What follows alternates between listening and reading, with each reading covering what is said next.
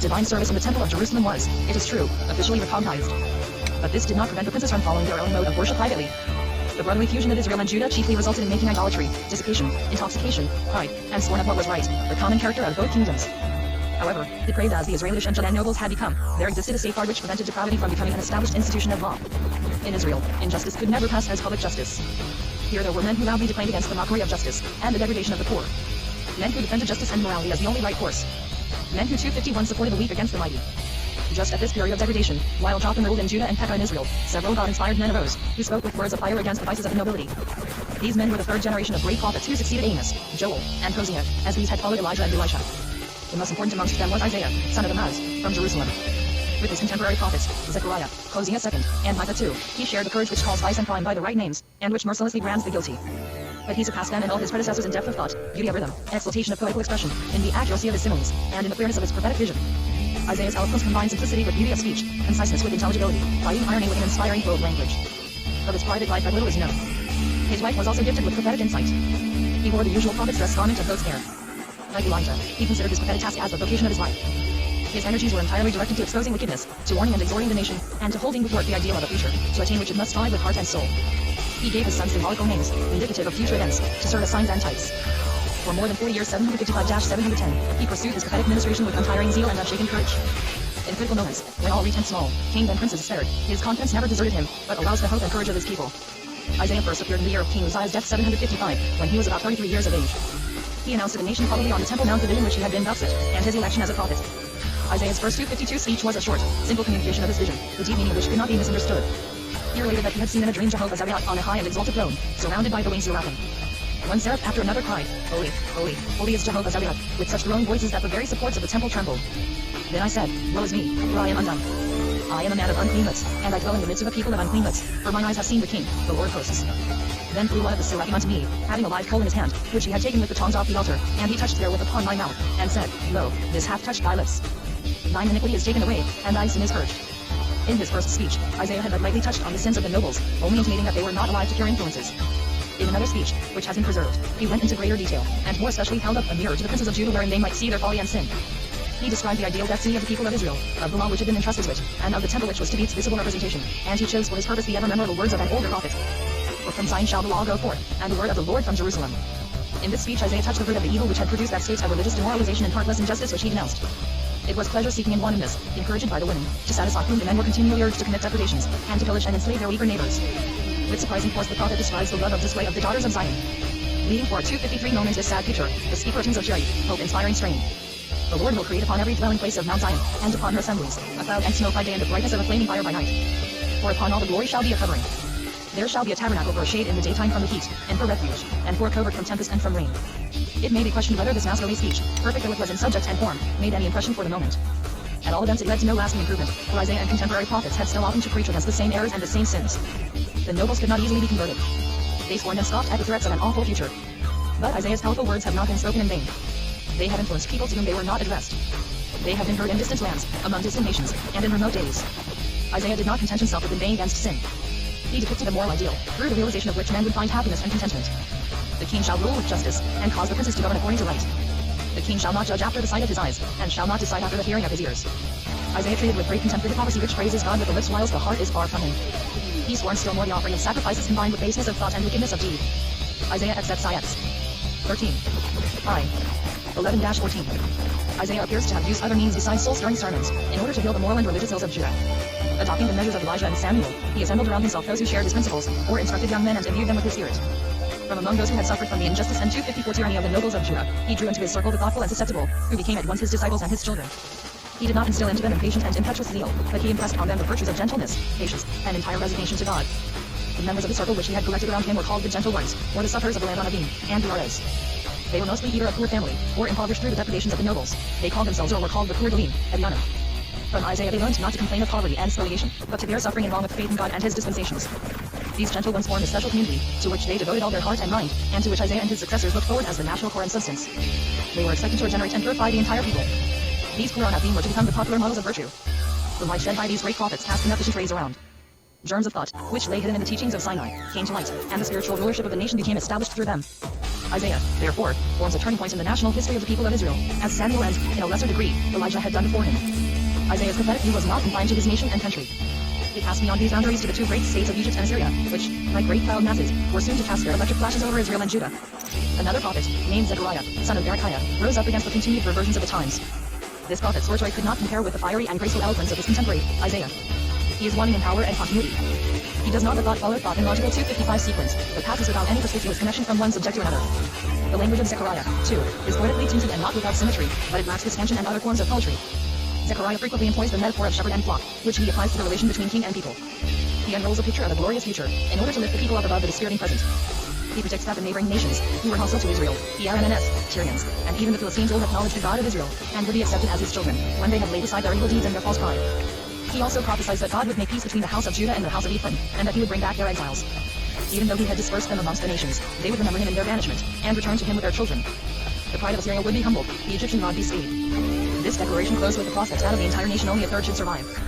But even this remnant would have to pass through the refining crucible of trials in order to become worthy of its mission as the people of God. Zechariah made special allusions to Pekah, king of Israel, as the false shepherd, who had treated his flock more ruthlessly than his predecessors.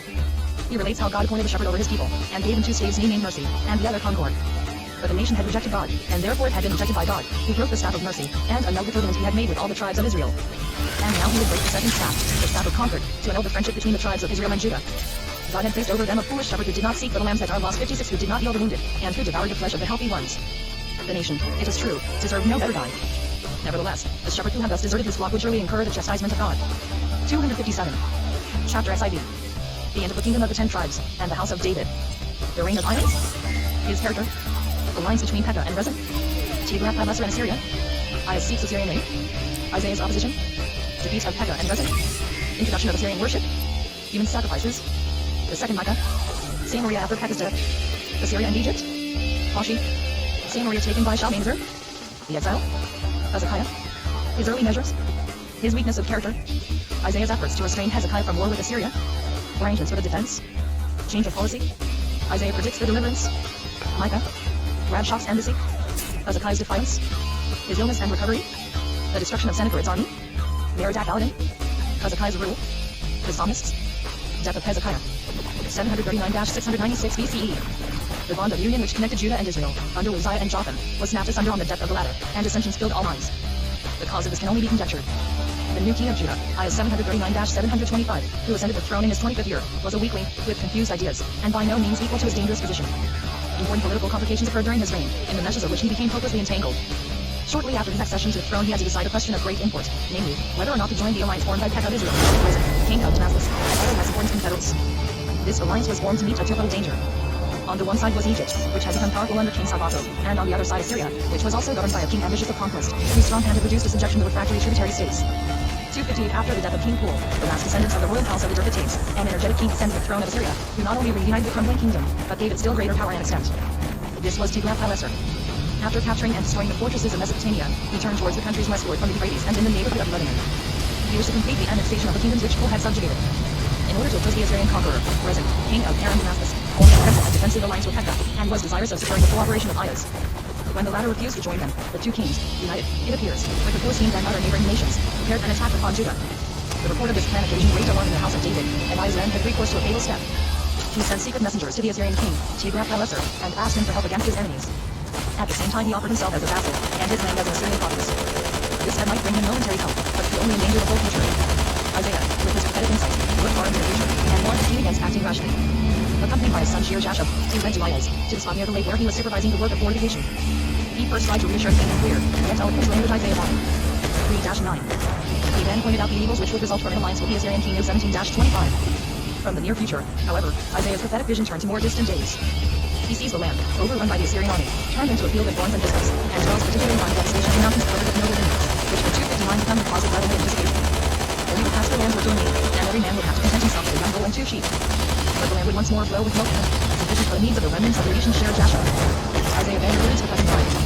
He related how instructions had come to him to write in large letters in popular writ, Quaguli, hasty plunder Meir Shalmo, Jashbaz. He was to take the priest Uriah and the prophet Zechariah, his son of Berechiah, as witnesses to confirm his prophecy. Furthermore, when his wife, the prophetess, had born to him a son, he had, in prophetic inspiration, bestowed on him the significant name of Meir Shal-Dash-Raz, as a sign of the foreboding. Before the newborn son of the prophet shall have knowledge to call father and mother, the land of Damascus and the possessions of Samaria will be carried off by the king of Assyria. Isaiah then declaimed against the traitorous party which was secretly allied with the enemy of David. 5-8. Ahaz, however, remained deaf to all these predictions. He had more confidence in Tiglath-Pileser than in the God of Israel, and thus fate took its course. No sooner did the news reach the Assyrian king that various nations and princes had formed an alliance against him, than he invaded their lands. Rezin consequently had to raise the siege of Jerusalem, and hurry to the defense of his country. Pekah also had to think of his own safety, and Jerusalem was for the moment safe from both of the hostile kings. The latter could no longer avert the consequences of the steps they had taken. Tiglath-Pileser first besieged Damascus, captured it, took Rezin prisoner, and slew him. From Damascus the victor proceeded against the kingdom of the 10 tribes, conquered the fastnesses of the mountain lands and the maritime 260 as well as the Jordanic districts. Pekah does not appear even to have attempted any opposition, but to have submitted without resistance. Tiglath-Pileser therefore spared his life, but he carried off the inhabitants of the northern cities and those of the other side of the Jordan as prisoners 738. He distributed them in various districts of the great Assyrian Empire. Thus the kingdom of Israel was deprived of half its land and half its inhabitants. Its boundary on the north barely reached Mount Tabor, and this remnant became an appendage to the Assyrian kingdom, bound to pay a yearly tribute and gifts of allegiance. Great, no doubt, was the discontent felt against Pekah, who had incurred these misfortunes through his cowardice. He was a foolish shepherd who had deserted his flock. This discontent ended in a conspiracy against him. Hoshea, his son of Elah, headed the flock, and killed Pekah 736, after he had ruled for 2 decades, and brought down misfortunes on his country. An important change also occurred at this period in the kingdom of Judah. Ahaz, in his timidity, had made himself the vassal of the king of Assyria, and had, therefore, to pay homage to Tiglath-Pileser. Instead of feeling humiliated, he was seized with admiration for the Assyrian customs, and determined to imitate them in his own country. He introduced the worship of the sun and stars in Jerusalem. The image of the sun god was erected probably at the entrance of the temple, and horses and chariots were dedicated to him. Ahaz outdid the king of Israel in idolatry. Other Assyrian influences made themselves felt in Judah. The Assyrian language, which closely resembles that of the RMNS, was spoken by the courtiers to facilitate communication with their sovereign lord. Ahaz went beyond all bounds in his love of imitation. Once, when a misfortune befell him, he determined to sacrifice his own son in honor of Moloch, this cruel rite being part of the Assyrian 261 creed. In the beautiful Vale of Hinnom, or Ben Hinnom, at the southern extension of the valley of Kidron, where the spring of Silo and other brooklets produce a magnificent vegetation, a fire altar was erected. There, Ahaz, regardless of the heart-rending lamentations of his son, sacrificed the innocent child. The example of Ahaz was, as a matter of course, not without influence on others. The nobles of Judah, who had a decided preference for all that was foreign, because it allowed full sway to their passions, gladly welcomed this adoption of Assyrian customs. Favored by the weakness of King Ahaz, they could indulge in sensual pleasures, and continue their acts of injustice towards the nation. The priests were also infected by the bad example. From motives either of selfishness or fear, they passed over with silence, and even favored the evil deeds of the king and the nobles. They preached for hire according to the wishes of the mighty nobles. One of these slave priests appears to have asserted that the sacrifice of the firstborn was not displeasing to the God of Israel, but that such offerings were acceptable to him. The law of Moses which commanded the firstborn to be sanctified to the Lord, was explained as an order to surrender them to the fire. Happily, there yet remained representatives of the ancient law in its purity, who raised their voices in powerful and eloquent protest against these crimes and depravities. A younger prophet of that time laid his finger on the gaping wound, and not only called the degeneracy by the right name, but also pointed out the source whence it had arisen. The second Micah of Moresheth, probably one of the disciples of Isaiah, shared with him the arduous task of appealing to the hearts of the sinners, and of making clear to them the indispensable results of their evil doings. He probably took up his dwelling place in Jerusalem, but 262 knowing the feelings prevalent in the country places and villages, he paid more attention to them than did the other prophets. In a speech uttered in the time of King Ahaz, Micah laid bare the prevalent religious and moral evils, and especially declaimed against human sacrifices Micah lied. Notwithstanding all this, the evil spread further, and also attacked the healthy portions of the nation. False prophets, speaking in the name of the Lord, arose, who advocated crimes and vices in order to flatter the men in power. These false prophets spoke with eloquence, they pretended to have had visions. They employed the prophetic mode of speech, and by these means brought about a terrible confusion of ideas. The nation was bewildered, and knew not which to believe as critics and censors, or its adulators and encomiasts. These evil days under King Ahaz were even more baneful than the 6 years of Athaliah's government. They witnessed a king trampling the ancient law underfoot, and introducing idolatry with its concomitant immorality and contempt of justice, nobles allowing their passions and criminal license, and false prophets daring to speak in defense of those misdeeds, while the prophets of truth and justice were proscribed. But in the meantime political events took their course and gave rise to fresh complications. In the kingdom of Samaria, which since its separation from the eastern and northern districts, could no longer be called the kingdom of the 10 tribes, wrongdoing and short-sightedness continued to prevail. The wounds inflicted by the Assyrians had not crushed the pride and selfishness of those in power. Defying the misery of the present, they said, stones of brick have fallen in, we will erect buildings of stone. Sycamores have been hewn down. Well, let us plant cedars instead. In their drunken carousals, the Ephraimish nobles failed to perceive 263 that the defeats which their country had suffered, unless followed by a manly revival of energies, were only the prelude to their complete destruction. In addition to this short-sightedness, or perhaps in consequence of it, anarchy set in. After Pekah's death at the hands of Hoshea, the ringleader of the conspirators, 9 years elapsed, during which no king could maintain himself in power. Hoshea appears at first to have refused the crown of province, and there was no one else who could lay claim to sovereignty. From the time of his interference with the living affairs and the destruction of the Aramean kingdom by Tiglath-Pileser, war between Egypt and Assyria had become inevitable. The 2 empires, on the ground and on the Tigris, watched each other suspiciously, and prepared themselves for the final conflicts, through diplomatic movements and counter-movements, in which each endeavored to strengthen itself and weaken the enemy by the acquisition of allies. Meanwhile the doom of Samaria was ripe for fulfillment. Was it from a knowledge of their weakness, or only a thought was that her nobles finally recognized Hoshea the son of Elah, the murderer of King Pekah, as their king? His last king of Samoria 727-719 was better, or rather less bad than his predecessors. He was also warlike, yet he was unable to avert the impending destruction. He appears to have secretly entered into connection with Egypt, which continually duped him with false promises. At this time a warrior king of Assyria, Shalmaneser, conceived against Al-Wai, king of Tyre and the Egyptian, and subdued him. The Assyrian kingdom was not able to offer any resistance. On this occasion Shalmaneser directed his plans also against Samoria. Ashi did not await his time, but went to meet him, offering surrender and gifts of allegiance. But no sooner had the Assyrian king withdrawn than conspiracies were organized against him. Still on. Ashi commenced the succession 2 years before by withdrawing the yearly tribute, and the Egyptians followed suit. Now. Shalmaneser thereupon collected his troops, and crossing the Euphrates and Lebanon, proceeded first against the Egyptians. At his approach, the nations lost all hope of liberty. The Egyptian towns of Sidon, Acre, and even the ancient capital of Tyre, surrendered, probably without attempting resistance. From Acre, Shalmaneser advanced to the Samaritan kingdom by way of the plain of Jezreel. The inhabitants of the Israelitish towns either submitted to the mighty king or fled to the capital. Ashi, unwanted by all these defections, continued his opposition, though, as it appears, the expected forefathers' help from Egypt was withheld. The capital, Samaria, which lay on a hilltop, could, if properly entrenched, hold out for some time. Meanwhile, Ashi and the inhabitants of Samaria hoped for some unlooked-for event which might compel Shalmaneser to retreat. The walls, towers, and battlements of Samaria were therefore fortified, and rendered capable of defense.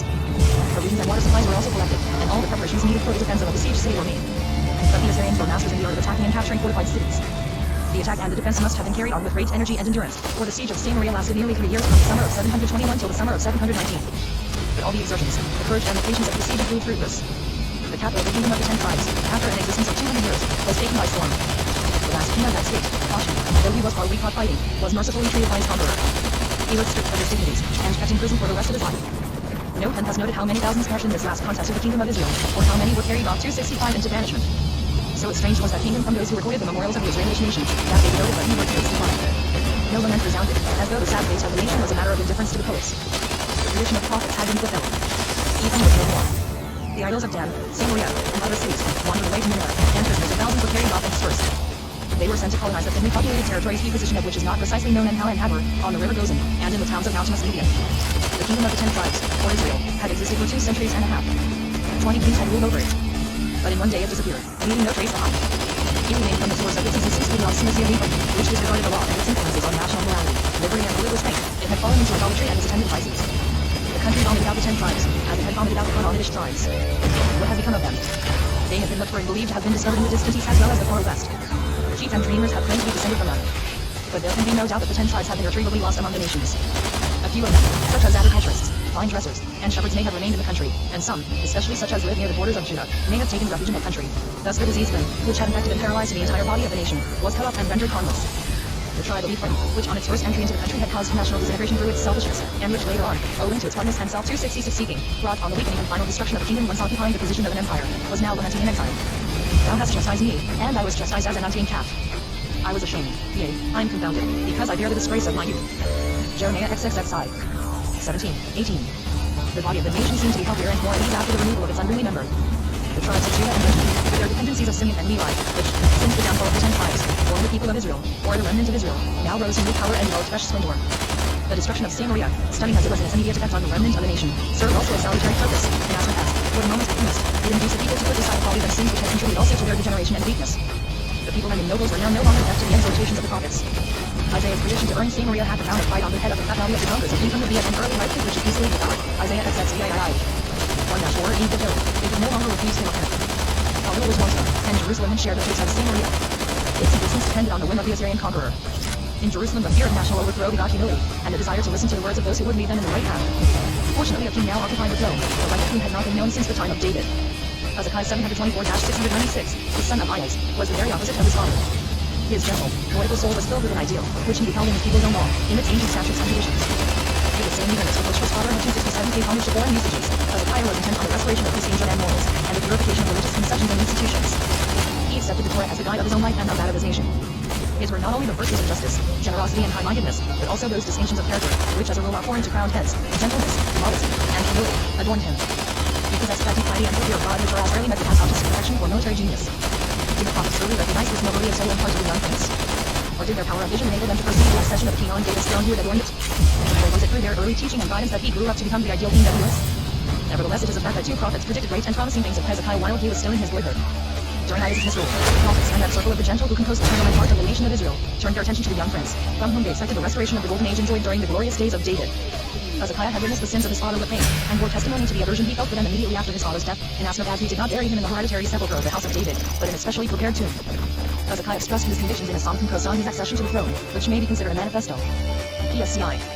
Hezekiah's reign, rich as it was in the manifestation of great virtues, in events of great import and in poetical creations, might have become a golden age had it not been that his wishes and plans were opposed by a barrier which he found it impossible to break down. Royalty had long ceased to have 268 sole power in Judah. The overseer or superintendent of the palace Sakin had full power over the army and the officers of the courts. He kept the king like a prisoner in his own apartments. In Hezekiah's time, the superintendent Shebna behaved as though he were the possessor of the throne and his sovereign power. In the beginning of his reign, however, the courtiers and those who were in office as judges or otherwise, not knowing his character or force of will, gave the young king free scope. During this time, Hezekiah could carry his good resolves into effect, and in part introduce innovations, such as removing the idols, restoring the unity of worship, and dismissing the most unworthy of the courtiers from the house and filling their places with more deserving men. But it was no slight task to remove the accumulated evils of idolatry and long-continued immorality. The temple was deserted, and the country was filled with idols and altars. Hezekiah reopened the sanctuary, and restored it to its former dignity. In order to root out the evils of idolatry, he ordained that altars should be no longer erected on the mountains and heights, not even for the worship of the God of Israel, but that all who felt a desire to show him honor should repair to Jerusalem. This precaution appeared to many as a hardship and an infringement on ancient customs. But Hezekiah felt that he dared not spare local predilections if he wished to ensure purification of the popular religion. When the spring festival approached, he commanded that the paschal lamb, which had hitherto been sacrificed on private altars, should be offered in the sanctuary in Jerusalem only. He, however, postponed the celebration of the feast from the usual month to the one following, probably because the season was not sufficiently advanced. Meanwhile, the courtiers did not mean to leave the king to his own devices in his government. The inspector of the palace Hebna 69 appears to have gradually wrested all power from him. Hezekiah was a poet, an idealist, weak and yielding, and possessed of but little firmness of will. Men with such a disposition can easily be led, and even kings will submit to a strong mind. Shalmaneser's invasion of Tyre and Samaria, which occurred in the first year of Hezekiah's reign, naturally aroused great alarm and fear at Jerusalem and at the courts. It was necessary to take a firm decision whether to join the allies, or to offer the Assyrian monarch pledges of loyalty. Hezekiah, from his peculiar character and mode of thought, was wavering as to the course he should take. Was it honorable to desert his fellow tribesmen, who were bleeding to death under the 3 years' invasion of Samaria, and who, if conquered, would only have a most dismal fate? On the other hand, was it prudent to expose himself to the anger of the great monarch? Hezekiah was perhaps glad that Shebna and his ministers relieved him of the trouble of deciding. In consequence of this want of harmony amongst the highest authorities of the country, Hezekiah's government appears full of contrasts, high-mindedness and meanness, moral improvement and degradation, pure faith in God and dependence on foreign aid. The king an ideal of justice, and his capital full of murderers. Not even in effecting the banishment of idolatry was Hezekiah successful. The nobles retained their silver and golden idols, and worshipped the handiwork of man. In their gardens remained the statues of Astarte under the thickly laden terebinth trees, planted for idolatrous purposes. This internal double policy, due to the powerlessness of the king and the obstinacy of the palace inspector and the nobles, exercised a bad influence on the foreign relations of the government. The Judean statesmen, after the fall of Samaria, followed a course of politics which would have been more wise and more just and honorable if it had been resolved upon earlier. They adopted the plan of breaking with Assyria and uniting themselves with Egypt. They took the same measures that Samaria had pursued a decade ago. They courted the aid of Egypt in order to obtain, if not an army, yet a sufficient number of forces to resist Assyria. The plan of rebelling against the sovereign power of Assyria was naturally developed in secret, for the premature report of their intentions might have led to great misfortunes. But, however secret their undertakings, the Judean statesmen could not keep them concealed from public notice. They could not escape Isaiah's prophetic vision, and he exerted all his eloquence, in order, if possible, to prevent their rash proceedings. His most glorious, most glowing speeches were made at this time of public anxiety. All the weapons of prophetic poetry description of the threatening evils, scorn of the blindness of believers, and exhortations and cheering prospects for the future LLBT he employed in order to win his obstinate countrymen from their undertakings. The most beautiful figures and most striking metaphors, the most touching thoughts dropped from his lips in powerful eloquence. Isaiah's advice was that Judah should remain neutral in a hot contest and should not to break out between Assyria and Egypt. Meanwhile, matters took their course regardless of Isaiah's exhortations and advice. King Hezekiah, for all steps were taken in his name, gave up his allegiance to the Assyrians. At least, he no longer sent tributary offerings to Nineveh, and the only result which could be expected followed. King Sennacherib collected a large army, with the intention of making an onslaught upon Judah as well as upon Egypt. Having subdued the intermediate lands of Aram, Egyptia, Samaria and Philistia, the road to Egypt was paved and the obstacles in the way of direct attack removed. Judah prepared for defense. Her 271 generals, feeling themselves too weak for open warfare, determined to occupy the mountain fastnesses, and hoped to check the progress of the Assyrian troops until the arrival of their Egyptian allies. Jerusalem was fortified with especial care. The weak parts of the wall were repaired, the wall itself raised, and those houses which had been built too near the wall in consequence of the extension of the city, were pulled down. Around the old fortifications of the town of David Zion and the lower town middle and the outer wall, strengthened by towers, was erected. The upper lake, which was fed by the spring of Gihon, was closed up, and its water was conducted into the town by means of a subterranean canal. The aqueduct was also pulled down, in order to cut off the water supply of the enemy, and thus to make a protracted siege infeasible. The armory, the house of the forest of Lebanon, was provided with instruments of warfare. Shebna, the lieutenant and inspector of the palace, appears to have been a moving spirit in all these arrangements. Both he and the princes of Judah, with their appearance, were of good courage, and without fear expected the advance of the Assyrians. In fact, after one misruled in Jerusalem, the evenings were spent in feasting. People ate and drank and made merry. As they were impatient of the arrival of the enemy, they ascended the roofs of the houses in order to espy them. Isaiah could not allow such folly and daring to pass unthrough. In an exhortation, every word of which was of crushing force, he portrayed to the nation, or rather to the nobles, their thoughtless confidence. Isaiah XXII 1-14. Turning towards Shebna, he exclaimed, What hast thou here? And who hast thou here that thou hast read out against the sepulchre? Behold, the Lord will thus be about the mighty grove, O man. Thou, disgrace of the house of thy Lord. If 16-25. 272 The siege of Isaiah, when it was against the most powerful man in Jerusalem, could not but have created a great sensation. It surely roused King Hezekiah from his contentment and passed it up to, for soon after this we find Eliakim, son of Hilkiah, occupying the post which Shebna had so long maintained. This new superintendent of the palace acted according to the advice of Isaiah, and Hezekiah, through his means, appears to have been drawn into an active interest in public affairs. Shebna's fall initially obtained the fire. What had been done could not, however, be undone. The Assyrian monarch Sennacherib, filled with anger at Hezekiah's rebellion, was already on his way to Judah in order to devastate it. A part of his army, having crossed the Jordan, proceeded to the interior of the country. All fortified towns at Haifa they were taken by storm and destroyed, and the inhabitants fled weeping to the capital. The roads were laid desolate, no traveler could cross the country, for the enemy respected no man. The greater the cost towards loyalty, the enemy came ever nearer to the capital. Their daring was changed to despair. Every thought of resistance was abandoned. But when all despaired, the prophet Isaiah remained steadfast, and inspired the faint heart with courage. In one of the open places of Jerusalem he delivered another of those orations, sublime in thought and perfect in form, such as have never flowed from other lips than his Isaiah X. 5 Zai. 10. He predicted to Assyria the frustration of her plans, and unrolled before Israel a glorious future which was to follow their deliverance from the threatening enemy. The scattered would return from the lands of their dispersion. The exiles of the 10 tribes would be reunited with Judah. Jealousy and enmity would appear no more. The miracles of the time of the Exodus from Egypt would be repeated, and the nation once more raise its voice and inspire hymns 273. What marvelous strength of mind, what all-conquering faith in God, in the ultimate victory of justice and the realization of the ideal of everlasting peace, amidst the terror, devastation, and despair, and the death-like gloom of the present. Sennacherib had marched his troops then proceeding to the attack on Egypt through the Philistine lowland southward without turning towards Jerusalem, rousing himself out of his headquarters at Lachish, which was one of the most important of the provincial cities of Judah. He had no reason to besiege the town of Jerusalem, fortified as it was by nature and human art. When the country was completely conquered, the capital would be forced to surrender of itself. If this plan had succeeded, Jerusalem would have suffered a fate similar to that of Samaria, and the few remaining tribes would have been carried off into captivity and scattered abroad, to be irretrievably lost amongst the various nationalities. In spite of this hopeless prospect, Isaiah held firm to the prediction that Judah would not fall. It would suffer under the dominion of Sennacherib, but these very sufferings would tend to the reformation of a part of the nation, if not of the whole of it. Isaiah was not the only prophet who, at this day of oppression and imminent destruction, held aloft the banner of hope, and predicted a glorious future for Israel, in which all the nations of the earth would take part. Micah spoke in a similar strain, though his speeches were not so artistic or striking. But amidst the din of battle he spoke yet more decidedly than Isaiah of the everlasting peace of the world, and thus indeed to raise the fallen hopes of Jerusalem might end. The actual present, however, formed a striking contrast to Isaiah's and Micah's high-soaring predictions of a most brilliant and noble future. King Hezekiah, seeing the distress of Jerusalem resulting from the subjection and devastation of the country, 274 sent messengers to Sennacherib in Lachish, to ask pardon for his rebellion and give assurances of his submission. The Assyrian king demanded in the first place the immense sum of 300 kikars talents of silver, and 30 kikars of gold. Hezekiah succeeded in collecting this sum, but he did it with a heavy heart, for he found himself obliged to remove the golden ornaments which adorned the temple. When Sennacherib had received the sum, he demanded more unconditional surrender. In order to add weight to his demand, he sent a division of his army to Jerusalem. This detachment was stationed to the northeast of the city on the way to the upper lake, and made preparations for a siege. Before beginning it, however, the Assyrians summoned King Hezekiah to an interview. Rabshakeh, one of the Assyrian officials, representing Sennacherib, spoke with much disdain as if the conquest of Jerusalem were as easy as robbing the bird's nest. The Judah warriors stationed on the outer wall waited with great anxiety for the result of the interview. In order to daunt their courage, Rabshakeh uttered his bold and daring speech in the Hebrew or Judean tongue, in order that the listeners might understand him. When Hezekiah's officers requested Rabshakeh to address them rather in the Aramean language, he replied that he desired to speak in their own language, so that the warriors on the outer wall might understand him, and be disabused of Hezekiah's delusion. In order to win them to his side, Rabshakeh called aloud to them that they should not be persuaded by Hezekiah into the belief that God would save them. Were the gods of those countries subdued by the Assyrians able to save their people? Nor had the God of Israel been able even to rescue Samaria from the king of Assyria. Rabshakeh openly demanded of the Judean warriors that they should desert their king and acknowledge Sennacherib, and he would then lead them into a 275 land as fruitful as that of Judah. The people and the warriors silently listened to those words. But when they became known in Jerusalem, they spread fear and consternation amongst all classes of the inhabitants. Hezekiah, therefore, appointed a fast and repentant procession to the temple, to which he himself prepared in mourning garments. Isaiah made use of this opportunity in order to appeal to the blinded princes of Judah, whose danger could not wean them from sin, and to impress on them that mere outward piety, such as sacrifices and fasts, was of no avail. Isaiah. The address he gave could not but have a crushing effect. Safety and rescue, said the prophet, would only be brought about by a thorough war of regeneration. But how could this be effected in a moment?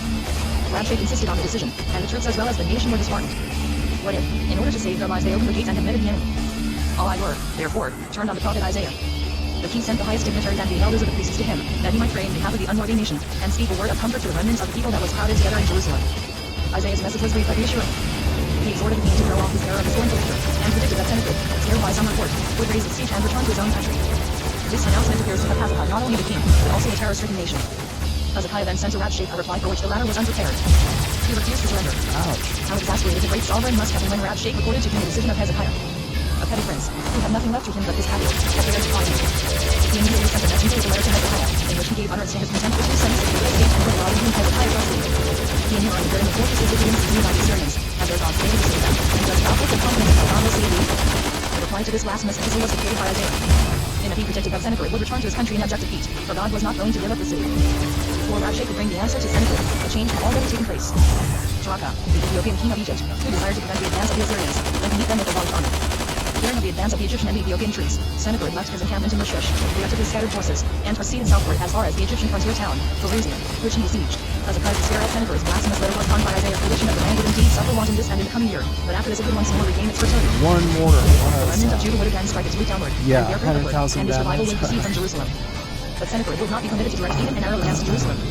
Whilst the king and the nobles who believed in Isaiah's prophecy gave themselves up to hope, looking upon the departure of the besieging troops from before Jerusalem as the beginning of the realization of the prophetic prediction, an event occurred which roused fresh terror in Jerusalem.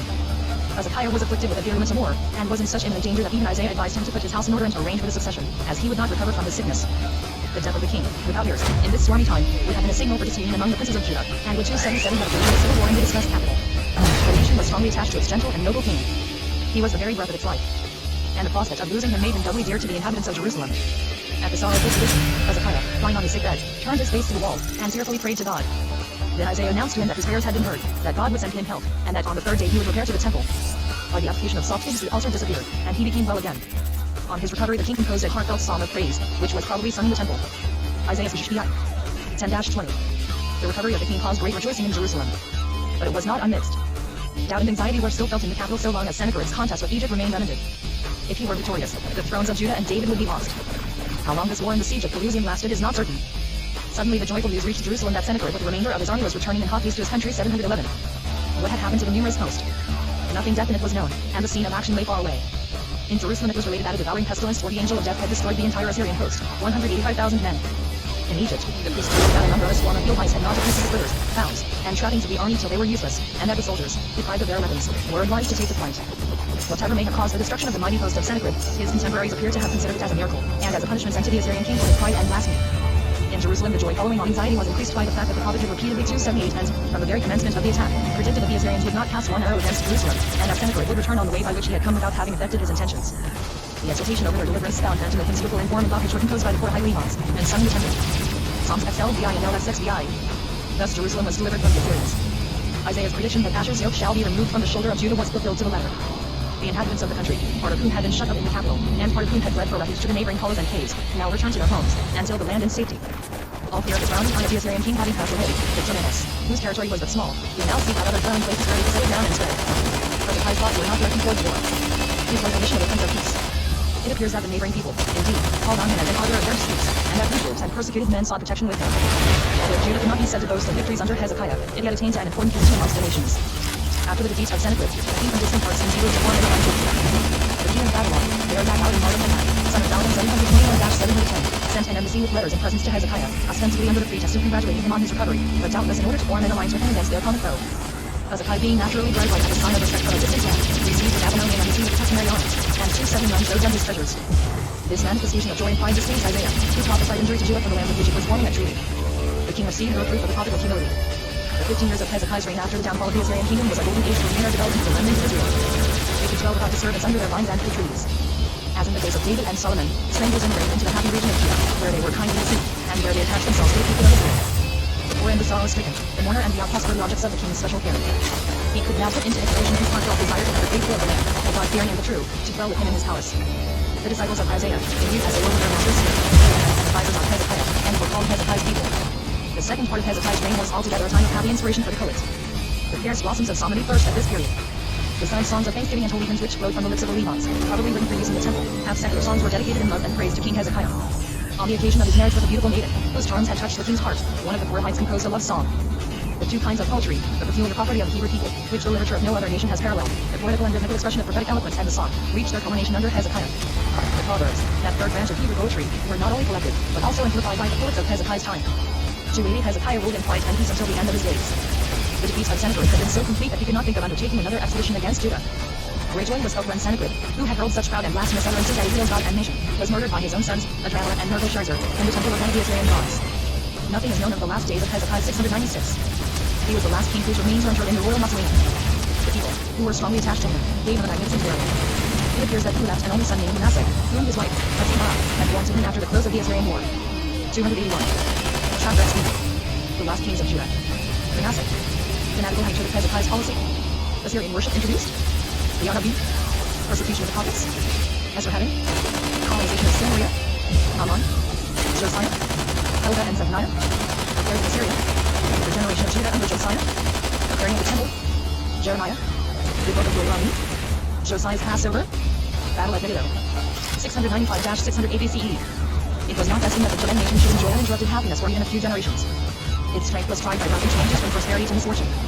Close upon the power and beauty of the second half of Hezekiah's reign came weakness and disintegration. Quiet and peace were followed by wild disturbances, and in the spring time was put by a destructive drought. It is true that no disasters of a brutal nature disturbed the country under the rule of Hezekiah's successor, and what perils threatened the land from abroad soon passed over. But at home, unfortunate circumstances arose which brought about a schism, and thus led to lasting weakness. What can be worse for a commonwealth than jealousy and hatred among its members, and the antipathy of the rural population? Such feelings arose under the government of Hezekiah's son, who, to the injury of the land, reigned for more than half a century 695-641. Manasseh's youth was in part the cause of this disaffection. Under the sway of Jehoiakim, whose government lies in the hands of his servants, ambition, avarice, and even worse passions are apt to rule, unless those in power are men of great moral worth. 282 whose patriotism surpasses their self-love. The princes of the house of Judah had not, however, attained to this moral height. They were, in fact, filled with resentment at the neglect which they had suffered during Hezekiah's reign, and only anxious to regain their former position by removing the intruders and satisfying their vengeance. Courtiers and officers now came into power who seemed to find their chief occupation in reversing everything which had been introduced under Hezekiah. The order of things established by this king, whether it be defined as a restoration or an innovation, rested on the ancient Israelitish doctrines of the unity of God, of his incorporeality, of a rejection of all idolatry, and on a centralized worship. It was the aim of the fanatics who stood at the head of the government to overturn this system. An idolatrous faction was formed, which was not only influenced by force of habit, love of imitation, or misdirected religious feeling, but also by passionate hatred of all that appertained to the ancient Israelitish customs, and love for all that was foreign. At the head of his party were the princes, under whose influence and care the young king was placed.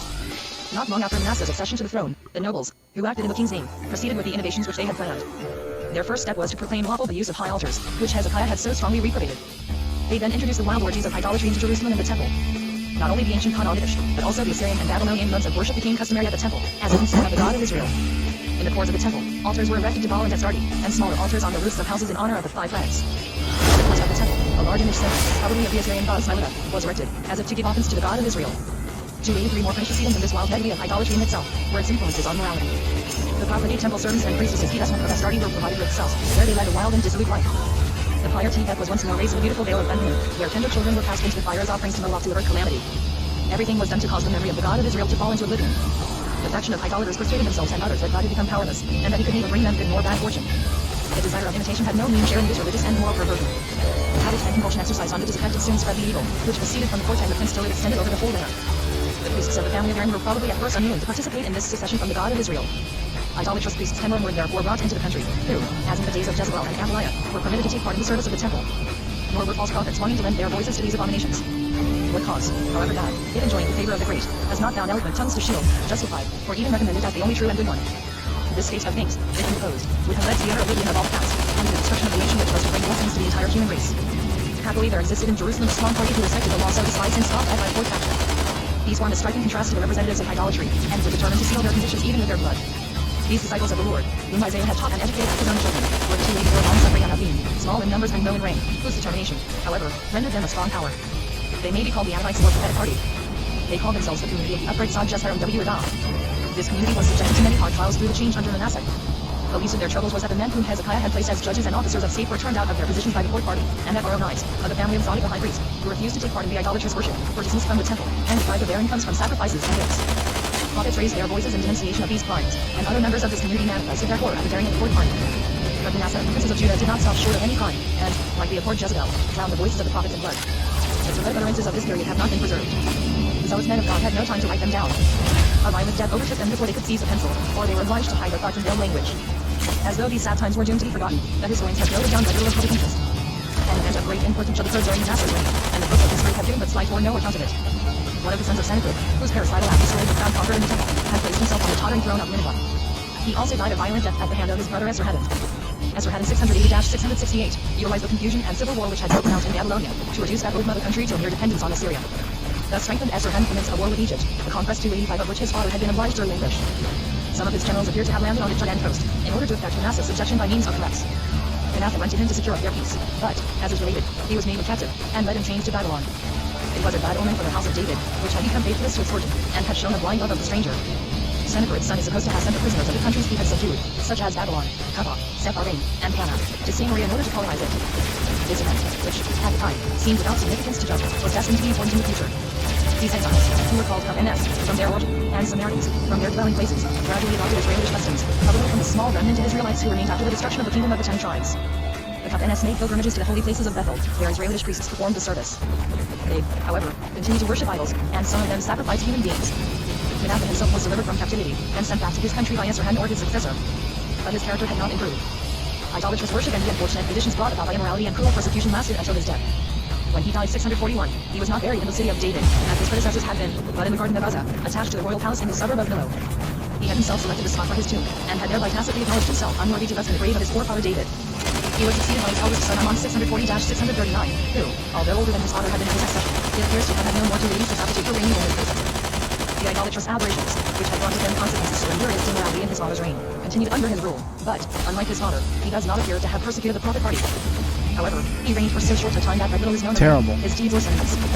His servants had, as to say, the captain of the palace and the chief courtiers around him inspired against him, and killed him in his own house 639. The nation appears to have loved Amon, for the people rose in rebellion against the conspirators, killed them, and placed Amon's son Josiah, who was 8 years of age, on the throne 638-608. This change of rule was not immediately felt. The nobles and princes of Judah continued to govern in the name of the king during his minority, and maintained the innovations of Manasseh, which they sought to establish family. But the number of the sufferers of the land, who clung to the precepts of the God of Israel, increased daily, and these formed themselves into an active body. From this circle various prophets arose under Josiah. They lent their words of fire to the promulgation of the pure doctrines of God, and opened their lips in the cause of right, and in Deuteronomy to bring about a better state of things. The prophetess named Huldah also arose at this time, and her counsel, like that of Deborah, was much sought after. Josiah was the eldest of the later prophets. He was descended from a respected family in Jerusalem, whose forefathers were known as far back as the 4th generation. Nobly declared against the weakness, the moral degradation, and the idolatrous ways of his contemporaries, particularly of the nobles and princes, who took pride in the administration of all foreign customs. Like the older prophets, Amos and Joel, he predicted the advent of a terrible day of the Lord, a day of darkness and obscurity. 287 into his prophecies concerning other nations, he especially predicted the total destruction of the proud city of Nineveh. At this time commenced the gradual decadence of Assyria's power. The nations which had remained faithful to Assyria now separated themselves from the last but one of the Assyrian kings' lieges, or were compelled by the Medes to renounce their allegiance. The second king of Media, Preorxtarbarch, subdued nation after nation, including the Persians, and in conjunction with these he undertook a campaign against Nineveh. The Assyrians, though deserted by their allies, were yet sufficiently strong and warlike to effect the defeat of the Median post 635, when Preorx was killed. But his son Shaphares, who was even more daring and adventurous than his father, hastened to avenge the latter, collected a large army, which he divided according to the armor of the various bodies, attacked Assyria, defeated its army, and advanced upon Nineveh 634. But an invasion of Media by countless hordes of Scythians forced him to raise the siege of the Assyrian capital. Unable to cope with them in battle, he bought the lease at the price of an enormous tribute. The Assyrians were compelled to follow like horse. Turning westward, the Scythians reached the Egyptian, and, advancing along the coast of Philistia, soon stood threatening the gates of Egypt. Their kings and heads met them with rich gifts, and through honest entreaties prevailed upon them to resist from their intended invasion. Thereupon a great number of them went to the north, while others threw themselves on Asia Minor. A number of them remained in Philistia, overran the country, and burned the temple of Harada, the Assyrian goddess of debauchery. The Scythians swarmed from Philistia into the neighboring country of Judah, ravaged the land, carried off the cattle, and burned the cities and villages. They appeared, however, to have entered Jerusalem 288 no doubt the youthful King Josiah, with the steward of his palace, went to meet them, and induced them by the surrender of treasures to spare the capital. This time of terror, and reports of the destruction of towns and cruel murder of men were constantly reaching the ears of the people, made a deep impression on the inhabitants of Judah. Where the predictions of the prophets had fallen upon deaf ears, their actual fulfillment proved the folly of idolatrous worship. Had the gods of Assyria, Babylon, Egypt, or Philistia been able to save their people from the violent attack of the Scythians? A change of sentiment now came over the inhabitants of Jerusalem, and the soul of King Josiah was deeply touched. He was gentle, pious, and susceptible by nature. Only from habit had he devoted himself to the folly of idolatry, without entirely yielding to the practices of the times. The significant occurrences now taking place showed him that he and his nation were wandering in crooked paths. He did not venture, however, when he had come to this conclusion, to cast out from the capital of his kingdom the idol worship which had been introduced during his grandfather's reign, half a century before. He did not dare arouse the princes of Judah, who held the reins of power, and who were strongly attached to idolatry. This would have required heroic decision, and Josiah could not bring himself to act with the required strength and purpose. It was, therefore, necessary for someone to urge him to action, and to be a person of royal power over those who surrounded him. The prophetic party undertook the work of inducing Josiah to return to the service of God, and to put aside all foreign worship. However, he only took measures calculated to rescue the holy temple of the Lord from its deserted state and the decay into which it was falling. The walls, halls, and outbuildings 289 of the temple were cracking, and threatened to fall, and the decorations had been disfigured. Josiah took measures to prevent at least this outward decay. He recalled the exiled priests and Levites to the service of the temple 627, and commanded them to collect contributions for the renovation of the temple. At their head he placed the high priest Hilkiah, whose house had not been polluted by the impurities of idol worship. But whence were the means to be derived? The love of the rich for their temple had grown so cold, or the nation had become so impoverished through the pillage of the Scythians that it was impossible to reckon on free will offerings like those in the times of King Judge. Thus it became necessary actually to go begging for gifts in order to be able to repair the sanctuary. Levitic emissaries went through the city and country, from house to house, asking for contributions. Meanwhile, though King Josiah was thus actively working for the temple, he was wanting in firmness in stamping out the errors of idolatry. A number of the nobles, it is true, had formally returned to their ancient creed, but only in aspect as they swore by Jehovah, while they continued to worship idols. Other influences were needed to impress Josiah before he could summon hard to act. From two sides came the force which induced him to take a final step. On the one hand, the impulse came from one of the prophets, who, from early youth, had spoken in powerful and irresistible language, and on the other, from a book which had revealed to the king the unmanliness of indecision. These two combined to bring about a better state of things in an extended circle, and also to lend fresh interest and halo of poetry to the ancient law. The youth was the prophet Jeremiah, and the book that of Deuteronomy. Jeremiah, son of Hilkiah, born between 645 and 640, died between 580 and 570, came from the little town of Manasseh, in the tribe of Benjamin. He was not poor, though 290 by no means enjoying great wealth.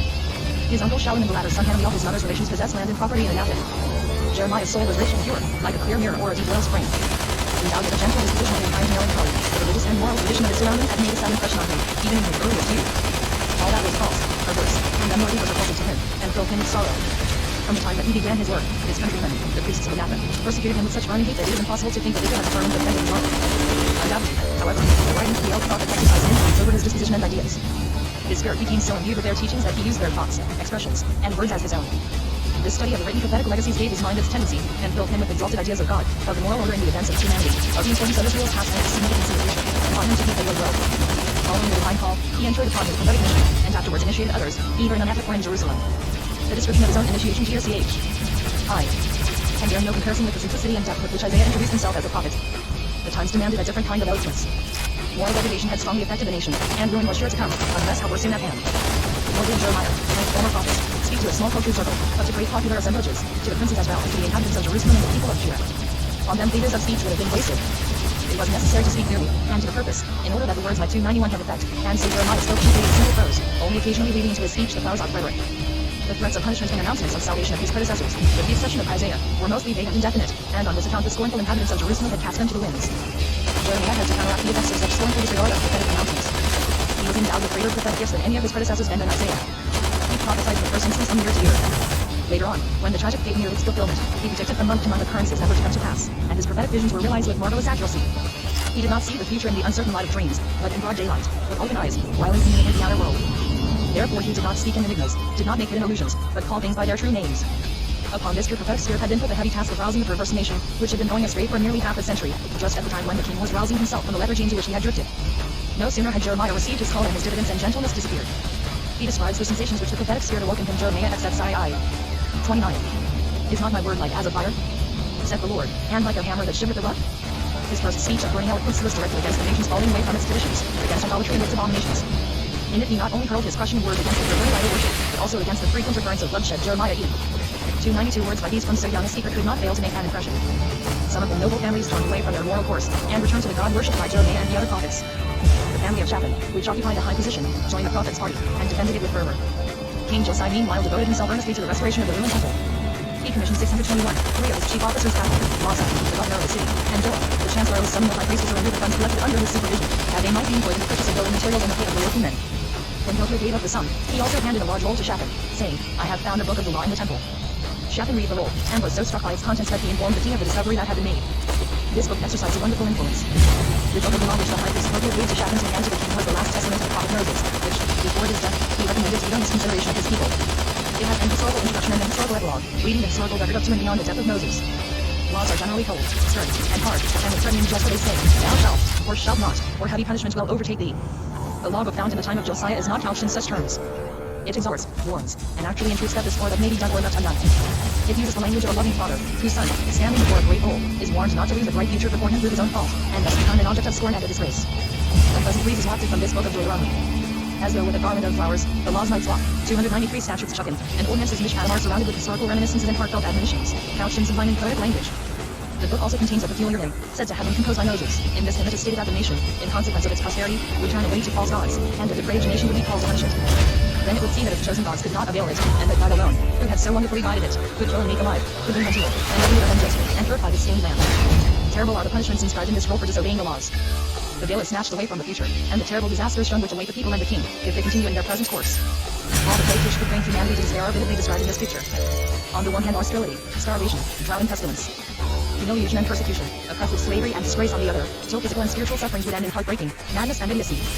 This peculiar book of the law, with its convincing exhortations and its gloomy prospect, which the priest Hilkiah had bound and read to Shaphan, was carried by the latter and used to King Josiah, to whom he read passages out of it. Terrified and shaken by the threats of punishment, and conscience-stricken for having hitherto committed trespasses so plainly depicted in the newly discovered book, the king in his grief tore his garments. He sent for the high priest Hilkiah to counsel him. On his suggestion, King Josiah sent him and some of his officers to the prophetess Huldah, wife of Shallum, the overseer of the wardrobe, one of the royal officers. She announced to the king that the impending misfortune should not descend on him and his people in his own days, as he had repented of his former ways. To none of the estimates of his people during his own days, King Josiah pursued the task of regeneration with great energy. He took the newly discovered book of the law as his guiding principle, and was far more severe and thorough than Hezekiah in the uprooting of idolatry. He first summoned all the elders of the people from the capital and the country, as also the entire population of the capital, the priests and prophets, and even the humble hewers of wood and drawers of water of the temple, and had the contents of the law book read to them. He himself stood during the reading on the stand which had been erected for the king of the temple. For the first time the entire nation of Judah was informed of its duties, its expectations and prospects in obeying or disobeying the laws. The king proposed to form a covenant by which all present should bind themselves to carry out with heart and soul the laws and ordinances which had been read to them. Then the words were loudly proclaimed, "May all those be cursed who shall depart from this law," and all present said, "Amen." The king commanded the high priest Hilkiah, the priests of the second order, who had to watch over the temple, and the Levitical guardians of the temple gates, to cleanse it from the very swarms of idol worship. Thus the disgraceful figure of Astarte, the altars and cells of prostitutes, also all articles belonging to the worship of Baal and Astarte, the sun horses at the entrance of the temple, and lastly the altars for the worship of the stars were all removed, crushed and burned in the vale of Kidron, and the ashes passed over the graves of the dead. The altar in the vale of Hinnom, where children were sacrificed, was desecrated by order of the king. All the chief altars throughout the country were destroyed. This purification extended as far as Bethel, where the Cup-Ns, who had settled in the place, and the remnant of Israel still had their sanctuaries, and as far as those towns which had formerly belonged to 95 to Samaria. The priests of the idols and altars were deposed. Those of Levitical descent were obliged to remain in Jerusalem, where they could be kept under supervision, and where, though not allowed to offer sacrifices, they received their share of the tithes of the descendants of Aaron. The foreign priests were all removed, and publicly sent out of the country. Josiah made a cruel exception of the Israelitish priests in Bethel, who had continued the worship of the bull, which had been introduced by Jeroboam, and had caused the degradation of the nation. These priests were killed on the altars, and the latter were desecrated by human remains. The king determined to make a striking example of Bethel, the spot where the negation and neglect of God's ancient law had originated. The less guilty descendants had in this case, as in many others, to atone for their more guilty forefathers. The king himself commenced the desecration of the idolatrous altar at Bethel. He cleared away the various idol worships which had taken root and flourished at different times on Jewish ground, and he thus acted according to the precepts contained in the book of Deuteronomy. In the spring of the same year 621, Josiah summoned the entire nation to celebrate the feast of Passover in Jerusalem, according to the ordinances of the law, and the nation willingly obeyed his mandate, having sworn to act according to the law. This festival celebrated for the first time by the mass of the nation as rendered especially solemn by inspiring songs, sung and accompanied by the Levites. One song, which was apparently sung on that occasion, has been preserved. The choir of Levitical singers exhorted the Aaronites to praise the God of Jacob, reminded them of the persecutions they had undergone, of the deliverance from Egypt, and of the revelation at Sinai, and also admonished them to keep away from 296 strange gods. They alluded to the exile of a part of the nation, and prophesied happy days for those who observe this native law. Samuel XXXI. Josiah's energetic action against idolatry appeared so important an event to the faithful portion of the people that the prophets stated a new epoch from that time. The abominations of idolatry, with its terrible effects, which had so demoralized the nation for 7 decades, had suddenly disappeared, owing to the zeal of the king. Social conditions were also improved. Josiah insisted on the enfranchisement of Hebrew slaves who had been 6 years in slavery, in accordance with the law which he had chosen as his guide. He also appointed unbiased judges, who should secure justice to the poor and the helpless against the powerful. Historical accounts assert of Josiah that no king before him ever returned so sincerely to God, and carried out the law of Moses so strictly. In fact, Josiah appears also to have exerted himself energetically in political matters. He had encouraged to assert his independence even against Egypt. At the outset of his pathetic career, Josiah had announced a period of universal ruling and devastation, to be followed by a new constitution of things. This change began in the last years of Josiah's reign. The empire of Assyria, which had subjected so many nations to its yoke, was to be delivered over to total destruction, and in its place a new empire would rise. Media and Babylon, the nearest dependencies of Nineveh, avenged the crimes of which the city had been guilty in its proud treatment of its adherents. The adventurous Nabopolassar, of Babylon 625-605, had broken the last tie which bound his country to Assyria, and had made himself independent. Egypt also endeavored to take advantage of the increasing weakness of Assyria. Here a daring king named Necho-Nikos, Nechi, son of Senedish, had ascended the throne, and 297 strove to restore Egypt's former power. Necho assembled a great army, with the intention of conquering the district of the Lebanon as far as the Euphrates, and of humiliating Assyria. He took the fortified Philistine city of Gaza by storm, and advancing along this route on the coast of the Mediterranean Sea, at the coast reaching the Jordan by the plain of Jezreel. Josiah, however, opposed his advance through this territory, which had formerly been in the possession of the Israelites. Hardly had Necho and his army reached the middle of the plain of Jezreel, than the army of Judah barred his way at Megiddo. The Egyptian king, it is said, assured Josiah that his campaign was not directed against the land of Judah, but against more distant territories. Notwithstanding this, Josiah compelled him to do battle. The result was disastrous to the king of Judah, for his army was beaten, and he himself was dangerously wounded 608. His attendants hastily brought their beloved king to Jerusalem, and on his arrival there he breathed his last. Then he listened to a new mausoleum, men and women wept bitterly, and exclaimed, "Oh, king! Oh, glory! From year to year, on the anniversary of the day on which this last excellent king of the house of David had sunk fierce arrows, a lamentation was sung, composed by Jeremiah for the occasion. No king was more sincerely mourned than Josiah. The unfortunate battle of Megiddo in the plain of Jezreel was the turning point in the history of Judah. 298. Chapter XBIs. End of the kingdom of Judah. Effects of Josiah's foreign policy. Jehoiakim. Jehoiakim. Egyptian idolatry introduced. The prophets. Uriah the son of Shemaiah. Jeremiah's renewed labors. Fall of Assyria. Nebuchadnezzar. Baruch reads Jeremiah's scroll. Submission of Jehoiakim. His rebellion and death. Joachim. Zedekiah. Siege of Jerusalem by Nebuchadnezzar. The siege raised owing to the intervention of Egypt. Defeat of the Egyptians. Renewal of siege. Capture of Jerusalem. Zedekiah in Babylon. Destruction of the capital. Jeremiah's lamentations. 608-586 BCE. Josiah had expected to secure the independence of Judah by calling a halt to the interference of Egypt in the affairs of other lands, but this policy led to the subjection of his own people to Egypt. In Jerusalem, where the king's death was bitterly mourned, no further steps were taken until the election of a new king had been decided on. Josiah had left 3 sons. The firstborn was Eliakim, and the 2 younger sons, Shallum and Mattaniah. The father appears to have named Shallum, the son of his favorite wife, as his successor. In order to do honor to their deeply mourned king, the people confirmed Josiah's choice, though Shallum was 2 years younger than Eliakim. On his accession he, according to custom, took a different name out of Jehoash. Matters had, however, come to such a pass that the will of the nation could no longer establish their king family, nor could the holy oil render his person sacred. The decisive word lay with another power. The king of Egypt, to whom the country had become subject by the victory at Megiddo, had decided otherwise. Apparently, without troubling himself about 299 Judd, Necho had reached the district of the Euphrates by forced marches, had obtained possession of the territories of Aram or Syria, belonging to Assyria, and had taken up his residence in Riblah. Jehoash repaired thither to meet Necho, to have his election confirmed by him, and at the same time to receive the land of Judd from him as a tributary state. But the newly elected king found no favor in the eyes of the Egyptian sovereign, who caused him to be put into chains and carried off to Egypt. He then named Eliakim king of Judah. Jehoash had only reigned 3 months. Eliakim, or, as he was called after his accession, Jehoiakim 607-596, had to perform an unpleasant duty at the very commencement of his reign. Necho had imposed on the land a heavy and humiliating tribute of 100 kikers of silver and 1 kiker of gold, as a punishment to Josiah for having hindered his march through the country. There was no treasure at that time in the palace or the temple. Jehoiakim, therefore, taxed all the wealthy according to their wealth, and caused these imposts to be forcibly collected by his servants. Added to this humiliation there arose another evil.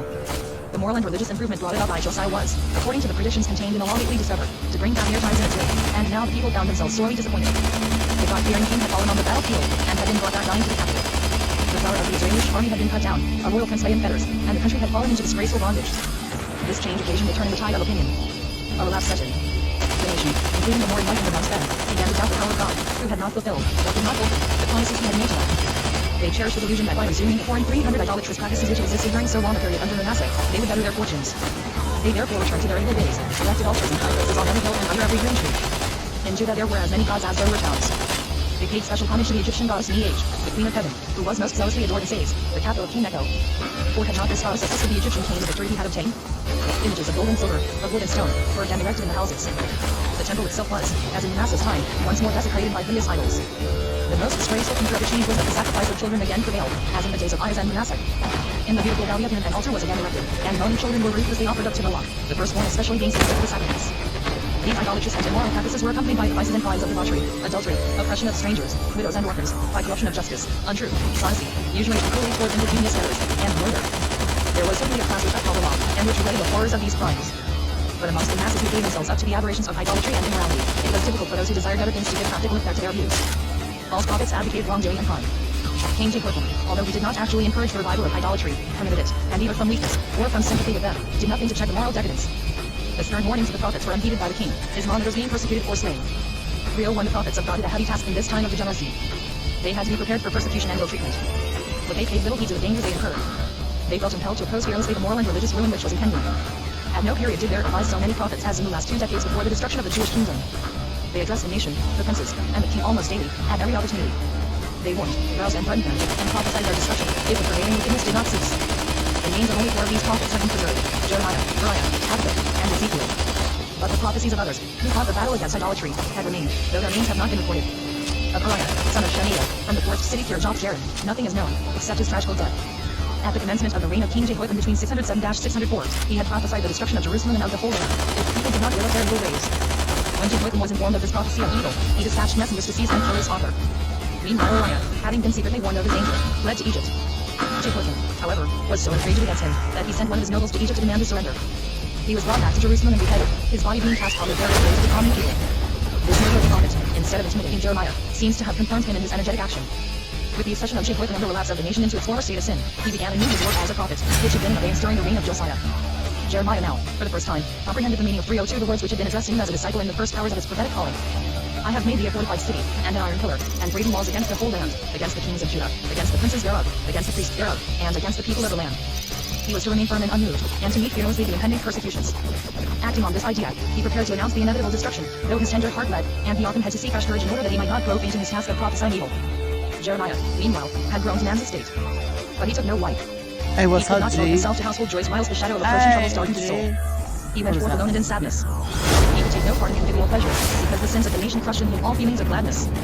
Through one of his first addresses in Jehoiakim's reign, he drew on himself the hatred of all zealous idolaters, and especially of the priests and false prophets. When the populace, at one of the festivals, had assembled to offer up sacrifices, he called to them, Thus saith the Lord God of hosts, amend your ways and your doings, and I will cause you to dwell in this place, this house, which is called by my name, to be a den of robbers. Behold, even I have seen it, saith the Lord unto now, because ye have done all these works, saith the Lord, and I spake unto you, rising up early and speaking, but ye heard not, and I called you, and ye answered not, therefore will I do unto this house, which is called by my name, wherein ye trust, and unto the place which I gave to you and your fathers, as I have done unto Shiloh. Jerem Chvi. Hardly had Jeremiah finished these words when the priests and false prophets seized him, and said, Thou shalt die if thou hast prophesied that this temple will become as that of Shiloh. A tumult arose in the courts of the temple, and some of the bystanders supported Jeremiah. This tumult induced 303 some of the princes repaired from the palace to the temple runs these were the son of Shaphan and the others who belonged to the prophet's party. The princes immediately formed a court of justice at one of the gates of the temple, and heard the accusation and the defense.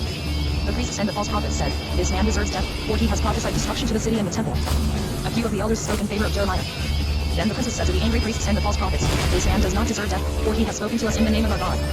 Through the exertions of his friends, and especially of the high court, Jeremiah was set free for the time. But the hatred of the priests and the false prophets towards him raged the more fiercely, and they watched for an opportunity to attack him. Meanwhile, the doom of the Assyrian Empire had been fulfilled. It fell ignominiously through the united exertions of Shapshares of Media and Nabonidus of Babylon. Nineveh, the giant city, fell after a long siege 605. The last king of Assyria, Tsar Nicholas, burned himself in his citadel. In consequence of the downfall of Assyria, important changes occurred on the central scene of passing events. Media became the chief heir of the Assyrian possessions, yet Xerxes took the lion's share, and gave to his ally, Nabonidus, Babylonia, Elmay, and the privilege of conquering the countries on the western side of the Euphrates. King Nabonidus did not long survive his victory. He was succeeded by Nebuchadnezzar, great warrior 604-561, and a wise, foreseeing statesman. He was by no means cruel, and only punished his enemies as severely as was necessary to render them harmless. Nebuchadnezzar strengthened his now enlarged kingdom internally, erected gigantic buildings, and established a system of navigation by means of canals. He then undertook a more extensive expedition of 304 conquest. Aram and Assyria, or Syria, which was split up into small districts, was subdued without much opposition. Next Shishakal, and its king, Ithobel also became Nebuchadnezzar's vassal. The mighty conqueror then offered Jehoiakim the alternative to pay an allegiance or to be crushed. On the other hand, the king of Egypt's counsel came to resist family, and taught us that he would send help. Judah fell into a condition similar to that of the days of Hezekiah, and became the battlefield for the contest between two great powers. A policy had to be resolved on, but whilst awaiting aid from Egypt, or a miracle, Jehoiakim and his counselors delayed coming to a decision from day to day. Amidst a general alarm, a fast was proclaimed. In the 9th month, in the winter of 600, the whole nation was summoned to Jerusalem, and there entreated the Lord to avert the impending evil from the land. The nation, in great excitement and fear as to what the future might bring on it, crowded to the temple as though it would find security there. Jeremiah meanwhile commanded his faithful disciple, Baruch, to write down the prophetic exhortation which he had uttered some years before, and in which he had predicted that Judah herself, as well as all the nations around her, would be reduced to subjection to the uncalled an empire. After Baruch had inscribed this address on a roll, Jeremiah commanded him to read it in front of the temple, in the presence of all the inhabitants of the capital and the entire country. The prophet himself was from some cause prevented from being present, and therefore Baruch was to represent him.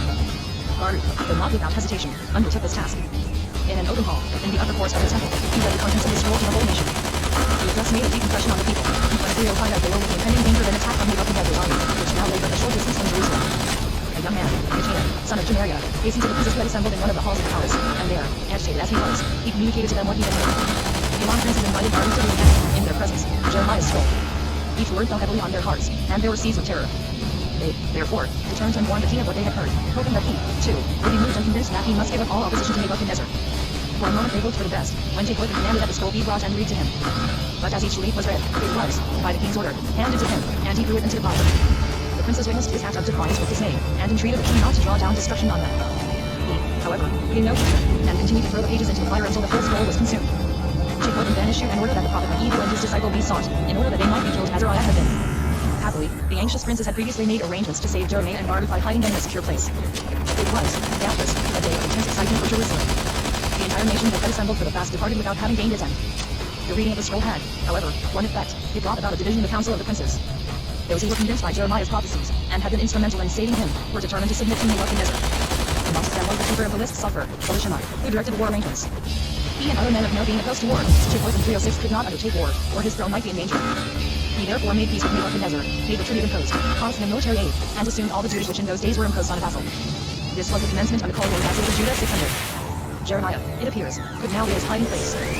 Since everything was against him, he dared not touch a hair of his head, for the princes who had saved him continued to protect him. Jehoiakim, however, bore the Chaldean yoke with great reluctance. He could no longer give reins to his passion. The king of Egypt, no doubt, continued to urge Jehoiakim to rebel against Nebuchadnezzar. Then, therefore, Nephal II of Ph withdrew his allegiance 598. Jehoiakim, with incomprehensible blindness, likewise refused to pay tribute, and allied himself with Egypt, and probably also with Ph. Nebuchadnezzar, consequently, had to collect all his forces against Ph. He commenced the siege of Tyre, which lasted 13 years. He was, therefore, for the time being, prevented from chastising the rebellious king of Judah, and the latter might flatter himself with the belief that he had lastingly secured his independence. But though Nebuchadnezzar could not send a great army out against him, he nevertheless distressed the country by predatory inroads. In the end, Mogadishu and Midish hordes also overran the land and devastated it. At this critical period, Jehoiakim died 697. His successor was his young son Joachim Jeconiah, shortened into Jeconiah, or rather the reins of government were taken in hand by his mother, Nehushta. Joachim also cherished the idea that he could praise Nebuchadnezzar, and, therefore, did not pay him homage. He also continued to practice the horrors of idolatry and immorality as his father had done. But this blindness of Joachim and his mother lasted only a short time. 307 Nebuchadnezzar at length was unable to withdraw from the siege of Tyre, a great portion of his army, with which he proceeded against Egypt. This Chaldean army easily subdued the entire country south of Ph as far as the Egyptian river Rinakugura. The whole of Judah was also taken, with the exception of a few fortified towns in the south. Those who fell into the hands of the enemy were made prisoners. Notwithstanding this, Joachim continued his opposition, thinking himself safe behind the thick walls of Jerusalem, relying besides on the support of Egypt in the event of a siege. Nebuchadnezzar, therefore, sent some of his generals to besiege Jerusalem. Joachim had no time to think of repentance, for the besiegers were gaining on him, and the distress in the city was great. He therefore commenced to arrange conditions of surrender with the generals, and Nebuchadnezzar came to the camp, and was entreated by the king, the queen mother and her court, to be merciful. The victor, however, showed no mercy, but imposed hard conditions. Joachim had relinquished his throne, and go, together with his mother, his wives, his kindred, and eunuchs, into exile in Babylonia. He had occupied the throne of David for only 100 days. It was surprising that Nebuchadnezzar spared his life, and indeed, that he refrained altogether from bloodshed. He only banished 10,000 of the warriors and the inhabitants of Jerusalem, taking indiscriminately from the various families that lived in the capital, and transplanted them to Babylonia. Among them he also carried off 1,000 mechanics who were skilled in forging arms and building fortifications. Of the Chaldeans who lived in the country he also took 3,023 to Babylon as prisoners. That Nebuchadnezzar took possession of the treasures of the palace and the temple was not an act of special violence, but was justified by the military laws of 308 those days. But he left the Commonwealth intact, spared the city and its walls, and left the temple uninjured. The firstborn conqueror Jerusalem had after an existence of 500 years showed greater mercy than many of the conquerors of later ages. Nebuchadnezzar likewise refrained from establishing David's throne, and placed on the youngest son of Josiah, Mosiah, who called himself Zedekiah. He was of a gentle, unwarlike and pliable character. The Babylonian conqueror thought that these qualities would be guarantees of peace and submission. In order, however, to make sure of Zedekiah's loyalty, Nebuchadnezzar entered into a solemn treaty with him, and bound him by an oath of fealty. The land of Judah was of extreme importance to him as a bulwark against Egypt, in the subjection of which he was continually engaged. For this reason he consented to banishment the noble families and princes of Judah, thus removing the daring and foolhardy men who might urge the king to ambitious schemes of rebellion. His object was to render Judah weak, insignificant and dependent state, deriving its strength from him. Judah might, in fact, have continued to exist as a modest appendage of Babylon. It would soon have recovered from the severe blows inflicted on it. Though the banishment of so many noble families, the flower of the army and of the nation, was a severe blow.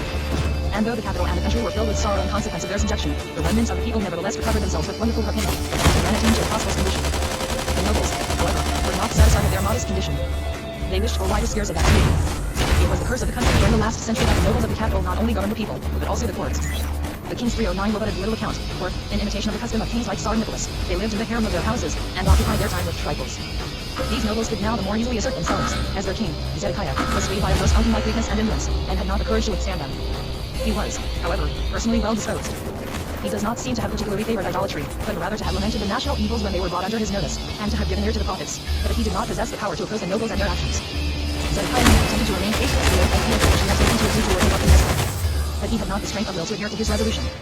Rebellious schemes were secretly formed, which he, in the seclusion of his palace, did not find out, or, if cognizant of them, was incapable of opposing them. This weakness on the part of the king, and foolhardiness on the part of the nobles, led to the fall of Judah. The nobles appeared to have been seized with madness. Suggestions were made, in various quarters, of rebelling against Nebuchadnezzar. Egypt, ever false and deceitful, was continually goading the Chaldeans on by making brilliant promises of alliance which it seldom kept. On the other side, King Ethel of Tyre urged upon Judah and the neighboring countries a war against Nebuchadnezzar. And by a third party, Judah was urged to revolt against Babylon, namely, by the banished Chaldeans, peaceful and constant communication with their native land by letters and messages. They clamored for war, because they cherished a vague hope that Nebuchadnezzar's army would be defeated, and they would, in one way or another, regain their freedom and return to their country. In the fourth year of Zedekiah's reign 593, the ambassadors from the countries which were simultaneously urging Zedekiah 310 to break his word and faith, arrived in Jerusalem, from Edom, Moab, Ammon, Tyre, and Zidon. They employed all the artifices of eloquence, and made promises and suggestions in order to bring the wavering monarch to a decision. Judah might have felt proud to be thus sought after and courted, be considered, indeed, as the center of political events. It is not no more the prize that has sent through the ambassadors. His weak character surely made a definite decision an impossibility. Jeremiah opposed the universal frenzy, and it required no little courage on his part to do so. It is because fear perceived that Nebuchadnezzar was destined to hurry through a course of victories, and to subjugate many nations to his scepter. He, therefore, warned King Zedekiah, the nation and the priests, not to give themselves up to flattering hopes, but to submit to the Babylonian rule, or they would be crushed by a mighty conqueror. Jeremiah considered as his prophetic calling to warn the deluded exiles in Babylon. He directed a message to them, telling them, "Build ye houses and dwell in them, and plant gardens and eat the fruit of them. Take ye wives and beget sons and daughters, and take wives for your sons, and give your daughters to husbands, that they may bear sons and daughters. And multiply ye there and be not diminished. And seek ye the peace of the city whither I have caused you to be carried away captive, and pray unto the Lord for it, for in the peace there shall ye have peace. For thus saith the Lord of hosts, the God of Israel, let not your prophets that be in the midst of you, and your diviners deceive you, neither hearken ye to your dreams which ye cause to be dreamed. For they prophesy falsely to you in my name. I have not sent them, saith the Lord. For thus saith the Lord, after 7 years be accomplished for Babylon, I will visit you, and perform my good word toward you, in causing you to return to this place." Jeremiah accepts Science. But Zedekiah could not long resist the distracting voices of the false prophets, the pressure from without, from Egypt and the neighboring countries, and the impetuosity of Judah's ambitious nobles. He permitted himself to be carried along with the stream, refused to pay the tribute to Nebuchadnezzar, and 311 thus, unmindful of his oath, renounced Judah's allegiance to Babylonia 591. Thus his eye was cast which was to decide the future of the nation. Nebuchadnezzar, who for some time, however, remained passive, proceeded with his army to chastise the rebellious people like disobedient slaves. It appears that the surrounding nations who had urged the revolt were the first to submit. Judah was left entirely dependent on the assistance of Egypt, but even Egypt was afraid to deal an effective blow. It was, therefore, easy for Nebuchadnezzar to subdue the land of Judah and even to occupy its fortresses. In the southwest only, the Shushan-Bazeka offered opposition. The Chaldean army, however, left them unmolested, and proceeded against Jerusalem on the 10th day of the 10th month at the end of 588, or at the beginning of 587. The capital of Judah had meanwhile been fortified, and supplied with provisions and water for a long siege, but the inhabitants of the country, having, at the approach of the enemy, fled into the cities with their children and herds, had increased the number of consumers. Zedekiah ordered his palace officers, courtiers, and nobles having refused to obey the summons to surrender, Nebuchadnezzar commenced a regular siege. The men of Jerusalem must have defended themselves bravely, for the siege lasted, with little interruption, for nearly a year and a half from January 587 to June 586. The leader of the besieged party was enough in the service of King Zedekiah. The king himself played a passive part. He was neither commander of the troops, nor leader of the movement. His irresolution and weakness were clearly shown in his time of trouble. The siege of Jerusalem had made the task of Jeremiah a painful one. Though prevented by his advanced age from taking part in the defense and the war, yet his patriotism and his sympathy with the people impelled him to inspire the warriors with 312 courage. His prophetic calling and power of foresight, on the other hand, compelled him to announce that the contest was in vain, and that the destruction of the city was agreed, on account of the blood which had been shed and the sins which had been committed. Freedom of speech could not at this period be denied him, as his name as a true prophet had been established by the events which had occurred. The nation of the north had set up their throne at the gates of Jerusalem, and had prepared the chastisement. When the siege of Jerusalem had lasted nearly a year, during which there had been many engagements with varying sects, a change suddenly took place. King Abrizhafra of Egypt at length determined to fulfill his oft-repeated promise, and sent an army against Nebuchadnezzar. This Egyptian army must have been a mighty one, for the Chaldeans, hearing of its approach, raised the siege of Jerusalem, and marched to oppose it February or March 586. The joy in Jerusalem was unbounded. As the gates were at length opened, after being so long closed, the inhabitants hurried out to enjoy a sense of freedom. Hardly had the terrors of the siege abated, when many of the nobility and the opulent returned to their former wickedness. The slaves who had been recently released were, notwithstanding a solemn covenant and oath, compelled to return to their former bondage and former degradation. Jeremiah was deeply angered at this cruelty and selfishness.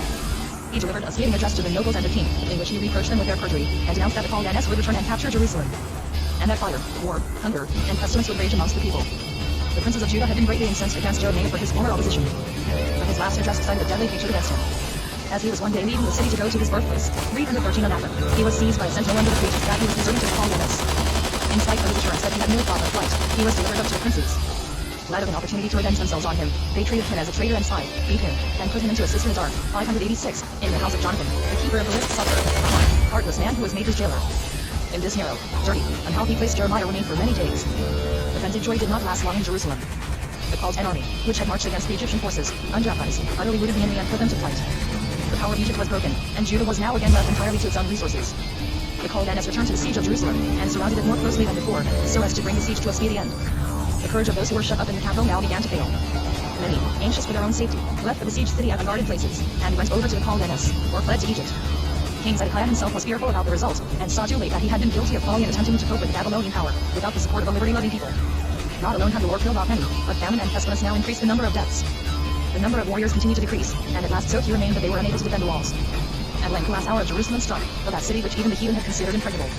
On the 9th of Tammuz June, 586, there was no more bread in the city, and in consequence of the utter exhaustion of the garrison, the Chaldeans succeeded in making a wide breach in the wall, by which they penetrated into the city. Nebuchadnezzar was not present. He was at Riblah, in Syria. His generals and the elders of the Magi proceeded 314 to the very heart of Jerusalem unmolested, in order to pass judgment on the inhabitants. The Chaldean warriors probably met with no opposition, as the inhabitants, enfeebled by famine, could scarcely drag themselves along. They overran all parts of the city, killing youths and men who appeared capable of resistance, making prisoners of others and loading them with chains. The barbarous soldiers, rendered savage by the long siege, violated women and maidens irrespectively. They also entered the temple and massacred the Aaronites and prophets who had sought safety in the sanctuary, amidst cries of rage, as if they wished to wage war with the God of Israel. The Chaldeans were accompanied by many of the neighboring nations, the Philistines, Idumeans, and Moabites, who had joined Nebuchadnezzar. They stole the treasures and desecrated the sanctuary. Zedekiah, with the remnants of the defenders, meanwhile succeeded in escaping at night through the royal gardens and by a subterranean passage in the northeastern part of the city. He sought in haste to reach the Jordan, but Chaldean horsemen hurried after the fugitives, and blocked their way in the narrow passes. Weakened as they were, crawling along rather than walking, they could be easily overtaken and made captive. In the city, the only dignitaries whom the troops found were the high priest Seraiah, the captain of the temple Zephaniah, the eunuch who had conducted the war, the keeper of the lists Sophar, the confidant, the doorkeepers, and about 60 others. They were all taken to Riblah, and there beheaded at Nebuchadnezzar's command. No one could remain in Jerusalem or its neighborhood, as the air was rendered pestilential by the numerous corpses which lay unburied. Amongst the prisoners was the prophet Jeremiah. He was found in the court Matara, in the king's palace, and the Chaldean soldiers, believing him to be a servant of the palace, made him prisoner 315. His disciple Baruch no doubt shared his fate. The generals appointed Gedaliah, the Chaldean of noble birth, son of Ahikam, of the family of Shaphan, as overseer of the prisoners and fugitives. The last hope left the unfortunate remnants of the nation when the news reached them that the king was captured. Zedekiah and his followers were overtaken near Jericho by the Chaldean horsemen. The warriors who were with them scattered at the approach of the enemy, and crossed the Jordan or took refuge in some hiding place, but Zedekiah, his sons, and some of his nobles were taken prisoners by the Chaldeans, and led to Riblah, before Nebuchadnezzar. The latter poured out all his justified anger on the king for his faithlessness and perjury, and the punishment he decreed upon him was terrible. Nebuchadnezzar caused all his sons and relations of Zedekiah to be executed before his eyes, and then had him blinded. Deprived of his sight and loaded with chains, he was taken to Babylon. He did not long survive his sufferings. What was to be done with the city of Jerusalem? She had become a charnel house, but was still standing. The generals who had captured her had no instructions as to her fate. Nebuchadnezzar himself appears at first to have been undecided about it, but at last he sent Nebuzaradan, the chief of his guard, with orders to destroy the city. The Edomen nobles, filled with hate, immediately sought to make him receive the destruction without mercy. Psalm CXXXVII. 7.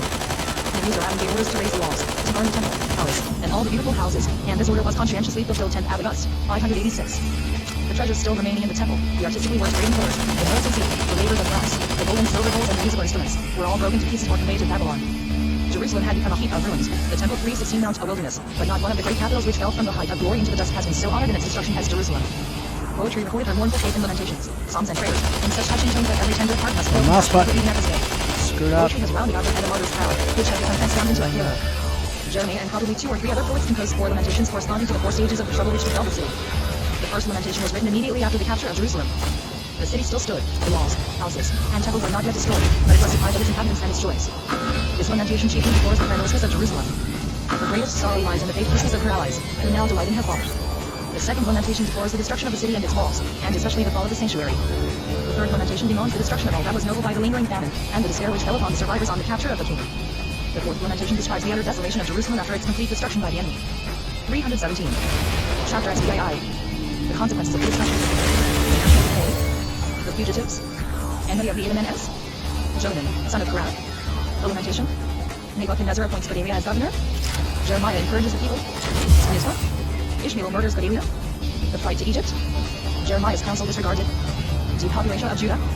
The Edomeans make settlements in the country. Obadiah. Condition of the Chaldeans in Egypt. Defeat of Hophra. Egypt under Amasis. Jeremiah's last days. 586-572 BCE. About 1,000 years had passed since the tribes of Israel had so courageously and hopefully crossed the Jordan under their brave leader, and half that interval had elapsed since the first 2 kings of the house of David had raised the nation to a commanding position. After such a career, what had ended? The greater part of the 10 tribes had been scattered for more than a century in unknown countries. Of the remaining tribes, composing the kingdom of Judah, the greater part had been destroyed by war, famine, and pestilence. A small number had been led away into captivity, and an insignificant few had fallen into Egypt or fled elsewhere, or lived in their own country, in constant terror of the fate which the victors might have reserved for them. Manifold enemies, in fact, let loose their anger against these few, in order to bring about their destruction, as if not a single Israelite wished to survive in his own country. The remainder of the soldiers, who had fled at night with Zedekiah from the conquered capital, had dispersed at the approach of the Chaldean pursuers. A handful, under the command of one of the princes of the blood royal, Ishmael, son of Nethaniah, had 318 escaped across the Jordan, and had found shelter with Baalus, the king of the Ammonites. The rest had preferred to flee to Egypt, whither several families had already emigrated, because they hoped to receive the protection of Hophra, who was an ally of their country. But in order to reach it they had to cross Edomen territory, and here a fierce, unrelenting enemy awaited them. The Edomeans, mindful of their old hatred, untouched by the brotherly kindliness of Judah, and not contented with the fall of Jerusalem and with the booty they had acquired, carried their enemy so far as to post a guard on the borders of their land for the purpose of killing the fugitive Israelites or delivering them up to the Chaldeans, with whom they wished to ingratiate themselves. It was not only this vice, but also policy which prompted Edom to behave with cruelty to the miserable fugitives. They hoped to obtain possession of the entire territory which had so long been in the hands of the people of Israel. Nehemiah loudly exclaimed, "So the nations and both the kingdoms will belong to us." Ezekiel XXXB. 10. The Philistines also, and all the neighboring nations displayed hatred and malice, and but few of the Israelite fugitives found refuge in the Pi-Chishi cities. Pi-Chishi was too far from Zub, and before the fugitives had reached it they were overtaken and made prisoners by the Chaldeans. The greater number of the chiefs and soldiers who had fled from Jerusalem with Zedekiah preferred to remain in their own country. They clung to the ground on which they had been born as though they could not separate themselves from it. At their head was Jonathan, son of Korath. But they had to seek hiding places in order to escape from the Chaldeans. They hid in the clefts, grottos and caves of the mountains, or among the ruins of the fallen cities, and doubtless made raids from their hiding places in order to obtain provisions, or to attack straggling Chaldeans 319 and their appearance. These Chaldeans were often obliged to seek the means for sustaining their miserable existence at the peril of their lives. If they were caught, they were condemned to an ignominious death or subjected to disgraceful treatment. The nobles of advanced age were hanged. The young were condemned to carry mills from one place to another, and to do other slavish work. The psalmist, who was one of the sufferers from the load of his desperate condition, composed a heartrending lamentation, the short verses of which sound like sobs and tears lamentations. Ch. B. For a short time it seemed as if this miserable condition of the scattered people, this destructive war against the fugitives, would come to an end. Nebuchadnezzar did not wish Judah to be annihilated. He determined to let the insignificant community remain in the land, though he did not wish a native or even a foreign king to be at their head. He therefore determined to appoint Gedaliah, son of Ahikam, as governor over them. His capital was to be at Mizpah, which is an hour and a half's journey to the northeast of Jerusalem. Nebuchadnezzar could not have made a better choice. Gedaliah was a man in every way fitted for the difficult post. He was gentle and peace-loving, having been to a certain extent the disciple of the prophet Jeremiah, of whom his father Ahikam had been the friend and protector. In order to heal the still bleeding wounds, a gentle hand was wanted, that of a man capable of complete self-devotion and abnegation. Gedaliah was, perhaps, too gentle, or he relied too much on the grateful feelings of men. The news around entrusted to him the more harmless of the prisoners, the daughters of King Zedekiah and many women and children. He also placed under him the husbandmen, in all, not much above 1,000 persons. Nebuchadnezzar also desired that the prophet Jeremiah should assist Gedaliah. He therefore ordered 320 Nebuzaradin to behave considerately towards Jeremiah, and to grant all his wishes. Nebuzaradin proceeded from Jerusalem to Ramah, in the vicinity of which was the tomb of Rachel, in order to decide which of the prisoners and deserters should remain in their country, and which should be banished to Babylon. Here he released Jeremiah from the chains with which he, like the other prisoners, had been bound, and offered him the choice of emigrating to Babylon, where he would be kindly treated, or of selecting any other dwelling place. But he advised him to go to Gedaliah, at Mizpah. Jeremiah, who had justly bewailed the lot which fell to him, of being selected to see the full measure of misery, was now forced to behold the pitiful sight of the captives at Ramah being led in fetters to Babylon. Heartrending were the cry of the unfortunate men, women, and children, who were being dragged away from their fatherland. Jeremiah endeavored to comfort them to them. XXXI. 14.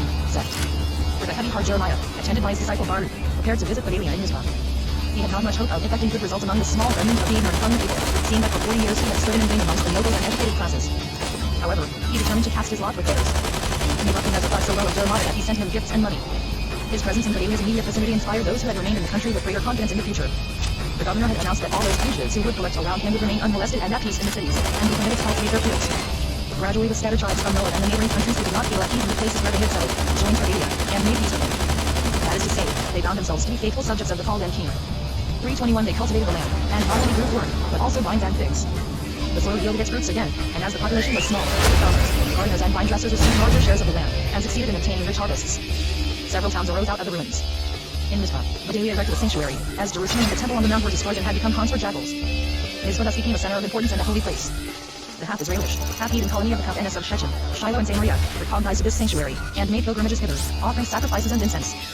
The remnant of Judah over whom Gedaliah had been placed was reminded of its dependence on a Chaldean ruler by the presence of the Chaldean garrison. The latter not only kept watch over the nation, but also over the governor, in order that they might not engage in conspiracies. But considering the circumstances and the fearful misfortunes which had befallen the country, this state of things was endurable, or at least more favorable than the people could have accepted. They were, at any rate, in their own country.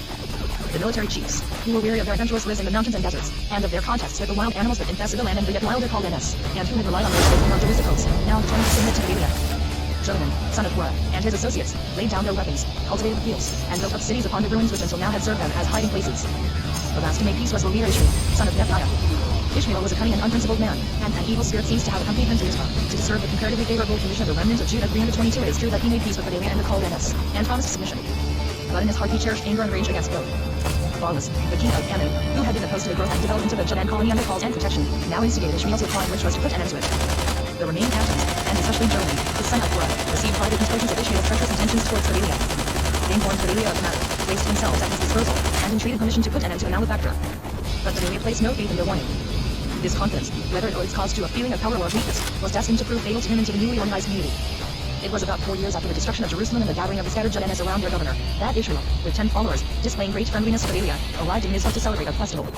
Gedaliah invited them to a banquet, and whilst the assembly, perhaps under the influence of wine, anticipating no evil, Ishmael and his followers drew their swords and killed the governor, the Chaldeans and all men present who were capable of bearing arms. The remaining people of Mizpah, old men, women, children, and eunuchs, he placed under the guard of his people, in order that his crime might not become known. Ishmael and his 10 followers then carried off into captivity the inhabitants of Mizpah, for the most part women and children, among them the daughters of King Zedekiah, as also the venerable prophet Jeremiah and his disciple Baruch, taking them across the Jordan to the Ammonites. However, secretly though he had performed his evil deeds, they could not long remain unknown. Jonathan and the other chiefs had received information of 323 what had happened, and were not a little indignant at being deprived of their protector, and cast back into the uncertainties of an adventurous existence. They hurriedly armed themselves to punish the crime as it deserved. The murderers were met at their first halting place, at the Lake of Gibeon, by Jonathan and the others, who prepared to do battle with them. At sight of the pursuers, the prisoners hurried to join them. It appears that a fray ensued, in which 2 of Ishmael's followers were killed. He, however, escaped, with 8 men, crossed the Jordan, and returned to the land of Ammon. His nefarious design, nevertheless, had succeeded. With the death of Gedaliah, the Jewish Commonwealth was broken up. The survivors were at a loss how to act. They feared to remain in their country, as it was easy to foresee that Nebuchadnezzar would not leave the death of the whole land unavenged, even if they overlooked the murder of Gedaliah, and would punish them as their treacheries. Even had the spear been groundless, how could they remain in the country without a leader to control the unruly elements? Their first thought was to emigrate to Egypt. The chiefs, with Jonathan at their head, therefore directed their steps southwards.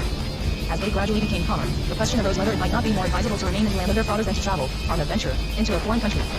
It appears that the idea first suggested itself to Baruch, and that it was received with favor by some of the chiefs, whilst others were opposed to it. Owing to this difference of opinion concerning the plan on which the weal and woe of so many depended, the leaders determined to leave the decision to Jeremiah. He was to pray to God, and entreat him for a prophetic direction as to the course they should adopt, calling on God to witness that they would abide by his word. 10 days Jeremiah wrestled in prayer that his spirit might be illumined by the true prophetic light. During this time the feelings of the leaders had changed, and they had all determined on emigration. When Jeremiah called together the chiefs and all the people, and informed them that the prophetic spirit had revealed to him that they should remain in the land without fear, he saw from their lips that they rejected this decision. He therefore added the threat that, if they insisted on emigration, the sword which they feared would the more surely reach them. That none of them would ever again behold this land, and that they would all perish through manifold plagues, in Egypt. Hardly had Jeremiah ended his address, when Jezaniah and Jonathan called to him, thou proclaim this rise in the name of God. Not that inspired me with these words, but thy disciple Baruch. Without further consideration the leaders proceeded on the way toward Egypt, and the entire multitude had forced to follow them. Jeremiah and Baruch also had to join the rest, for they could do nothing in their deserted country. Thus they wandered as far as the Egyptian town of Tahpanhes. They were kindly received by King Hophra, who was sufficiently grateful to show hospitality towards those whom his persuasions had brought to their present misery. There they met with older Judean emigrants. Thus, more than 1,000 years after the Exodus, the sons of Jacob returned to Egypt, but under what changed circumstances. At that time they had been powerful shepherd tribes, narrow in their views it is true, but unsullied and strong, with hearts swelling with hope. Their descendants, on the contrary, with sore hearts and disturbed minds, were too much estranged from their principles to find solace and tranquility in their God and their nationality, yet not sufficiently changed to merge themselves 325 into the other races and disappear amongst them. Like all unwilling emigrants, they were believed by false hopes, and watched every political movement which might bring them an opportunity to return to their country, there to live in their former independence. Meanwhile, Jud was almost completely depopulated. Nebuchadnezzar was not inclined to treat the occurrences at Mizpah, the murder of Gedaliah and the Chaldean Estimate, with indifference. He probably saw that it had been inherent from the weak Jud and community to exist, depended solely on one man. He, therefore, once more sent out the leader of his fathers, in order to take revenge on the remaining Judeans. His out, as a matter of course, found none of the leaders, nor any man of importance.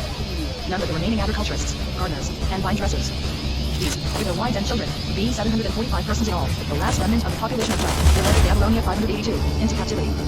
This was the third banishment since Joachim. The King, on this occasion also, has subsequently guilty. There is no historical record as to what became of Ishmael and his fellow conspirators. Gedaliah's name, on the other hand, remained in the memory of the survivors, on account of his violent death. The anniversary of his murder was observed in Babylonia as a fast day. Nebuchadnezzar, after Gedaliah's death, determined to leave no Jud in the country, and Jud remained depopulated and deserted. The later prophet laments over its utter desertion. The holy cities have become a waste, Zion a wilderness, Jerusalem a desolation. Isaiah LXIV. 9. Thus the punishment which the prophets had predicted was fulfilled. The soil of Judah could now rest, and celebrate the sabbatical years which had been neglected so long. In the south the Edomites had appropriated some stretches of Judean territory 326 on their borders with war without permission from the Babylonian king, and had extended their possessions as far as the slope of the Mediterranean Sea.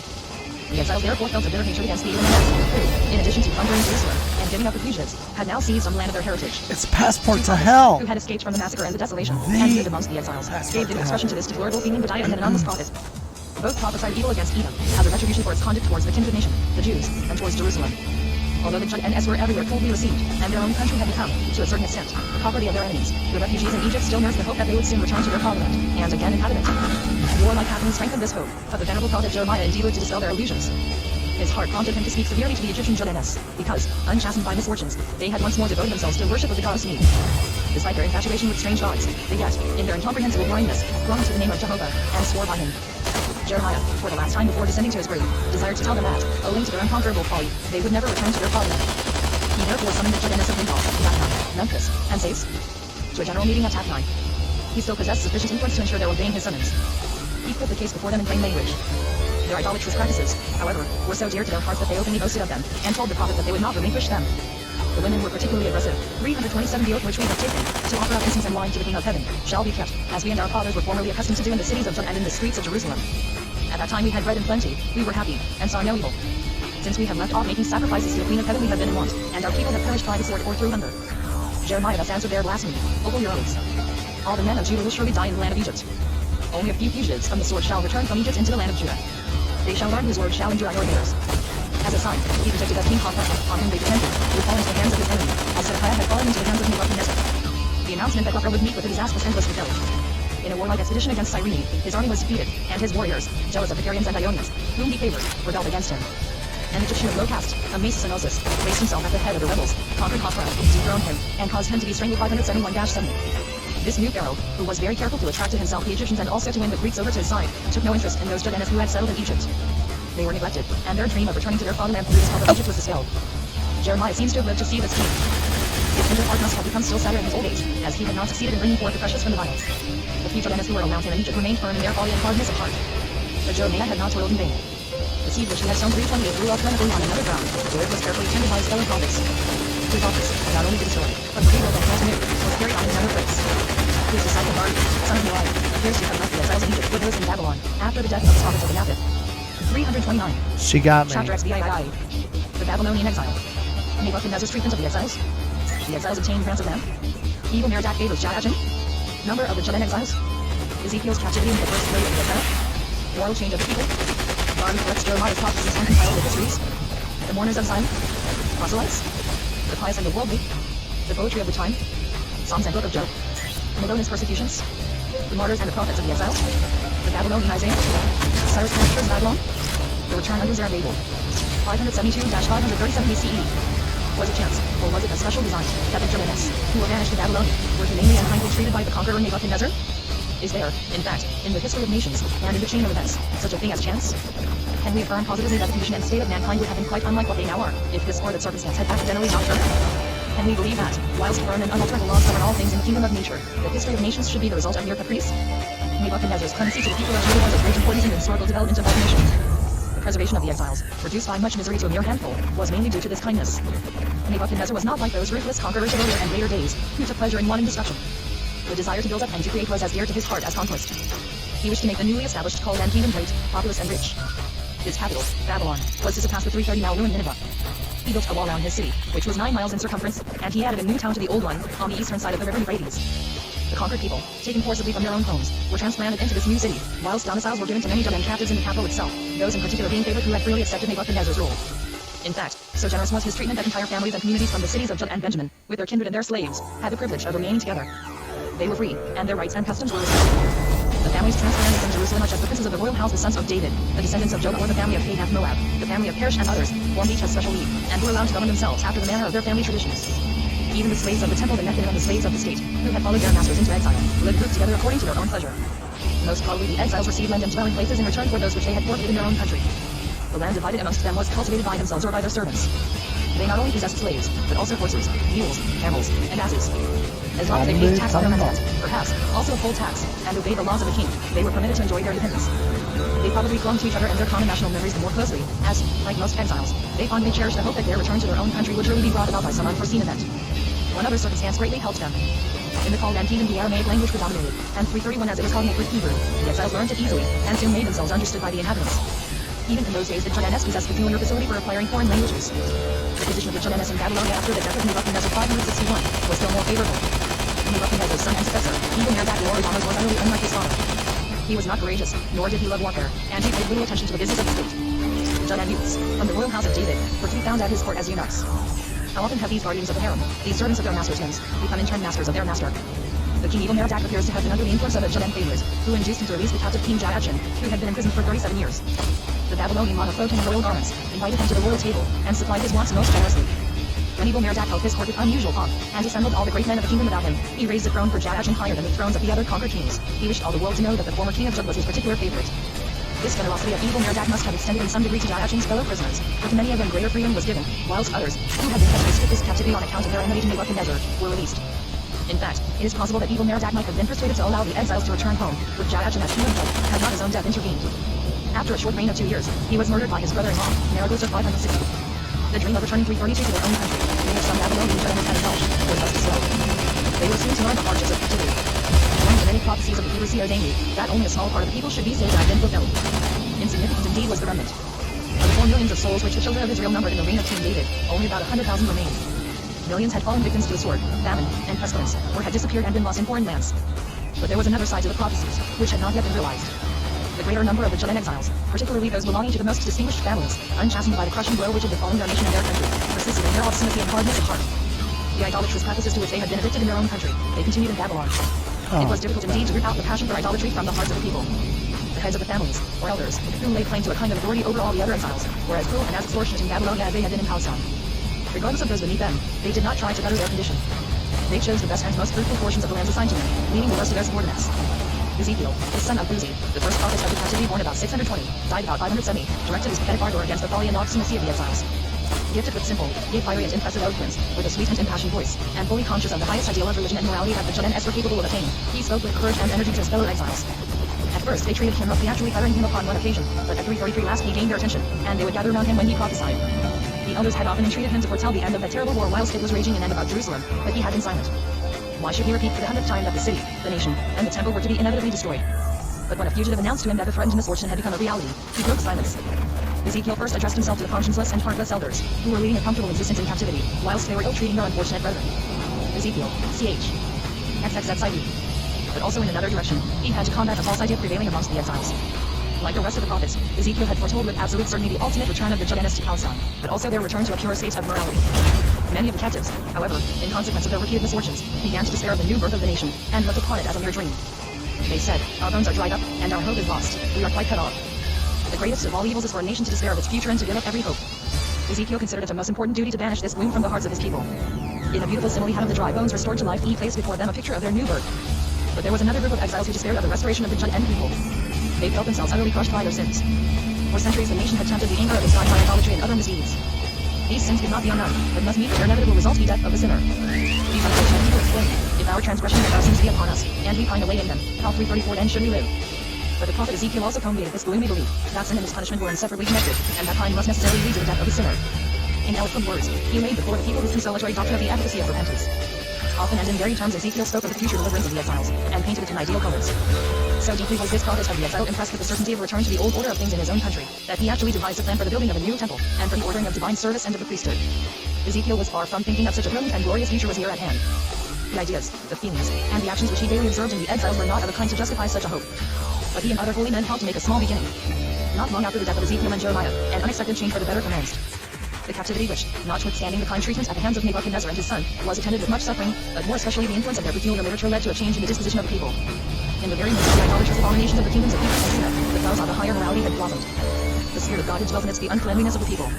The sublime thoughts of the prophets and the psalmists, awakened during the course of centuries, had not vanished into thin air with speech and song, but had taken root in some hearts, and had been preserved in writing. The priests of the sons of Zadok, who had never been idolatrous, had brought with them into captivity the Torah and the Pentateuch. The disciples of the prophets had brought the eloquent words of their teachers. The Levites had brought the sublime 335 songs. The wise men, a treasure of excellent sayings. The learned had preserved the historical books.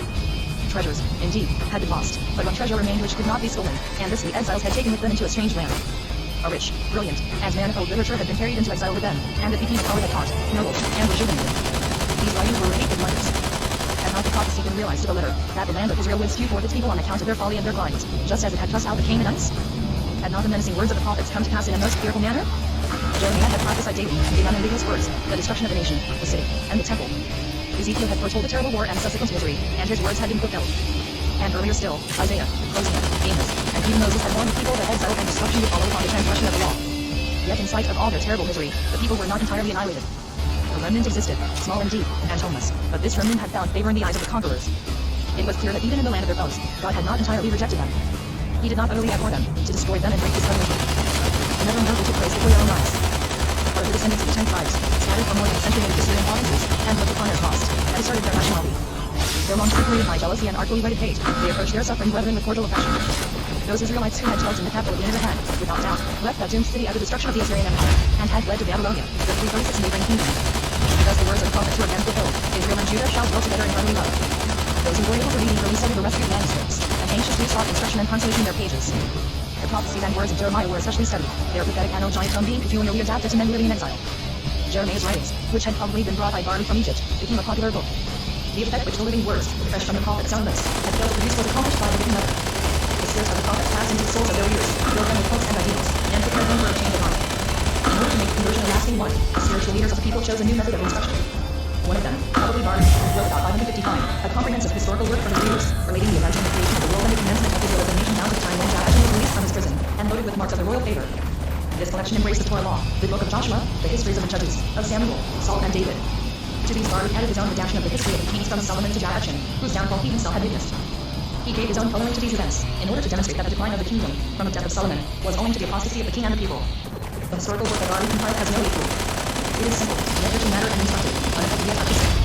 But above all things it is vivid and impressive. It was the second national work of the Babylonian exiles, and they not only read it, but took it to heart. 337 men listened to its lessons. Levitical scribes applied themselves to copying it. This literature gave a new heart to the people, Can we see your and breathed a lights new in spirit into real? them. Ezekiel had commenced, Jeremiah's disciple, Barney, continued. Influenced by the study of these writings, the exiles began to devote themselves to self-examination. This was followed by contrition for their constant disobedience and idolatry. Those who were moved to penitence by the consciousness of their great sins longed to wash away the bitter past in tears of repentance. They acknowledged that all the misfortunes that had befallen them were well deserved, for just as the Lord of hosts had proposed to do unto them according to their ways and according to their doings, so had he dealt with them. Many atoned sincerely. 4 days in the year were set apart, at first by a few, and later on by a large number of exiles, as days of mourning. These occasions were the anniversaries of Nebuchadnezzar's siege of Jerusalem in the 10th month, of the conquest of Jerusalem in the 4th month, of the destruction of Jerusalem in the 5th month, and of his assassination in the 7th month. At these times it became customary for the people to fast and lament, wear garments of mourning, sit in ashes and bow their heads in deep contrition. These days of mourning heralded the people's awakening. They were signs of repentance, and the first institution of national anniversaries after the captivity. This new feeling of remorse gave birth to a new kind of song, which we may call the penitential song. Those who had forsaken their evil ways in turn converted others. Former sinners showed other evildoers the way to God. The number of the faithful, those who were eager for God's word, those who sought after God, thus gradually increased. Naturally, the patient sufferers found nothing formed the nucleus of this new party. They mourned the destruction of 338 Jerusalem and its former glory. They were contrite in heart, and weak in spirit. They bore outward signs of mourning, and called themselves the mourners of Zion. With whom were associated members of noble families, who held some office or dignity at the Babylonian court. All their thoughts dwelt upon Jerusalem. They loved the stone of the holy city, and longed to see its very ruins, lying in the dust. Psalm CXS 14-15. The Levite, who, in the name of his companions in captivity, describes so earthly as faithful remembrance of Jerusalem, gave utterance in the 137th Psalm to the sentiments of the mourners of Zion. While praying for deliverance or confessing their sins, the mourners turned their faces towards Jerusalem, as if the place where the temple had once stood were still holy, and as if only then some merciful answer to their supplications were to be expected. As those eager for God's word would not offer up sacrifices in a strange land, they accustomed themselves to look upon prayer as a substitute for sacrifice. 3 times a day, a number of persons forming a congregation met for this purpose. The house of prayer took the place of the temple. It was probably the penitential psalms and the songs of mourning that were sung in these houses of prayer, and were composed for them. The enthusiasm for Jerusalem, for the deliverance from captivity, and for the law, was fanned to a brighter flame by the astounding fact that some of the heathen population accepted the doctrines of the exiles, and entered into their covenant. Only the enthusiasm of the exiles could have effected this wonderful phenomenon. Zeal of a self-sacrificing, self-forgetting nature is a magic power which kindles enthusiasm. It was comparatively easy, by confessing the judge and doctrine of one's blood, to regard with childish and worship of the Chaldeans, to make the latter appear ridiculous. The Chaldean, fully 339 conscious of the majesty of his God, could ill restrain his derision, or withhold a smile of contempt at the sight of a Babylonian workman carving an image out of wood, praying to it for help in adversity, and then kindling with the rest of the material a fire, at which he warmed himself, or over which he baked his bread and cooked his meat. In this way many who heard of the great name of the God of Israel forsook their own false belief, and associated themselves with a people that professed a totally different religion. These newly won proselytes, after their communion, kept the Sabbath, obeyed the statutes, and even submitted to the rite of circumcision. This, the first achievement of the exiles during the captivity, exercised a reflex influence upon the Chaldeans. They began to love their God and their law with far greater fervor, as soon as they discovered that heathens had been won to their side. This regeneration was effected before 2 decades had elapsed since the death of the prophets Jeremiah and Ezekiel. The now accessible literature, the Torah and the prophets, was a rejuvenating fountain, refreshing spirit and softening heart. However, this new spirit, by which the nation was inspired, had to be tried and tested, and the hour of probation was at hand.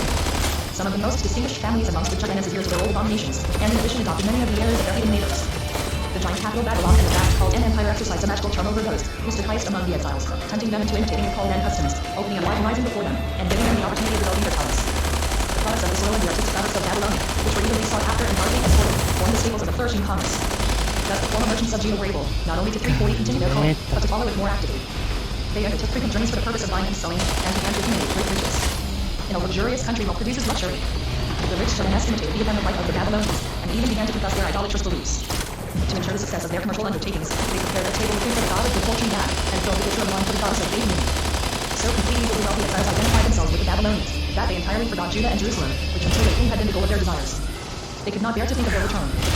They wished to be Babylonians, and looked with contempt upon the fanatical lovers of their own land. The two rival parties, which hated each other, were represented, on the one hand, by men of zeal and piety, and on the other, by men of worldliness and self-indulgence. The units-minded Judeans, who were full of fervor for their cause, attempted to influence their brethren, whose religious views and conduct were so widely opposed to their own. To this effort we are indebted for a new political literature which almost excelled the old. The last 20 years of the captivity were more productive even than the times of Hezekiah. The men of genius, disciples of Jeremiah and Ezekiel, who had so thoroughly absorbed the spirits of their literature that their own souls were brought into harmony with it, now produced fruitful thoughts of their own, floating out in forms. And the Canadian exhausted mountain of poetry flowed once more in a strange land, in the very midst of the sufferings of captivity. The Hebrew language, so lovingly fostered by the exiles in their Aramaic home, was the language of their poetic works. New songs, maxims of wisdom, and pathetical discourses followed each other in rapid succession. A poet of that time collected a number 341 of proverbs, written at a much earlier date, and in the predatory chapters which he affixed to them gave a true picture of the age. He was an acute observer of human failings and their consequences, and his work is an eloquent exposition of practical ethics. If he could but bring the worldly-minded to listen to his teaching, he argued, they might be induced to abandon their evil ways. The leading idea of this poet is that the beginning of wisdom is the fear of God, and the fear of God, the safeguard against corruption. Sin is folly, and causes the death of the sinner. Even the prosperity of fools kills them, and their happiness destroys them. But what reward is there in store for the pious or the wise who suffer? To this question our poet, like the psalmists of the exiled congregation, had no other answer than that the just will inhabit the land again, and the pious shall dwell in it once more. But if this sufficed for the God-fearing people and the mourners of Zion, it was not sufficient to comfort and satisfy the weak in faith, still less could it alter the feelings of those who had forgotten the holy mountain, and whose hearts clave to Babylonia.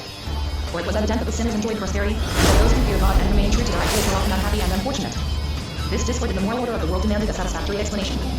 Doubts arose as to the justice of God, and as to the truth of the teachings of the fathers, and these misgivings were bitterly felt by the Babylonian Judean community. A poet undertook the solution of these distressing questions, and he created a work of art which is ranked among the most perfect ever conceived by a human mind. This unknown author composed the Book of Job, a work which was to dispel the gloomy thoughts of his contemporaries.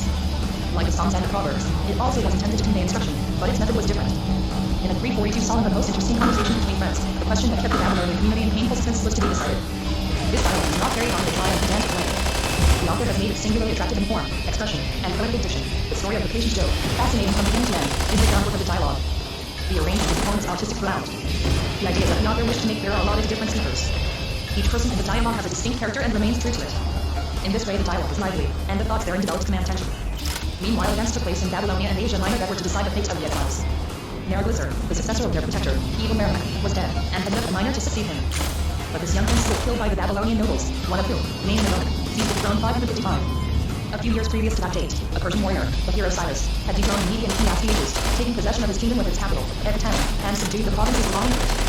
The pious and the enthusiasts among the Babylonian Judeans did not fail to recognize in these events favorable signs for themselves. They appeared to have entreated Merodach to free them from captivity, and permit them to return to Judah. They must have been encouraged to hope for the realization of their wishes by the fact that Nergal, a noble Egyptian exile of the royal house, had been permitted by Merodach's return to and rule over his own country, and after his death, his brother Hiram was allowed to succeed him. It was not improbable, therefore, that Merodach would confer the same favor upon his Judean subjects. Shealtiel, the son of King Joachim, probably urged this request upon the usurper, and doubtless 343 the Judean favorites of the Babylonian court warmly espoused his cause. But Merodach was as loth to let the exiles leave his country as Pharaoh had been told to dismiss the Israelites from Egypt. This restriction of their hope, or rather this discrimination against them, enkindled the patriotic exiles a growing hatred of Babylonia and its monarch. The old wounds burst open anew. Babylon was loathed as he had been in former ages. Such violent hatred was probably not controlled, but found expression in speech and action. The speedy downfall of this sinful country, teemed with idolatry and immorality, seemed certain to the Judeans. They followed with intense interest the warlike progress of the hero Cyrus, because they foresaw that a conflict was imminent between the Medo-Persian Empire and Babylonia. Cyrus had directed his weapons against the Lydian kingdom of Cyrus, who had made an offensive and defensive alliance with Merodach of Babylonia, and Amethys, king of Egypt. Well aware that they, in turn, would be attacked, these monarchs tried to gain strength by alliance.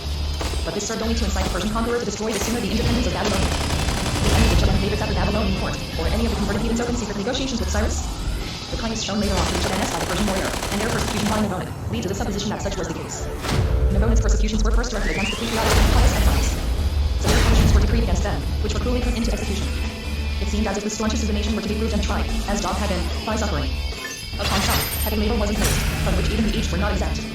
Others were shut up in dungeons, or were whipped, beaten, and insulted. Those who dared speak of 344 the speedy deliverance through Cyrus were doomed to a martyr's death, to which they submitted fearlessly. A contemporary prophet, who witnessed the persecution, or, perhaps, was one of its victims, described it in harrowing words. Considering the sufferers as the lords of the people, he speaks of their terrible anguish as being that of the entire national body. He is despised and rejected of men, a man of sorrows, and acquainted with grief he was oppressed, although he was submissive, yet he opened not his mouth. He is brought as a lamb to the slaughter. And as a sheep before her shearers is dumb, so he openeth not his mouth. Through prison and through judicial punishment was he taken away. Isaiah 7. The suffering of the Judeans in Babylonia, at that time, closely resembled the persecution of their ancestors in Egypt. But there was this difference. In Egypt all Israelites alike were subjected to slavery and forced labor in the fields and on buildings, whilst in Babylon there the dungeon and death awaited those exiles only who refused to abjure their nationality and their religion. Psalm C, composed at this time, pictures the somber mood of one of these victims of persecution, relieved, however, by the hope of future deliverance. The Judeans who were threatened with imprisonment and torture followed the victories of Cyrus with anxious interest. Several prophets now appeared, who announced, to the consolation of the sufferers, the downfall of Babylon, and the speedy deliverance of the exiles. Two of them have left us prophecies that are unsurpassed. Indeed, one of those writers manifested so boundless a wealth of eloquence and poetry that his works rank among the most beautiful in literature. When Cyrus at length commenced the long-planned siege of Babylon, and the anxious expectations of the exiles had grown harrowing, this prophet, with his gift of glowing eloquence, uplifted and instructed his people. If the perfection of a work of art consists in the fact that the ideas and the language are in truth 345 harmony with each other, and that the latter makes the abstruse thought clear and intelligible, then a speech or series of speeches of this prophet, who, in ignorance of his real name, we call the second, or the Babylonian Isaiah, form an oratorical work of art without a parallel. Here are combined richness of thought, beauty of form, persuasive power and touching softness, poetic fervor and pure simplicity, and all this is expressed in such noble language and warm coloring that, although intended for the period only in which they were composed, they will be understood and appreciated in all time. The Babylonian Isaiah wished to comfort these suffering Judean brethren, and, at the same time, to give them a harmony. The suffering Jewish tribe, as well as all those with minds to comprehend and hearts to feel, whatever their race and language may be, can find in this prophet the solution of the problem, the correctness of which history has proven. He showed how a nation can be small yet great, wretched and hunted to death yet immortal, at one and the same moment a despised slave and a noble exemplar. Who was this prophet, at once a great thinker and a great poet? He says not a word about himself, and there are no records of his life. The collectors of the prophetical writings, finding that in eloquence and sublimity his words resembled those of Isaiah, added them to the prophecies of the oldest seer, and included them in the same scroll. No one could console the sorrowing Judean community with such sympathy, or encourage it with such ardor as the prophet of the captivity. His words are like balm upon a burning wound, or like a gentle breeze upon a fevered brow. Comfort ye, he begins, comfort ye, my people, saith your God. Speak ye to the heart of Jerusalem, and cry unto her, that her warfare is accomplished, that her iniquity is pardoned. For she hath received of the Lord's hand double for all her sins. Isaiah XL. 346. The exhausted and despairing community was described by this prophet as a wife and mother who had been rejected, and loved her children on account of their sins, but who still is dear to her husband as the beloved of his youth. This deserted one he calls Jerusalem, the emblem of all that was tender to his soul. He exclaims to the forlorn mother, Awake, awake, stand up, O Jerusalem, which hast drunk at the hand of the Lord the cup of his fury. Thou hast drunk in the dregs of the cup of trembling among them out. There is none to guide her among all the sons whom she hath brought forth, neither is there any that taketh her by the hand, of all the sons that she has brought up, O thou afflicted, tossed with tempest, and not comforted. Behold, I will lay thy stones with their colors, and lay thy foundations with sapphires, and I will make thy windows of agates, and thy gates with carbuncles, and all thy borders are precious stones, and all thy children shall be taught of the Lord, and great shall be the peace of thy children. As one whom his mother comforted, so will I comfort you, and ye shall be comforted in Jerusalem. But where is this consolation to be found? Not in the hope of vain, worldly glory, not in might and power, but in an all-embracing salvation. This prophet of the captivity was the first who clearly grasped and demonstrated that a creed of general salvation was promised through Abraham to future generations. Past was to be forgotten and forgiven. A new social order was to spring up. Heaven and earth were to be recreated. All people from all the ends of the earth would be included in this universal salvation, and every knee would bend and every tongue swear homage to the God adored by him. It was for this purpose that Abraham had been called from a distant land, and that his descendants had been chosen before their birth. God had created the people of Israel to be his servant among nations, his messenger to all people, his apostle from the beginning of the world. The prophet describes this after telling people in 347 poetry of such fancy and beauty that it becomes an ideal. And is there any mission so worthy that of being the vanguard of the nations in the path of righteousness and salvation? Was Israel not to be proud of having been chosen for such a duty? The prophet goes on to say how this ideal nation was to realize its apostolic mission. Behold my servant, whom I uphold, mine elect, in whom my soul delighteth. I have put my spirit upon him, he shall bring forth judgment to the Gentiles. He shall not cry, nor lift up, nor cause his voice to be heard in the street. A bruised reed shall he not break, and the snowy flax shall he not quench. He shall bring forth judgment into truth. Isaiah XLII 1-4. The law of God was thus to be universally acknowledged, and the messenger of God was to bring about this acknowledgement by his own example, in spite of scorn, contempt, and persecution. This, Israel's recognized mission, the prophet of the captivity explained briefly, in words supposed to be spoken by the nation itself. Isaiah XLIX 1-6. He taught that martyrdom, bravely encountered and born with gentle resignation, would ensure victory to the law of righteousness, which Israel, if true to its ideals, was to promulgate. The leading conception that runs through Isaiah's poetical monologue was thus expressed by the prophet in this short but effective verse. For mine house shall be called an house of prayer for all peoples. Isaiah LVI 7. The fall of the Babylonian Empire, with its absurd and immoral idolatry, and the deliverance of the Judean community were to be the first steps in this great work of universal salvation. The fall of Babylon seemed indeed inevitable to the prophet, so that he spoke of it as of an accomplished fact, and not as a subject of prophetic vision. He apostrophized Babylon in his tearful song of mass relief perfection is XLVII. He derided the astrological 348 signs by which the Babylonian sages boasted that they could raise the veil from the future. He treated the coarse idolatry of the Colonists with more bitter irony than any of his predecessors had done. He foretold the siege of the city by Cyrus, and declared that the Persian conqueror would give freedom to the Judean and Israelitish exiles, that they would return to their country and rebuild Jerusalem and the temple. The prophet made great stress upon these conditions, declaring that in their realization divine providence would be manifest. Cyrus was but an instrument of God for furthering the deliverance of Judah and the salvation of the world. For the sake of the exiles, the wonders of the exodus from Egypt would be renewed, every mountain and hill would be made level, springs would gush forth in the wilderness, and the desert would become a blooming garden. The exiles would raise Jerusalem from its ruins, and live in their beloved city in peace and comfort. But in spite of his reverence for Jerusalem, the prophet declared that the divine being was too great to be pictured as dwelling within a temple, however spacious it might be, or that each human heart should be a temple dedicated to God. Thus says the Lord, heaven is my throne, and the earth is my footstool. Where is the house that I built unto you? And where is the place of my rest? For all these things hath mine hand made, saith the Lord. But to this man will I look, to him that is poor and of a contrite spirit and trembleth at my word. Isaiah LXDI 1. The exiles, heard and truly cursed, adopted this thought, and embodied it in Solomon's prayer. Behold, the heaven of heavens contain ye not. How much less a temple? 1 Kings Gate 27.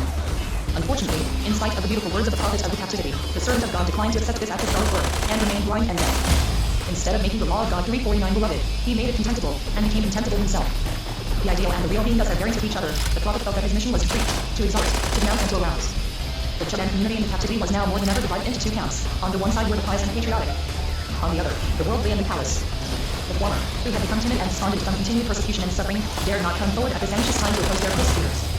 They were oppressed by the sorrow of a heart that God had forsaken his people and had forgotten them, whilst their enemy called out mockingly, "Let the Lord be glorified, and we will sing your joy." Isaiah LXDI 5. Now the aim of the great unknown prophet was to encourage the one class to action, and to move the other to penitence and improvement. He announced that God's salvation was at hand, and that if the worldly and selfish persisted in their evil ways, they would reap the punishment of their sins, whilst the prize would be rewarded with abundant happiness. He finally depicted the coming deliverance and return, when all scattered of Judah and Israel would assemble on the holy mount of Jerusalem. The king, the Babylonian people probably felt less anxiety about the result of the war between Persia and Babylon than did the Judean exiles. For the Judeans were alternating between the highest hopes and the most desponding fears. Preservation or the downfall of the Jewish race hung upon the issue of this war. The Babylonians, on the contrary, looked with indifference, it might be said, upon all of Cyrus's preparations. But one night, when they were dancing and carousing at one of their orgies, a large and powerful army appeared before the bastions of the city. The Babylonians were utterly unprepared for resistance, and when 350 days broke, Babylon was filled with the enemy. Thus, as the prophet had foretold, the city of Babylon fell 539, and the people escaped their predicted doom. Cyrus was a humane conqueror.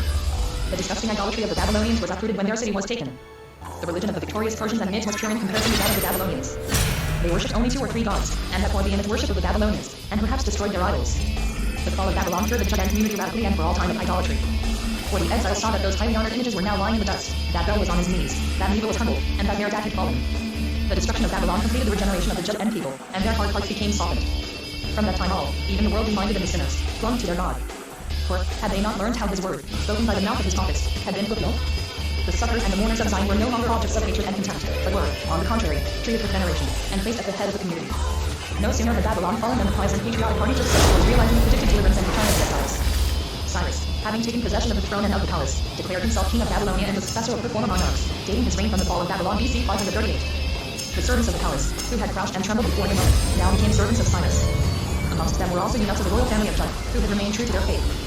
They, as well as some converted heathens, who had joined the Judean community, tried to obtain from Cyrus the freedom of their fellow 351 believers. In this they were probably aided by Zerubbabel, the grandson of King Jaachin. Those Judeans who had been imprisoned on account of the devotion with which they clung to their faith were set free at once. But Cyrus went still further, for he permitted the Judeans to return to their own country, rebuild Jerusalem, and restore the temple. Together with Babylon, all the provinces conquered by Nebuchadnezzar, westward from the Euphrates to the Mediterranean Sea, and southward from Lebanon and Phoenicia to the confines of Egypt, fell beneath Cyrus's sway. Such, therefore, belonged to the Persian kingdom. But what reasons could have been given to the mighty conqueror for the bold request that he should allow the Judeans to have an independent government? And what could have induced Cyrus to grant his request so generously? Was it the gratification of a momentary caprice, or indifference to a strip of land, of which he probably knew not even the name, and of whose historical importance he was certainly ignorant? Or had one of the Judean eunuchs, as was afterwards related, described to the Persian conqueror how the Judean prophet had foretold his victories, and had prophesied that he would let the banished people return to their home? Or was he so deeply impressed by the faith of the Judeans, for which they had borne so much suffering, that he was induced to favor its adherence? The true reason for his decision is unknown, but Cyrus not only granted permission to the Judeans to return to their country, but he restored to the exiles the sacred vessels belonging to the temple, which Nebuchadnezzar had seized and placed as trophies of victory in the temple of God. As soon as the permission for the return had been granted, a group of men undertook the organization of the returning exiles. The leadership was entrusted to 2 men of about the same age, and of distinguished lineage, Zerubbabel, called in Babylon Sheshbazzar, 352 the son of Shealtiel, and grandson of King Jaachin, and Josiah David's house, and Joshua, the son of Jehoshaphat, and grandson of the last high priest Sarah. They were joined by 10 men, so they formed a company of 12, representing, to a certain extent, the 12 tribes. Cyrus invested Zerubbabel with the office of governor or regent Peshah of the province which the exiles were to reoccupy, the appointment being in reality a stepping stone to royal honors. All the Judeans who were to return to their own country addressed themselves to these leaders. Compared with those who had once gone out of Egypt, the number of those who now returned was very small, but still there were more than might have been expected, 42,360 men, women and children, counting from the age of 12. The greater number belonged to the 2 tribes of Judah and Benjamin. There were a few Aaronites and Levites. Besides, the march was joined by some from the other tribes and from other nations, who acknowledged the God of Israel during proselytes. The joy of those who were preparing for the exodus from Babylon and return to the Holy Land was overpowering. To be permitted to tread the soil of their own country, and to rebuild and restore the sanctuary seemed a sweet dream to them. The event caused great sensation amongst other nations. It was discussed, and considered as a miracle, which the God of Israel had wrought on behalf of his people. A poem faithfully reproduces the sentiments that inspired the exiles. When the Lord turned again captivity of Zion, we were like in that dream. Then was our mouth filled with laughter, and our tongue with singing. Then said they among the nations, the Lord hath done great things for them. The Lord hath done great things for us, whereof we are glad. P.S. CXXVI. As the patriots were preparing to make use of freedom, decreed their freedom to return to Jerusalem, one of their poets, in Psalm XXIV, bade them reflect whether they were worthy of this doom. For only the righteous and those who sought the Lord were to assemble upon God's throne. But who would dare take on himself the right to pronounce judgment? 354. Chapter XIX.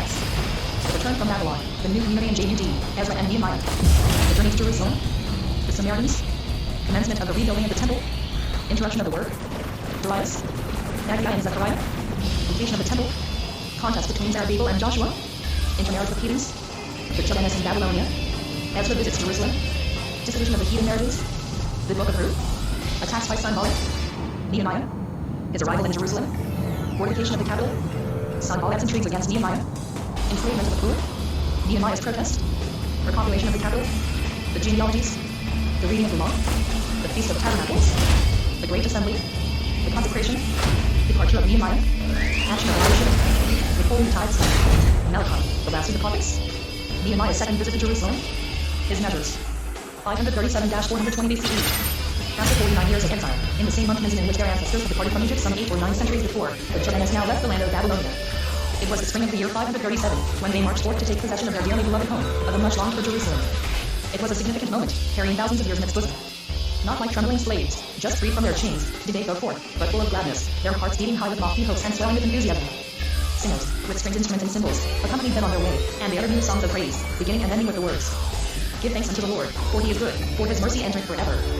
Those Chaldeans who remained in Babylonia, indeed they were not a few merchants and landed 355 proprietors in their sympathy for their brethren by supporting them part of the way, and by presenting them with rich gifts for the new buildings in their own country.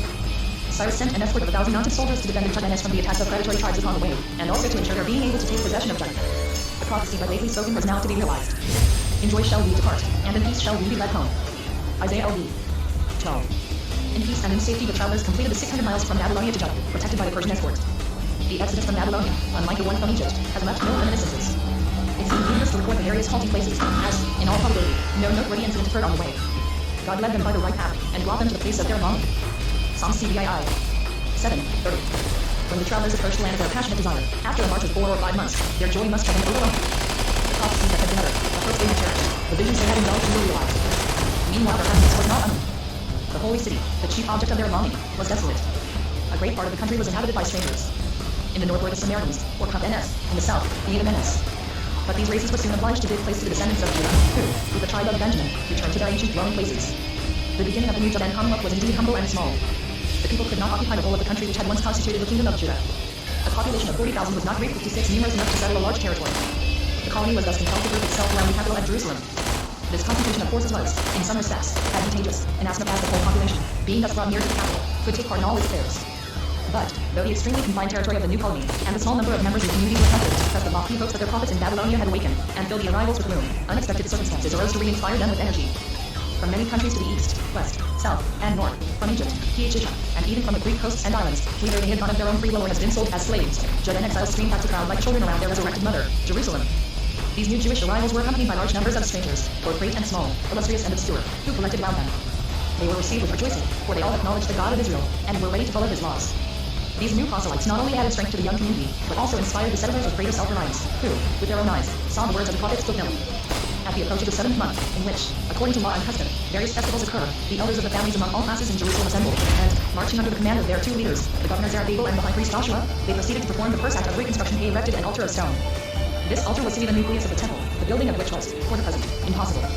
While the altar was dedicated with joyous and solemn ceremonies, the leaders were making preparations 357 for the erection of this great and important edifice, which was to be the spiritual center of the new commonwealth. The rich gifts which they had brought with them enabled them to hire laborers and artisans, and, as in the days of King Solomon, cedar trees were procured from Lebanon. Stone was brought from the mountains, and after enough had been quarried and shaped, steps were taken to lay the foundations of the sanctuary. Not only Zerubbabel and Joshua, but also the heads of families, and a large number of the people were present at this ceremony, which was performed with great solemnity. The Aaronites again appeared in their priestly garments, sounding their trumpets. The Levites of the house of Asaph chanted songs of praise, thanking the Lord whose mercy endures forever. And the people burst forth into a loud transport of joy. Yet they are mingled with the jubilant. All right, 2 hours. It's time for a brief intermission.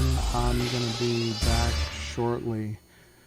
Thanks for tuning in, and I'll see you in just a few minutes.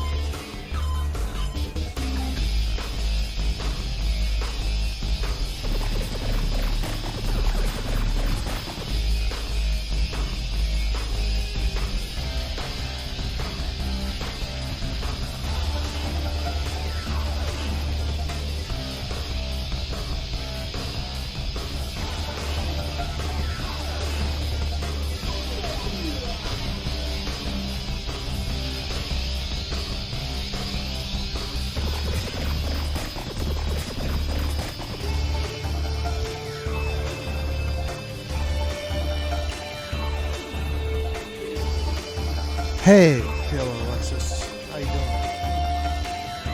I was away from my computer there. You want to do a match? Are you still there?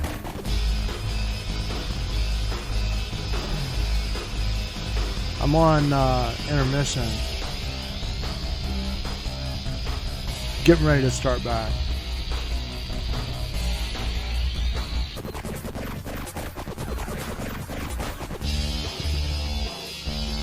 I'm checking performance. It's curious to me. Yeah, look, Streamlabs has got 4 gigs right now, and yeah,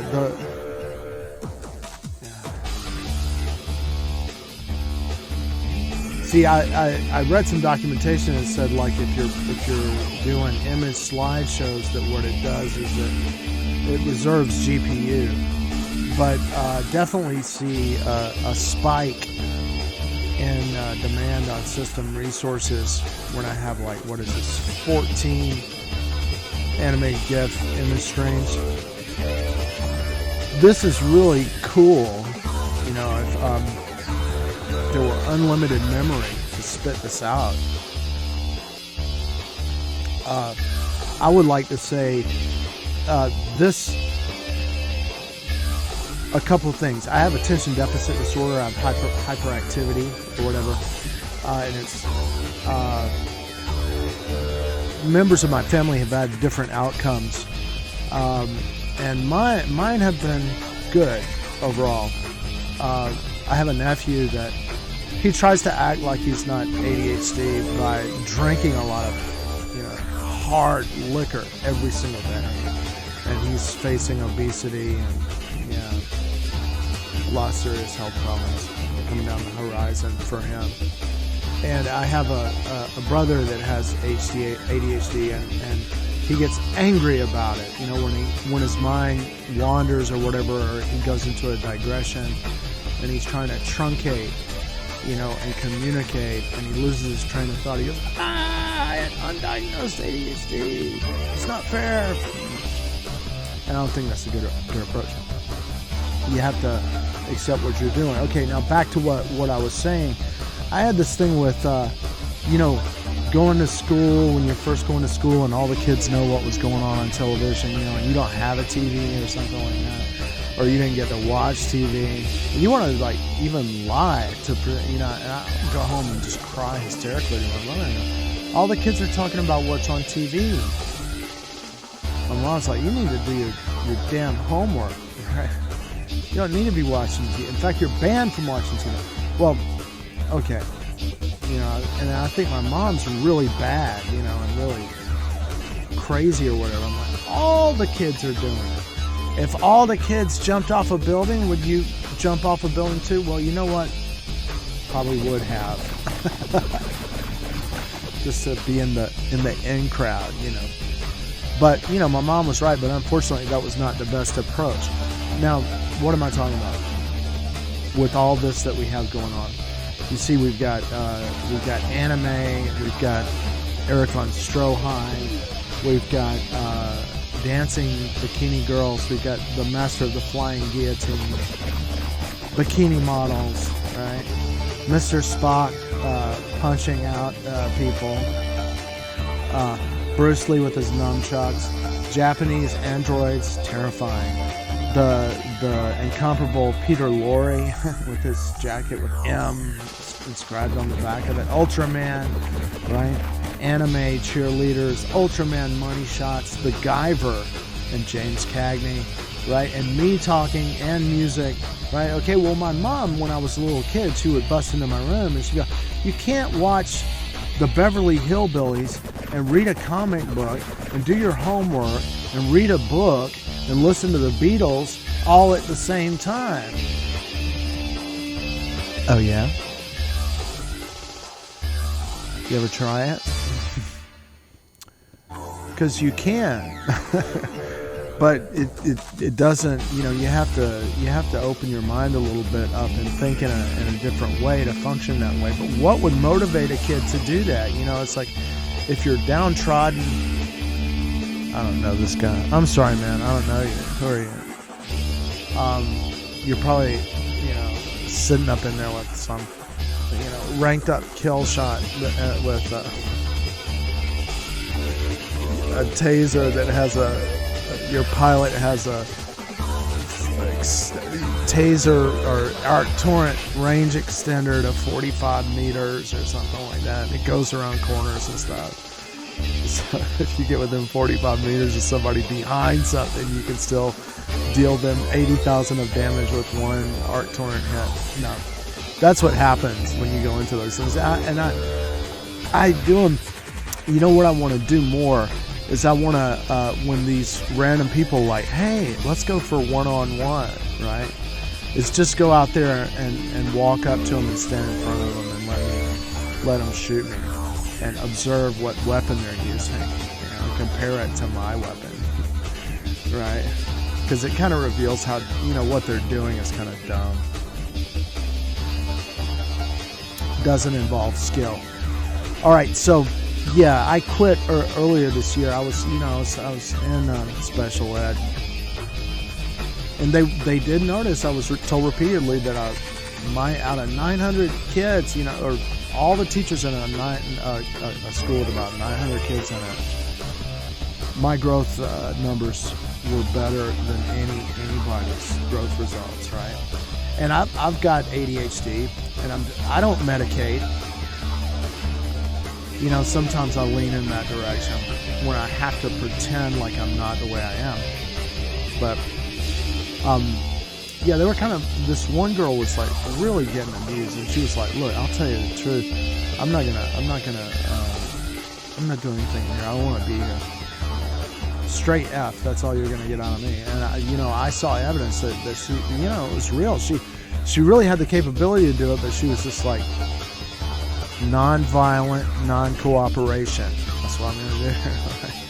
And I admired her tenacity. She wasn't alone. There were a couple of kids that were like, look, I don't care how much you scream, how many times I get spanked or whatever, I'm never going to do anything here, right? And eventually I was like, yeah, I left too. And I kind of, part of what I'm doing on this stream is like, I'm trying to teach people how to get out here in these new social forums and have a good time, not get upset. Be happy in the midst of this weird new metaverse where we're all at. When you get on Mech Arena in the morning, it's amazing to me that you get on 4 a.m. in the morning. And look, I'm going to bring up, here's a chat room. There's 295 people in the chat. Yeah, so let's go 88. Well, there's only one, look at this. What is this? I'm not, you're on live stream, Man with a Plan. What is that? Little kids are in here, 6 and 7. My daughter gets on here, it's like, she's 4, do you guys mind? Just, can you find someplace else? Go on some kind of porn game if you want to talk some porn stuff. There's multiplayer depravity games that you could be on. This is a family kind of place.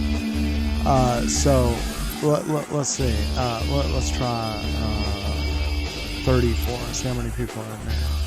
Well, it looks like only. Look at this racist Chong Hong Chong Ching.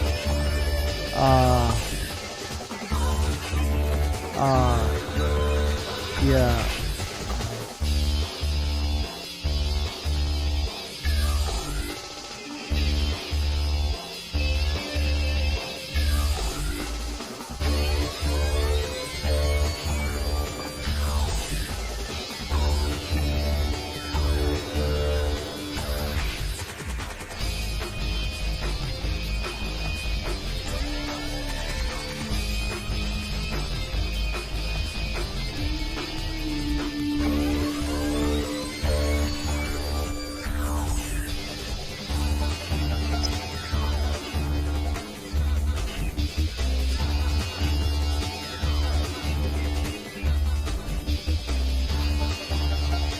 I gotta just make some commentary here.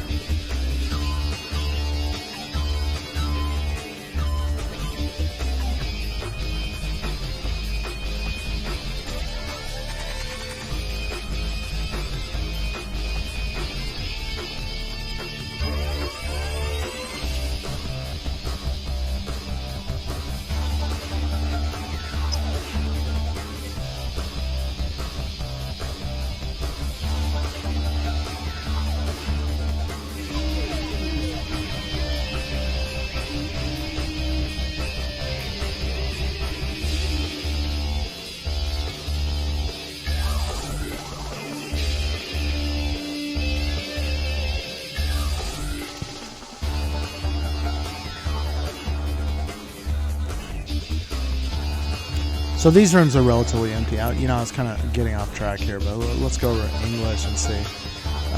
Select 220 out of 300 in room 657. Right. Let's see. Room 23. Yeah, it's hard to tell how many people are out here when you start typing room numbers because they fill up and.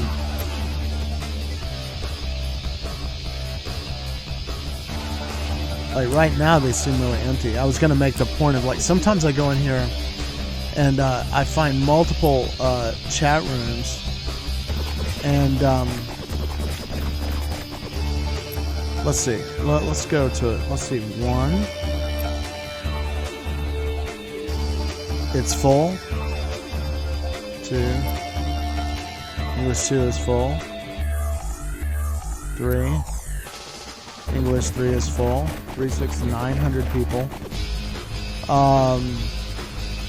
4. This one. 4 is 1,200 people. Right? If those rooms are all full, that's 1,200 people. At what? At 8 o'clock in the morning, Eastern Standard Time, and all the way to the West Coast, even earlier and earlier and earlier, to 4 hours earlier than 8 at in California, right? But English rooms, all the low number English rooms are full. So there's a lot of people out here.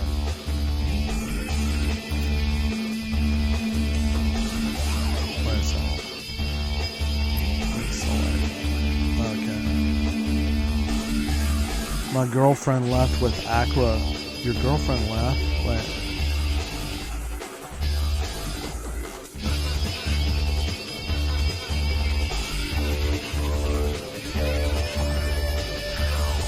You and your girlfriend can beat me, I think. Okay, so yeah, there's something like socializing going on, but in any event, yeah, I need to go back to live scene, and what I'm getting ready to do is just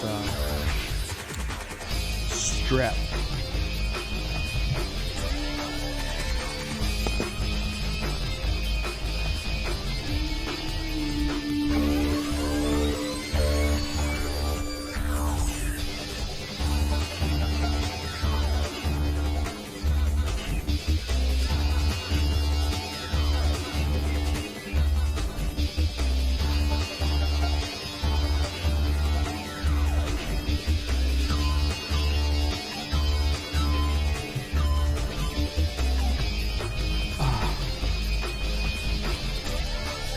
Oh my goodness.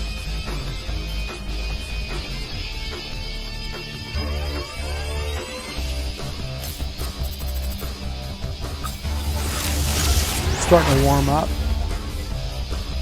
which is surprising because I'm drinking hot coffee. Usually hot coffee lowers it. Well, it does. It lowers the temperature in your shoulders. But I think, yeah, it's warming up generally in the vicinity.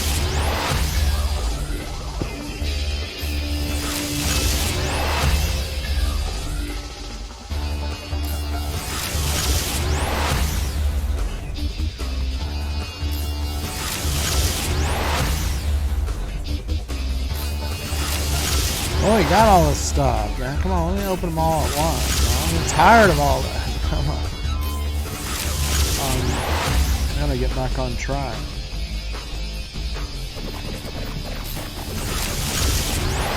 A lot of stuff I don't need, really. Well, maybe it'll be down the road. I'll start getting some more stuff. I was in a place where I could have bought a rocket mortar, but I was just like, am I ready for that? I don't know.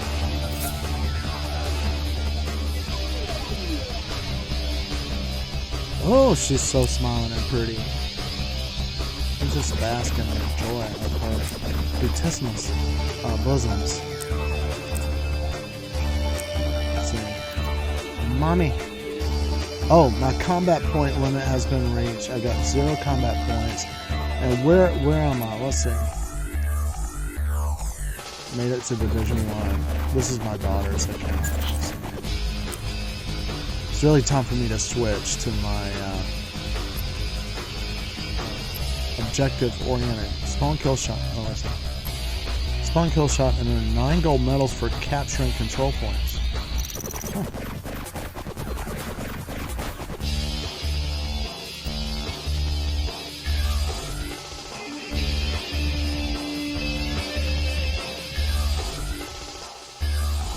Oh, here we go. MD, 20%. Let's see. Best in show. I got that. What? Become MVP as MD 5 times. Wow. This all started with my daughter. My daughter was. I was like, I cannot use MD. I just can't. Instant death. Every time I first started using it, it was like instant death, you know. And then my daughter was like, we have to heal. We were playing with the guy. And she was like, she loaded the MD into the hangar, and I was like, dude, I can't play that. She's like, no, we have to heal. We have to heal Nathan. I felt really ashamed, guilty. And so I started playing MD, and now I'm starting to build him up a little bit where he can do some stuff.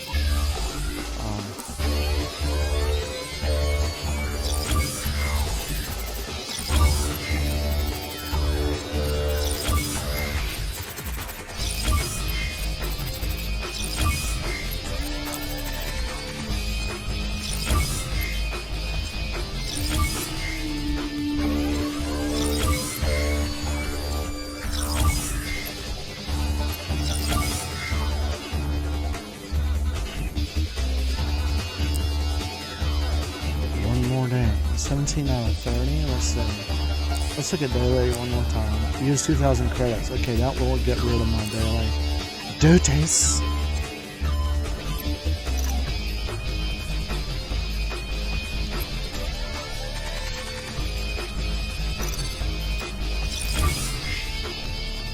Ooh, that got me some change right there.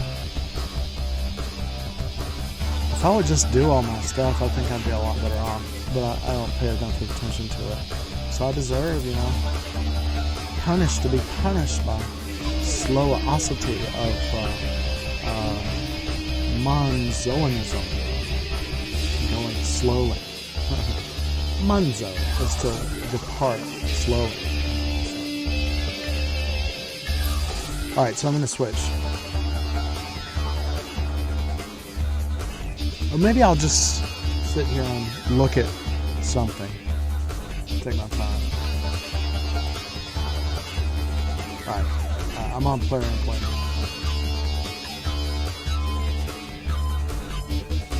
Switching my account from my daughter's over to mine. Okay, I'm switched.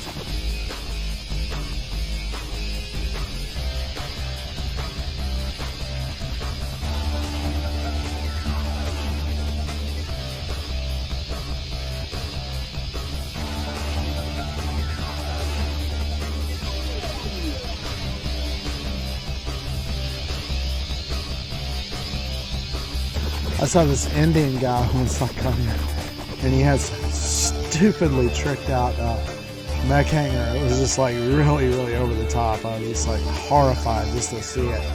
And he was like, yeah, we have this here if you'd like to buy it. $50. I was like, that's an idea. If you're in a real impoverished part of India and you just get people on the internet to build up your hangar to a stupid level, and then you sell it to Westerners. Do an online bank transfer or whatever.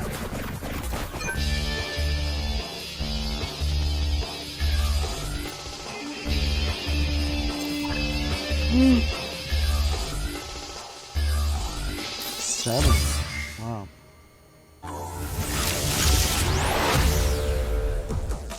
I need to get this back underway.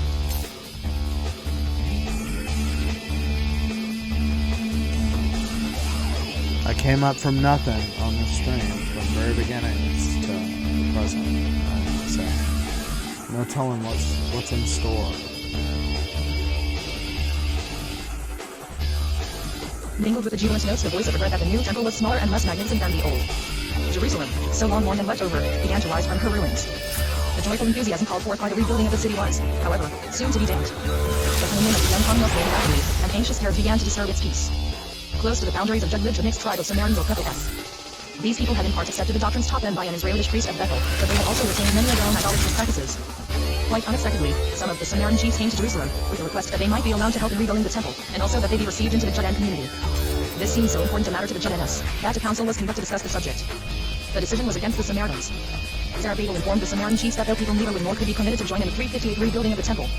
This decision was of great import for the entire future of the new Commonwealth. From that day, the Samaritans began to develop a hostile spirit against the Judeans, which seemed to show that they had been less anxious to take part in the temple service than to enter the community and to obstruct the rebuilding of the temple. On the one hand, they tried to make those Judeans with whom they came in contact lukewarm towards the project of building the temple, and, on the other, they persuaded Persian officials to interfere with its execution, so that the work ceased for fully 15 years. Again, the Jews found themselves suffering evils similar to those which they had experienced after their first entry into Canaan. The neighboring tribes envied them their strip of land, and all sides they encountered hostility. They were powerless to defend themselves, for they lacked the means for carrying on war. In these untoward circumstances, the members of the community gave their first thought to themselves, and not to the general welfare. The richest and most distinguished persons built large and splendid houses. That was a bad omission. Building materials designed for the temple. To not say anything about the Samaritans' position and portray them that way. There was hardly sufficient to satisfy the hunger of the people, and to clothe them, and whoever earned money put it into a purse full of holes. Still worse was the moral deterioration caused by this physical distress. The people did not relapse into idolatry. They were radically cured of that evil. But selfishness gained the upper hand, and the members of the community often treated one another most harshly. This state of things contrasted sadly with the newborn hopes of the people, and damped the courage of some even of the nobler spirits. The death of Cambyses 521, and the succession 359 of Darius, the third Persian king 521-485, led to a change favorable to Judd. Darius, differing from his predecessor, was, like Cyrus, a mild and generous ruler. Alright, am I ready And the to apocryphal go? tradition tells us that Zerubbabel went to Persia and found favor in the eyes of Darius on account of his wisdom. As a proof of his favor, Darius sent Zerubbabel back to Jerusalem with permission to rebuild the temple at the king's expense. But, in reality, the task was not so easily accomplished. When the death of Cambyses put an end to the wars which had been disturbing the peace of neighboring provinces, Zerubbabel and Joshua intended doubtless to proceed with the building. But the people, that is to say, the heads of families, exclaimed, the time has not yet come to rebuild the temple. It required the fiery enthusiasm of the prophets Haggai and Zechariah to set the work in motion. These prophets harangued the people frequently during several successive months from Elul to Kislev 520, encouraging and rebuking and, at the same time, prophesying a glorious future. At last they roused the people to recommence their work. In 4 years 519-516, the building was finished, and the sanctuary was consecrated, amid great rejoicing, just before the feast of Passover.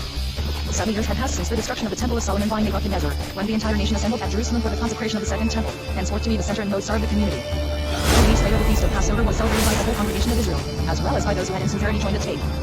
However, although the young community was imbued with the spirits of the law and of the prophets, and although the people anxiously strove for unity, there arose differences of opinion not easy to smooth over, and liable to produce friction. The people had two leaders, Zerubbabel, 360 of the royal house of David, and Joshua, the high priest, of Aaronite descent. One was at the head of the secular, the other, of the spiritual power. It was impossible to prevent the one power from occasionally encroaching upon the jurisdiction of the other. A circumstance in Zerubbabel's favor was the people's allegiance to the royal house of David, and he was a living reminder of a glorious past, and a pledge for an equally brilliant future, as foretold by the prophets. The prophet Haggai had called him the chosen favorite of God, his precious signet ring. But this in itself was an obstacle. It gave the enemies of the Judeans the opportunity to charge the community with the purpose of proclaiming him as the successor of David to the throne. On the other hand, the prophet Zechariah had proclaimed that the high priest Joshua should wear the crown, ascend the throne, and effect the realization of the messianic hopes. In this way he gave the preference to the high priest, reducing tension and divisions. Peace could only be restored by the withdrawal of one of the two leaders. Their joint rule could not fail to be the occasion of excitement and irritation. The choice had to be made between the two, and Zerubbabel was obliged to give way, the high priest being more necessary than the king's son. It is probable that Zerubbabel left Jerusalem and returned to Babylon, and thus the house of David retreated into the background. After Zerubbabel's withdrawal, the leadership of the community was put into the hands of the high priest Joshua, and after his death into those of his son Jehoiakim. Was this change desirable? True, no evil is reported of the first two high priests, nor do they seem to have done anything specially praiseworthy towards uplifting and strengthening the community. Oh. The Supreme command over the people does not seem to have been given to the high priest, but to have been vested in a governor or 361 administrator picture, appointed over either by the Persian kings or by the satraps of Syria and Egyptian. This official does not appear to have lived in Jerusalem, but to have visited the city from time to time, wearing, seated on the throne, he heard and decided disputes, but not infrequently that caused dissensions and aggravated existing bad feelings, in order to raise complaints against the Judeans. For, as some Judeans nourished the hope, held out by the prophets, Slow that he reaction might become a mighty power, to whom kings and nations would bow, the suspicion that the people were plotting a defection from Persia was not removed with the retirement of Zerubbabel. Accusations on the ground commenced directly after the death of Darius, and the reign of his successor, Xerxes Ahasuerus, 485-464. The enemies of the Judeans, particularly the Samaritans, did not fail to draw the governor's attention to the disloyalty of the Judeans, and thus caused unfavorable decrees to be issued against them at courts. Added to this, the successive governors tried to oppress the landowners by excessive demands. The position of the Judeans in their own country, which they had entered with such glorious hope, grew worse and worse in the second and third generations. In order to free themselves, on the one side at least, from these constant troubles, the most distinguished Judean families took a step that led in the end to mischievous complications. They approached the neighboring peoples, or received the advances of the latter, in a friendly spirit, and as a proof of the sincerity of their feelings, they began to form connections by marriage. As in the days when the Israelites first occupied the land of Canaan, in the time of the judges, the necessity for friendly intercourse with neighboring tribes led to mixed marriages, so during the second occupation of Palestine by the Israelites, similar relations led to similar results. But the circumstances 362 differed, inasmuch as the Canaanites, Hittites, and other original dwellers in the land practiced abominable idolatry, and infected the Israelites with their vicious customs, while the new neighbors of the Judean commonwealth, particularly the Samaritans, had bidden of idolatry, and were longing earnestly and sincerely to take part in the divine service at Jerusalem. They were, in fact, proselytes to the religion of God, and were always to be sternly repulsed. The principal Judean families determined to admit the foreigners into the community, and the high priest, of that time, Eber-Chiblekamot, the son of Eliashib, was ready to carry these wishes into effect. Marriages were therefore contracted with the Samaritans and other neighboring people, and even some members of the family of the high priest formed such connections. The leader of the Samaritans at that time was Sanballat, a man of undaunted strength of will and energy of action, clever, cunning, audacious, and persevering. He was an honest proselyte, who believed in the God of Israel, and desired to worship in his temple. But he determined, as it were, to take by storm the kingdom of heaven.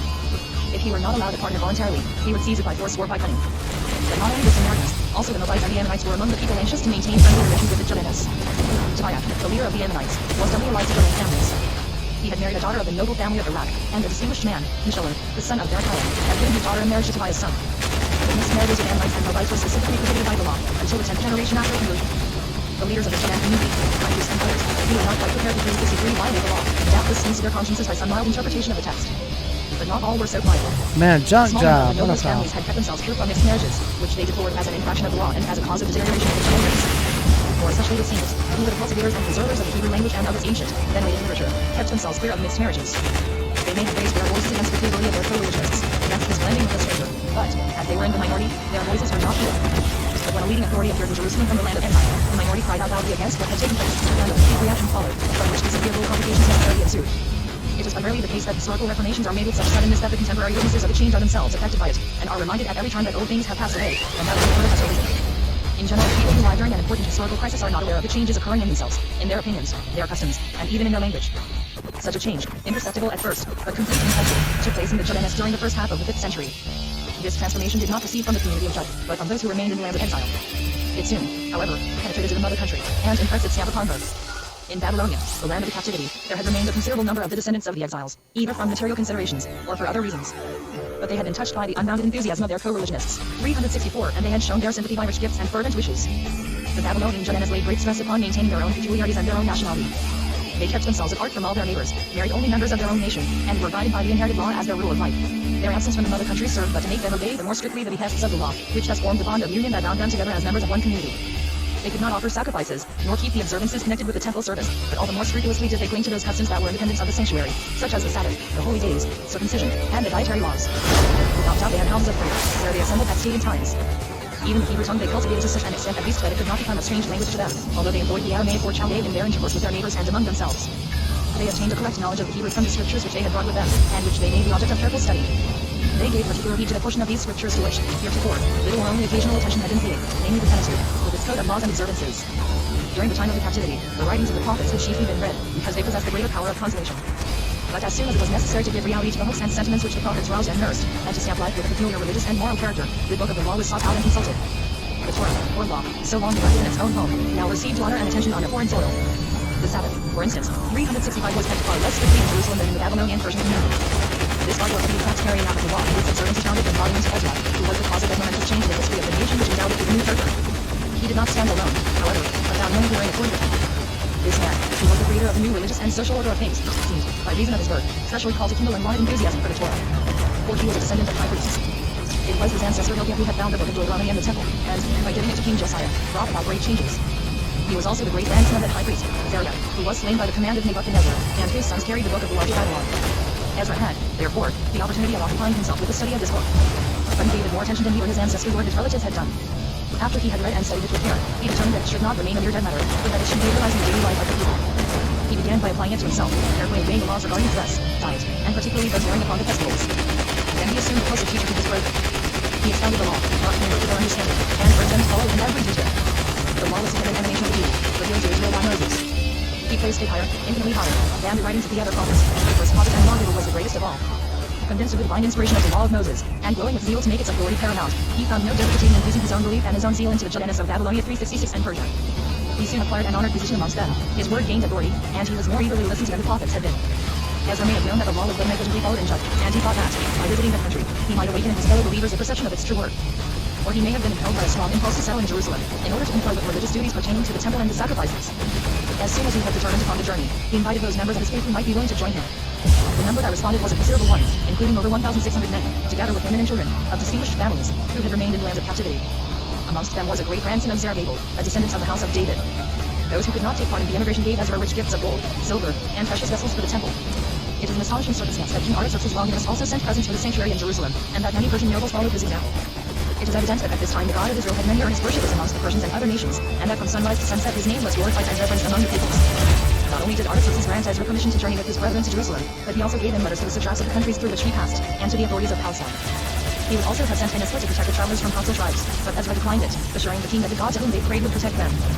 The arrival of Ezra with his numerous companions must have caused much surprise in Jerusalem 459-458. They came provided with letters from the king, laden with gifts, and imbued with enthusiastic 367 feelings. Without doubt, Ezra's name as an instructor and expounders of the law had already penetrated as far as Judah, and he was received with every mark of consideration. No sooner had he assumed the ecclesiastical function, than the men of strong convictions who conducted intermarriages with the surrounding peoples brought their complaints before him. Ezra was dismayed when he heard of these occurrences. The representatives of the people and of the temple had, in contempt of the law, connected themselves with the heathen. Ezra held this to be a terrible sin. For the Judean or Israelitish race was in his eyes unholy one, and suffered desecration by mingling with foreign tribes, even though they had endured idolatry. According to Ezra's reading of the law, heathens who had accepted the law might enter into the community. They were, however, not to be put upon a footing of equality with Israelites by birth, but were treated as a group apart. The Gibeonites, in former days the slaves of the temple, who had accepted the Israelitish doctrines more than 1,000 years before, were still kept distinct, and were not permitted to intermarry with the Israelites. And in Ezra's opinion, the new proselytes from the heathen nations were to be treated in a similar manner. The connection with them ought not to be of an intimate character. Such was Ezra's opinion, based, not on ancestral pride, but on religious and social grounds. Some do present here the end that the reception of proselytes or half-proselytes into the community of such elements as would not inside and proved in the furnace of suffering, as the seed of Abraham had been will give undue preponderance to the foreign element, and would destroy all the moral and religious advantages which the Judeans had acquired. This fear seized upon his whole soul. He rent his clothes, felt the hair from his head and beard, and refusing all nourishment, sat until the afternoon, sorrowing and desolately dismayed because of this danger which threatened the life of the nation. Then he entered the courts of the temple, and throwing himself upon his knees, he poured forth a confession full of deep contrition, lamenting that the people had not improved by their bitter experiences, but had relapsed into their former evil ways. His king felt enemies, uttered amid sobs and tears, powerfully affected the bystanders, men, women and children, who had been attracted by the sight of the kneeling sage. They burst into passionate weeping, as if their tears could obliterate the dark pages in their history. One of those present, Shechaniah, touched by sympathy, uttered a weighty suggestion: let us make a pilgrim to put away all the strange lies, and such as are born of them. Ezra seized upon the idea at once. He rose and demanded that the heads of the families, who were present on that occasion, swear before the sanctuary, and by their God, that they would repudiate their foreign lies and their children. That moment was to decide the fate of the Judean people. Ezra, and those who thought as he did, raised a wall of separation between the Judeans and the rest of the world. But this exclusiveness was not strictly in agreement with the letter of the law, for Ezra himself, with all his knowledge, was not able to point out any passage in the Torah, implying that mixed marriages were forbidden when contracted with those who acknowledged the God of Israel. Such members of the community as, in a moment of enthusiasm, had taken this vow, were now obliged to keep it.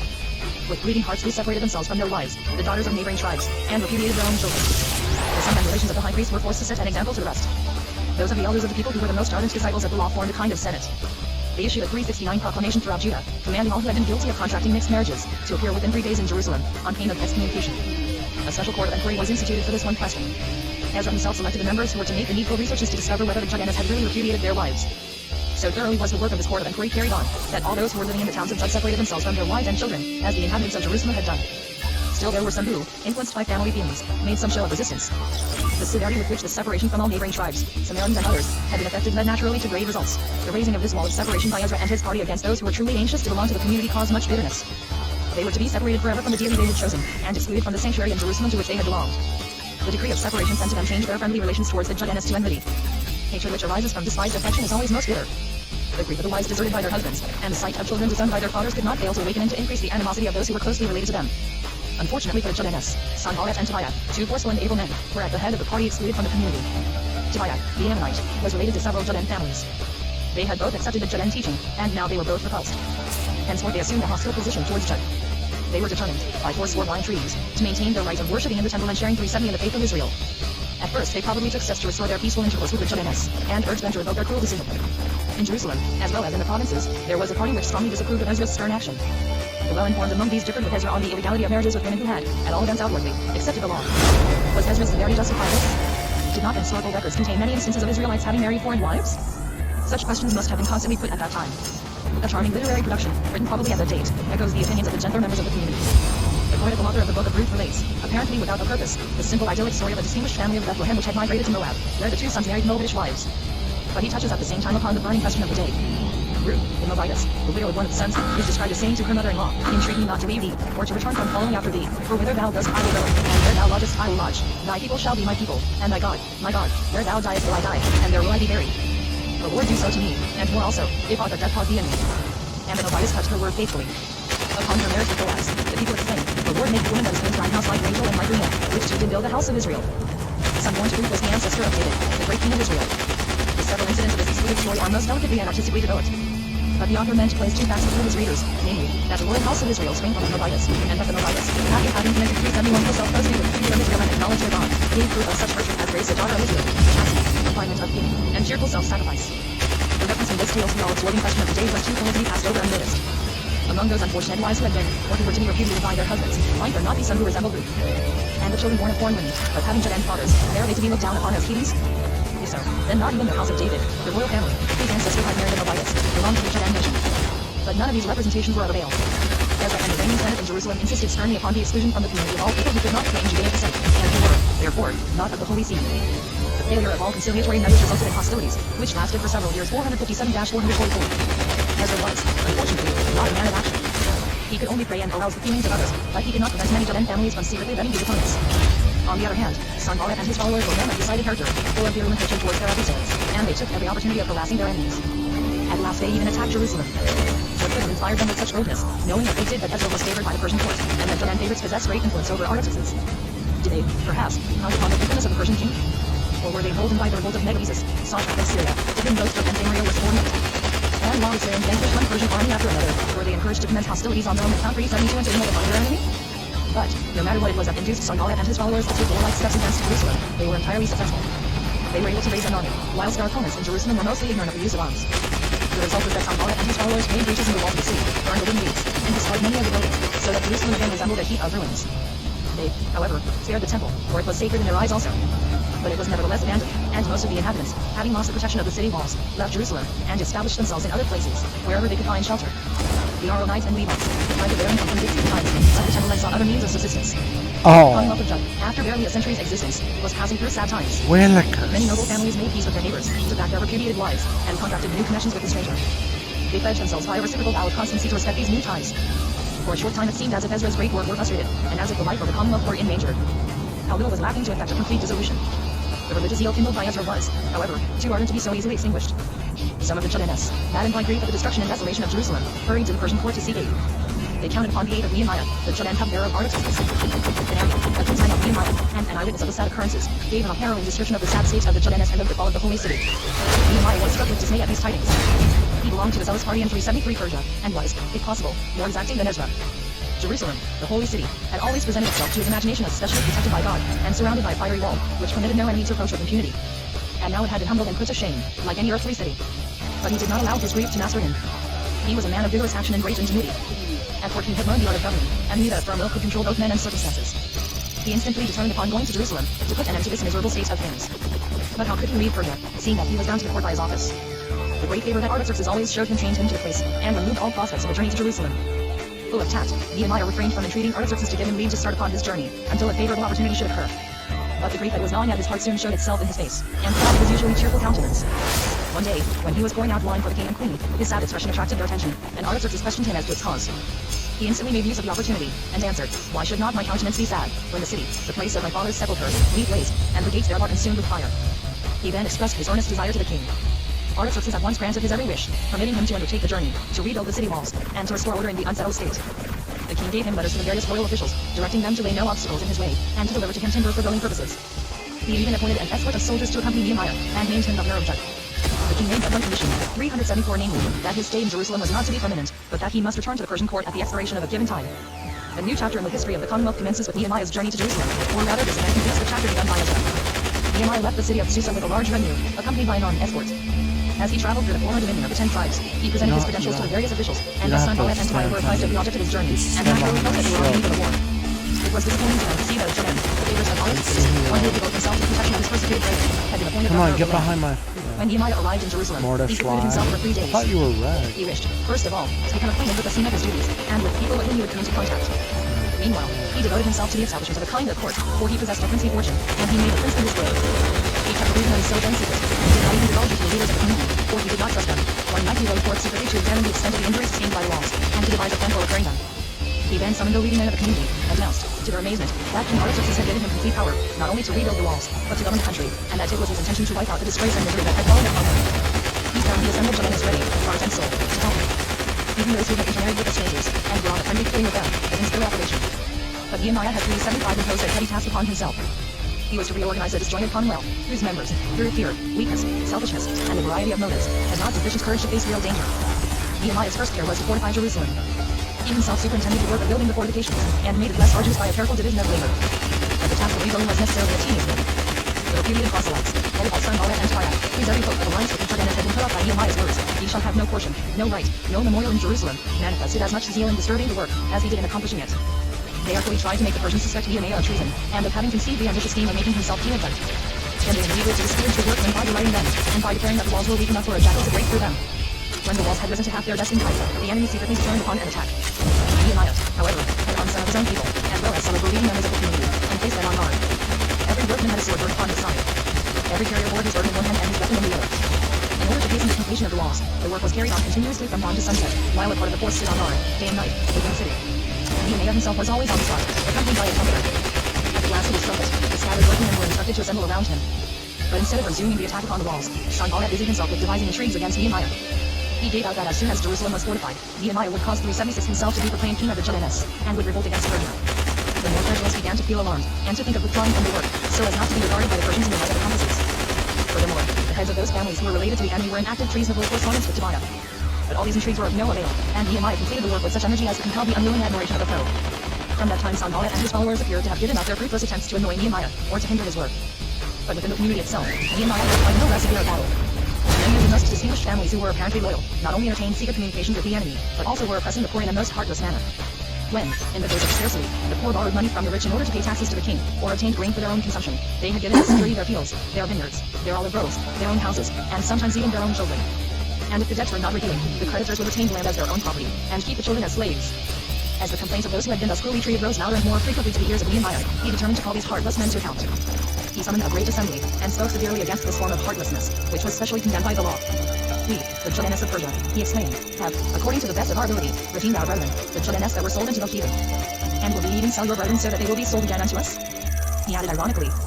So deep was the respect enjoyed by Nehemiah, so 377 heavy his opinion, and so ready were even the great and the rich to hearken to the admonitions of the law, that they promised forthwith not only to release the enslaved persons, but also to restore the houses, fields and gardens to their owners and to cancel their debts.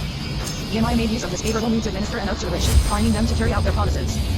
This was an important victory gained by the law, through its representative, Nehemiah, over selfishness.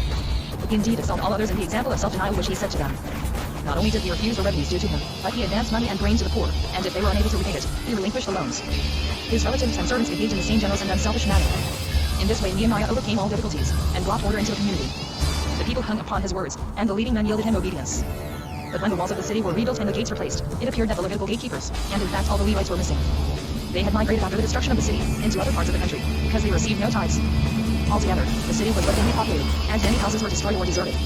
Jerusalem therefore had to be peopled again, and the temple furnished anew with attendants. It seemed that Nehemiah caused a proclamation to be issued to all those who had deserted Jerusalem in the time of its insecurity, and to those who had originally settled in the provincial towns, inviting them to take up their permanent abode in the capital.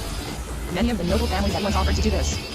But as the number of these was too small to repeople Jerusalem, it was determined that a tenth part of the population of her rural districts be called upon to I'm having trouble with my keyboard, I don't know. Maybe the battery? Nehemiah, however, did not think everyone worthy of becoming a citizen of the holy city, least of all those born of miscarriages. He carefully went through the register of Janus who had returned from Babylonia, examining See the that, pedigree of each that separate jumping?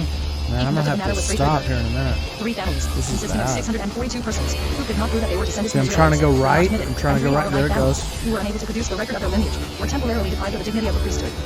As soon as Nehemiah had fortified Jerusalem, and found means to provide a population for it, giving the community a center and forming the people into a compact body, he sought to breed into this body the living soul of the law. But for this purpose he required the aid of the scribes. Ezra, who had been thrown into the background by the great activity of Nehemiah, now reappeared upon the scene. On the festival celebrated on the first day of the 7th month, Ezra assembled all the people, even those who dwelt in the country. They gathered themselves together as one man into the open place which is before the water gate in Jerusalem. Here an elevated stand of wood was erected, upon which Ezra stood to read the law. Everything was calculated to produce a solemn and imposing effect. The assembly was a numerous one. It consisted not only of men, but also of women, and of children who were old enough to understand what they heard. When Ezra unrolled the book of the law, all the people arose, and when he opened the services by reciting a blessing, they lifted up their hands, responding, in a loud voice, Amen. Then Ezra began to read a section of the Torah with an impressive voice, and all present listened intently. There were some, indeed, unable to follow the reading, but the Levites added a short and clear 379 explanation, so that even the most ignorant could understand. The people were deeply moved by what they heard, and burst into tears. Probably they heard for the first time that portion of Deuteronomy in which are announced the fearful punishments consequent upon disregard of the law. And the conscience-stricken people felt themselves unworthy of the divine love, and were overwhelmed with grief. Some time elapsed before Ezra and the priests could restore tranquility to the excited multitude. But at length they were quieted, and proceeded to celebrate the festival in an exalted mood. It was the first time that the people had taken the book of the law into their hearts, and that they had felt it to be an integral part of their existence, and themselves to be its guardians. The change which had begun during the time of the Babylonian exile was now completed. What the prophets had commenced, the scribes ended. It is remarkable that so important an assembly should have met, not at the temple itself, but in its immediate vicinity, and that the high priest should have taken no part in it. The sanctuary, with the altar and the vessels for sacrifice, was, to a certain extent, thrown into the background. Though a priest, Ezra unconsciously led the way to a separation between the law and the temple, that is to say, the subordination of the priesthood to the scriptures. The people became so enamored of the law, for which they had cared but little previously, that they were anxious to hear more of it. The heads of the community, whose ancestors had obstinately rejected the teaching of the prophets, and had seemed utterly incapable of reformation, repaired to Ezra, on the next day, and begged of him to continue his reading of the Pentateuch. Ezra thereupon read the portion concerning the festivals that were to be celebrated during the 7th month. In obedience to the injunctions contained therein, the leading men caused heralds to 380 proclaim that all the people were to bring branches of olive trees, myrtles, and palms from the neighboring mountains. I was hitting in the it, direction of and it was not. The people executed this order with alacrity, and celebrated the festival of tabernacles in a brighter mood than they had ever done before. During the 8 days of this festival, a portion of the law was read daily, and from that time the reading of the law became a permanent feature in the divine service. Ezra and Nehemiah were anxious to avail themselves of this religious fervor in a way to influence those who still lived with their foreign wives to repudiate them of their own free will. For this purpose a penitential day was appointed. All the people appeared fasting, in mourning, and with ashes upon their heads. The portion of the law forbidding intermarriage with Ammonites and Moabites was read and expounded. Then a general acknowledgement of sin, in the name of the people, was recited by the Levites. The desired effect was attained. The Israelites separated from their foreign wives, and sundered their connection with the Samaritans and all of doubtful descent. Ezra and Nehemiah now induced them to make a solemn covenant that they would in future respect the teaching of the law, and not relapse into their old errors and shortcomings. From that day forward the whole community was to live according to the law of Moses. Men, women, and children, the temple servants, and even the proselytes, who clung faithfully to the Janus, took the oath that was required of them. They swore not to give their daughters in marriage to foreigners, and not to marry daughters of foreign tribes. This matter was looked upon by Ezra and Nehemiah as one of peculiar importance, and, therefore, the first place was given to it. They also swore to observe the Sabbath and the holidays, to let the fields lie fallow every 7th year, and, during that year, to remit all debts.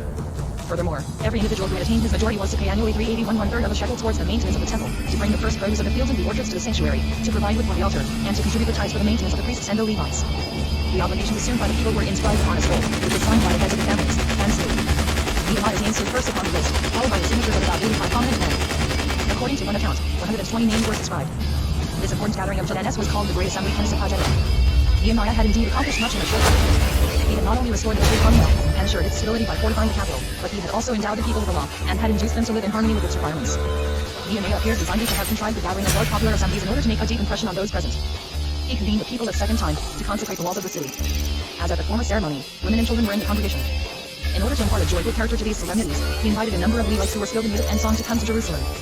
2 divisions of the people, starting from the same point, marched, in opposite directions, round the walls, and met to the temple. At the head of each division, a choir of Levites sang hymns of praise, each being accompanied by a band of musicians. Ezra followed one choir, and Nehemiah the other, each of them heading an immense concourse of people. In this way the 2 processions passed slowly round the walls of the city. Far into the distance sounded the joyous notes of the cymbals, harps and trumpets, whilst the songs bursting from the 382 lips of the Levites echoed and from the mountains. After the day of mourning and atonement followed a day of universal joy and gladness. This festival of dedication, we are told, lasted 8 days, and took place 2 years and 4 months after the commencement of Nehemiah's work 442. In order to establish the community to whom he had given new life, Nehemiah sought able, worthy and conscientious officers. It seems that it was he who divided the country into small districts for and placed over each an officer to manage its affairs and to maintain order. To the north of the temple, Nehemiah built a citadel, which he fortified strongly, so that in case of necessity it might prove a defense for the sanctuary. This fortress was called Hira. He appointed a faithful and God-fearing man, Hananiah, as commander.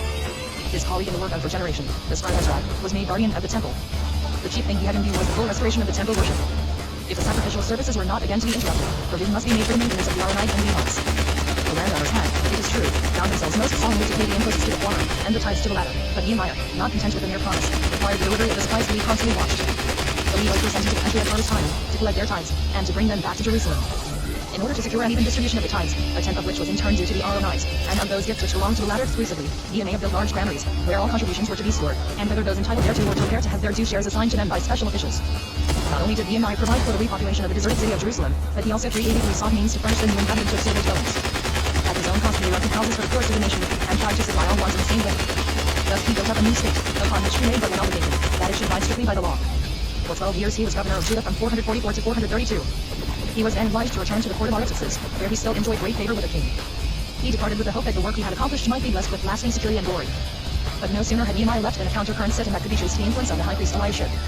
The first retrograde step was taken when Eliashib held friendly communication with the Samaritans and the offspring of mixed marriages, in violation of the decision of the Great Assembly. As an earnest of this friendship, a member of the priest's household, named Manasseh, married Nicaso, the daughter of Sanballat. Others, who had been secretly dissatisfied with Nehemiah's strict bond of separation, now followed the example of the priestly house. An entire change took place. Tobiah, the second great family of Nehemiah, was allowed to return unmolested to Jerusalem, and a large court in the outer temple was actually assigned to him. This sudden change, which allowed what had recently been strictly forbidden, produced a general disintegration. The people as a body was so outraged by the actions of the high priest and his party that it openly showed its contempt for them. The landowners, moreover, left off paying tithes and imposts for the support of the priesthood, and thus the innocent Levites also lost their income. To avoid starvation they were compelled to leave the temple and the city. The contributions for the sacrificial services ceased, and to prevent the altar from 384 being entirely neglected, the priests in charge offered up disease, lame, blind or unsightly animals. Many Judeans were so utterly disgusted at the behavior of the priests that they turned their backs upon the sanctuary and the affairs of the community, pursuing their own interests, and this not rarely at the expense of justice, and of all that they had sworn to uphold. When this class grew prosperous, the truly pious people, who were struggling with poverty, became utterly confused in their ideas of right and wrong, and exclaimed, "It is vain to serve God, and what profit is it that we have kept his charge? Everyone that doeth evil is good in the sight of the Lord, and he delighteth in them." But worse than all else was the discord which prevailed in the Judean community, and which even divided families. Though he be pronounced right and lawful, father did not even his son. One accepted the stern practice, the other the lax, and thus disputes arose in each household. To carry out these lamentable occurrences, the more pious, who would not allow themselves to be shaken in their convictions, met and discussed a plan of action. They turned with hope and longing towards Nehemiah, who was still at the fort of Artaxerxes. If he would but return to Jerusalem, he could, with one blow, put an end to this miserable state of confusion, and restore peace, unity, and strength to the city. At this propitious moment a God-fearing man suddenly appeared on the scene. He belonged to the party that was incensed at the behavior of the high priest and his followers, and he undertook to chastise the wicked, and to reanimate the waning courage of the good. This man, full of the good work, and moved by the prophetic spirit, was now become the last of the prophets. Worthily did he close a long list of godly men who had succeeded each other for 4 centuries. Now he announced to his dejected and despairing brethren the speedy arrival of the 385 messenger of the covenant, whom many delighted in, and who would bring better days with him. The prophet counseled the people not to omit paying the tithes on account of the evil doing of some of the priests, but to bring them all, as in former days, into the storehouses. Malachi, and the early prophets, proclaimed that in the distant future a great and awful day would dawn, when the difference between the pious and the wicked would be made clear. Before the coming of that last day God would send his prophet Elijah, and he would reconcile the father to the son. He bade them remember and take to heart the law of Moses, with its statutes and its judgments, which had been given to them on Mount Horeb. With these words, the voice of prophecy was hushed. The written law, which had been made accessible to many through the zeal of Ezra, and which had found a body of exponents, rendered the continuance of prophetic utterances unnecessary. The scribe took the place of the seer, and the reading of the law, even to large assemblies or in houses of prayer, was substituted for prophetic revelation. Did Nehemiah at the court of Persia have any idea of the yearning for his presence that existed at this very moment in Jerusalem? Had he any knowledge that Malachi's belief in better days rested upon the hope of his return? It is impossible to say, but, at all events, he suddenly appeared in Jerusalem, between the years 430 and 424, having again obtained the king's permission to return to his spiritual home, and soon after his arrival he became, in the words of the prophet, like the refiner's fire, and like the fuller's lye. He cleansed the community of its impure elements. He began by selling the Ammonite Tobiah from the place which had been given to him by his priestly relative, Eliashib, and by dismissing the latter from his office. He then assembled the heads of the community, 386, and reproached them bitterly with having caused the Levites to desert the temple, by neglecting to collect the tithes. A summons from Nehemiah was enough to induce the landed proprietors to perform their neglected duties, and to cause the Levites to return to their service in the temple. The charge of the collected tithes and their just distribution he placed under the care of 4 conscientious Judeans, one of his devoted followers. He restored the divine service to its former solemnity, and dismissed the unworthy priests. A most important work in the eyes of Nehemiah was the dissolution of the mixed marriages which had again been contracted. Here he came in direct conflict with the high priestly house. Manasseh, a son or relation of the high priest Joiada, refused to separate himself from his Samaritan wife, Nicaso, Sanballat's daughter, and Nehemiah possessed sufficient firmness to banish him from the country. Many other Aaronites and Judeans who would not obey Nehemiah's commands were also sent into exile. After peace and order had been restored in the capital, Nehemiah tried to abolish the abuses which had found their way into the provinces. Where the Judeans lived in close proximity to foreign tribes, such as the Ashdodites, Ammonites, Moabites, or Samaritans, mixed marriages that led to almost entire ignorance of the Hebrew tongue, for the children of these marriages generally spoke the language of their mothers. This aroused Nehemiah's anger and stimulated his energy. He remonstrated with the Judean fathers, he even cursed them, and finally caused the refractory to be punished. By such persistent activity he was able to accomplish the dissolution of the mixed marriages, and the preservation of the Hebrew tongue. Nehemiah next introduced the strict observance of the Sabbath, which had been negligently observed hitherto. The law had certainly forbidden all labor on that day, but it had not defined what really was 387 to be considered as labor. At all events, the Judeans who lived in the provinces were ignorant on that point, for on the Sabbath they pressed the wine, loaded their beasts of burden with corn, horses, pigs, and drove them to market into the city of Jerusalem. As soon as Nehemiah discovered that the Sabbath was treated like an ordinary weekday, he assembled the country people, and explained that they were sinning against God's law, and they listened to him, and followed his injunctions. But he had a more difficult task in abolishing an old established custom. Tyrian merchants were in the habit of appearing in Jerusalem on the Sabbath day, bringing fish fresh from the sea, and they found ready customers. But Nehemiah ordered that henceforth all the gates should be closed on the Sabbath eve, so that no merchant could enter the city. These ordinances were strictly enforced, and from that time the Sabbath was rigorously observed. The strict observance of the law, enjoined by Ezra, was insisted upon by Nehemiah. He built a wall of separation between Judeans and Gentiles so securely that it was impossible to break through it. The Judeans who were discontented with this separation and the severity of the law were obliged to leave the Judean community and form a sect of their own. Nehemiah himself probably lived to see the formation of the first sect among Jews, and as he himself might virtually be held responsible for it, he thought it necessary to justify his proceedings, and to set forth his own meritorious part in raising the fallen community. He composed a kind of memoir, in which he related what he had achieved in his first and second visits to Jerusalem. At intervals he inserted the prayer that God would remember him for what he had done for the people and for his services in behalf of the sanctuary of its preservation. It was a kind of self-justification written in his old age, and his name has remained eternally in the 388 remembrance of a grateful people. To him and to Ezra, the creators of that spiritual time protesting between the irresistible force in the Jewish world, great and posterity has attributed all beneficial institutions to his origin as unknown. 389. Chapter SF. The Suffragage. Enmity of the Samaritans against the Judeans. The temple on Mount Gerizim. The high priest Manasseh. The mixed language of the Samaritans. Their veneration for the law of Moses. Judaism loses its national meaning. The Jubilee and sabbatical year. Almsgiving. Council of 70. Unitarian churches. The schools and the suffering. Observance of the ceremonies. The prayers. The future life. The Judeans of their 52nd in III. Their banishment to the Caspian Sea. The man Joshua intended for the office of high priest. The Bullets. The writings of the period. The Greeks and Macedonians. Alexander the Great and the Judeans. Judah County, province of Syria. Struggles between Alexander's successors. Capture of Jerusalem by Ptolemy. Just added to the Legendary Egyptian kingdom. The Judean colonies in Egypt and Syria and the Greek colonies in Palestine. 420-300 BCE. Hatred which arises from rejected love is stronger and more vehement than the resulting from inscrutable antipathy, jealousy, disagreement. Sanballat, as well as his Samaritan followers and companions, out of preference for the God of Israel, had struggled to be received into the Judean community. The virulence of their enmity against Nehemiah, who had raised the Commonwealth from its declining state, was in reality an impetuous offer of love, by which they hoped to secure an intimate connection with Judah. But as they were repulsed again and again, this yearning love changed into burning hatred. When Sanballat, who thought he had attained his aim by his connection with the high priest's family, learned that the insult shown him in the banishment of his son-in-law Manasseh, because of that priest's marriage with his daughter, the measure of his wrath was full. He cunningly conceived the plan of disorganizing the Judean community, 395 with help of its own members. What if he were to raise a temple to God of Israel, to contest the supremacy of the one at Jerusalem? There were among his followers priests of the descendants of Aaron, who could legally conduct the service, as prescribed in the Torah, in the projected sanctuary. The dignity of high priest could fitly be assumed by his son-in-law Manasseh, and the other Aaronites who had been expelled from the temple could officiate with him.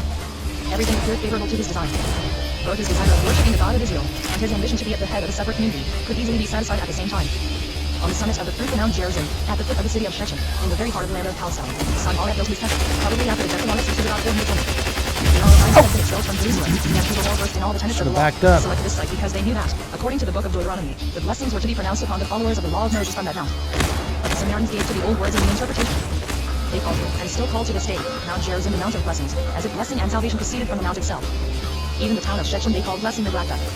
Sanballat, or the priests of his temple of Gerizim, declared that the disgrace of the Samaritans were not descendants of the exiles placed in that country by an Assyrian king, but that, on the contrary, they were true Israelites, a remnant of the 10 tribes, or of the tribes of Joseph and Ephraim. There may indeed have been amongst them some descendants of the families who, after the destruction of the kingdom of the 10 tribes, formed the same religion. But that the numerous Haphanes who 391 gathered round Sanballat, together with the Amorites and the Arabians, were descendants of Joseph and Ephraim and Israelites, was one of their ingenious and audacious visions which, by their very exaggeration, started heroes who were thoroughly convinced of their falsehood. Their language, however, betrayed their mixed origin. Because of the conglomeration of Aramaic and other foreign elements, so that it is to this day impossible to define its origin satisfactorily. But the venture was a successful one. The Samaritans had their temple, around which they gathered. 76,000 damage with a missile They rocket. incidentally opposed their Har-Gerizim, as they called their holy mount, to Mount Moriah. They interpreted the book of the law to suit themselves, making it appear that God had designed Mount Gerizim as a site for a sanctuary, and they proudly called themselves Israelites. Sanballat and his followers, intended on attracting a great many Judeans to their community, told them they could offer of houses and land, and in every way thought to support them. Those who had been guilty of crime in Judah or Jerusalem, and feared punishment were received with open arms by the Samaritans. Out of such elements a new semi-Judean community or sect was formed. Their home was in the somewhat limited district of Samaria, the center of which was either the city that gave its name to the province, or the town of Shechem. The members of the new community became an active, vigorous, intelligent people, as if Sanballat, the founder, had infused his spirit into them. In spite of its diminutive size, this sect has continued until the present day. The existence of the Samaritans, as a community, may really be considered a signal victory of the Judean faith, for it was their religion alone that kept so mixed a people together. It became the lodestar of their lives, and to it they remained faithful, in spite of adversity and 392 disaster. The Samaritans treated the Torah, brought to them by exiled priests, with as much reverence as the Judeans did, and regulated their religious and social life according to its requirements. But, in spite of this community of essential principles, the Judeans were not delighted with this accession to the ranks of their faith. Its first Judean sect caused them as much sorrow as those which, at a later period, grew up among them. The Samaritans were not only their most bitter foes, but actually denied to them the right of existence as a community. They declared that they alone were the descendants of Israel, disputing the sanctity of Jerusalem and its temple, and affirming that everything established by the Judean people was a mere counterfeit of the old Israelitish customs. The Samaritans were ever on the alert to introduce into their own country such improvements as were carried into effect in Judah, though, had it been in their power, they would have destroyed the nation which was their model. On the part of the Judeans, the hatred against their Samaritan neighbors was equally great. They spoke of them as the foolish people who lived in Shechem. The enmity between Jerusalem and Samaria that existed in the time of the two kingdoms blazed up anew. It no longer bore a political, but a religious character, and was therefore the more violent and intense. The existence of the Samaritan sect had, however, a stimulating effect upon the Judeans, as the latter continually came into collision with their opponents, and were obliged to listen to doctrines in the highest degree distasteful to them. They were forced to a careful study of the essence of their own belief. The Samaritans helped them to acquire self-knowledge. It was it that distinguished them, not only from the heathen world, but also from those neighbors who worshipped the one God, and acknowledged as authoritative the same revelation. 393 it was the thought that they possessed a peculiar creed, and the conception of Judaism gained clearness in their minds. Judaism no longer meant a nationality, but a religious conviction. The name Judean lost its racial meaning, and was applied to any adherent of the Jewish faith, be he a descendant of Judah or Benjamin, an Aaronite or a Levite. The two fundamental principles of this faith were the acknowledgement of the one God, and of the Torah, in which God reveals himself through the mediation of Moses. The reverence and love with which the sacred book came to be regarded after the days of Ezra and Nehemiah were as deep as had been the general indifference to it in earlier times. A wise man trusts the law, and the law is as true to him as the words of the truth giving you a new meaning. The Torah was looked upon as the quintessence of all wisdom, and was honored as such.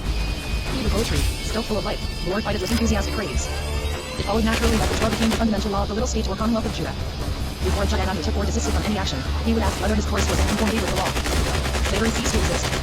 Even if a Judean wished to sell himself as a slave, he could not find a buyer. Therefore the year of Jubilee, intended as a year of release of slaves, became a superfluous institution. On the other hand, the sabbatical year was strictly kept. The death of the poor were then cancelled, and the fields were fallow. Probably the Judean favorites at the Persian court had already demanded that, in the sabbatical year, the taxes upon the produce of the fields be remitted.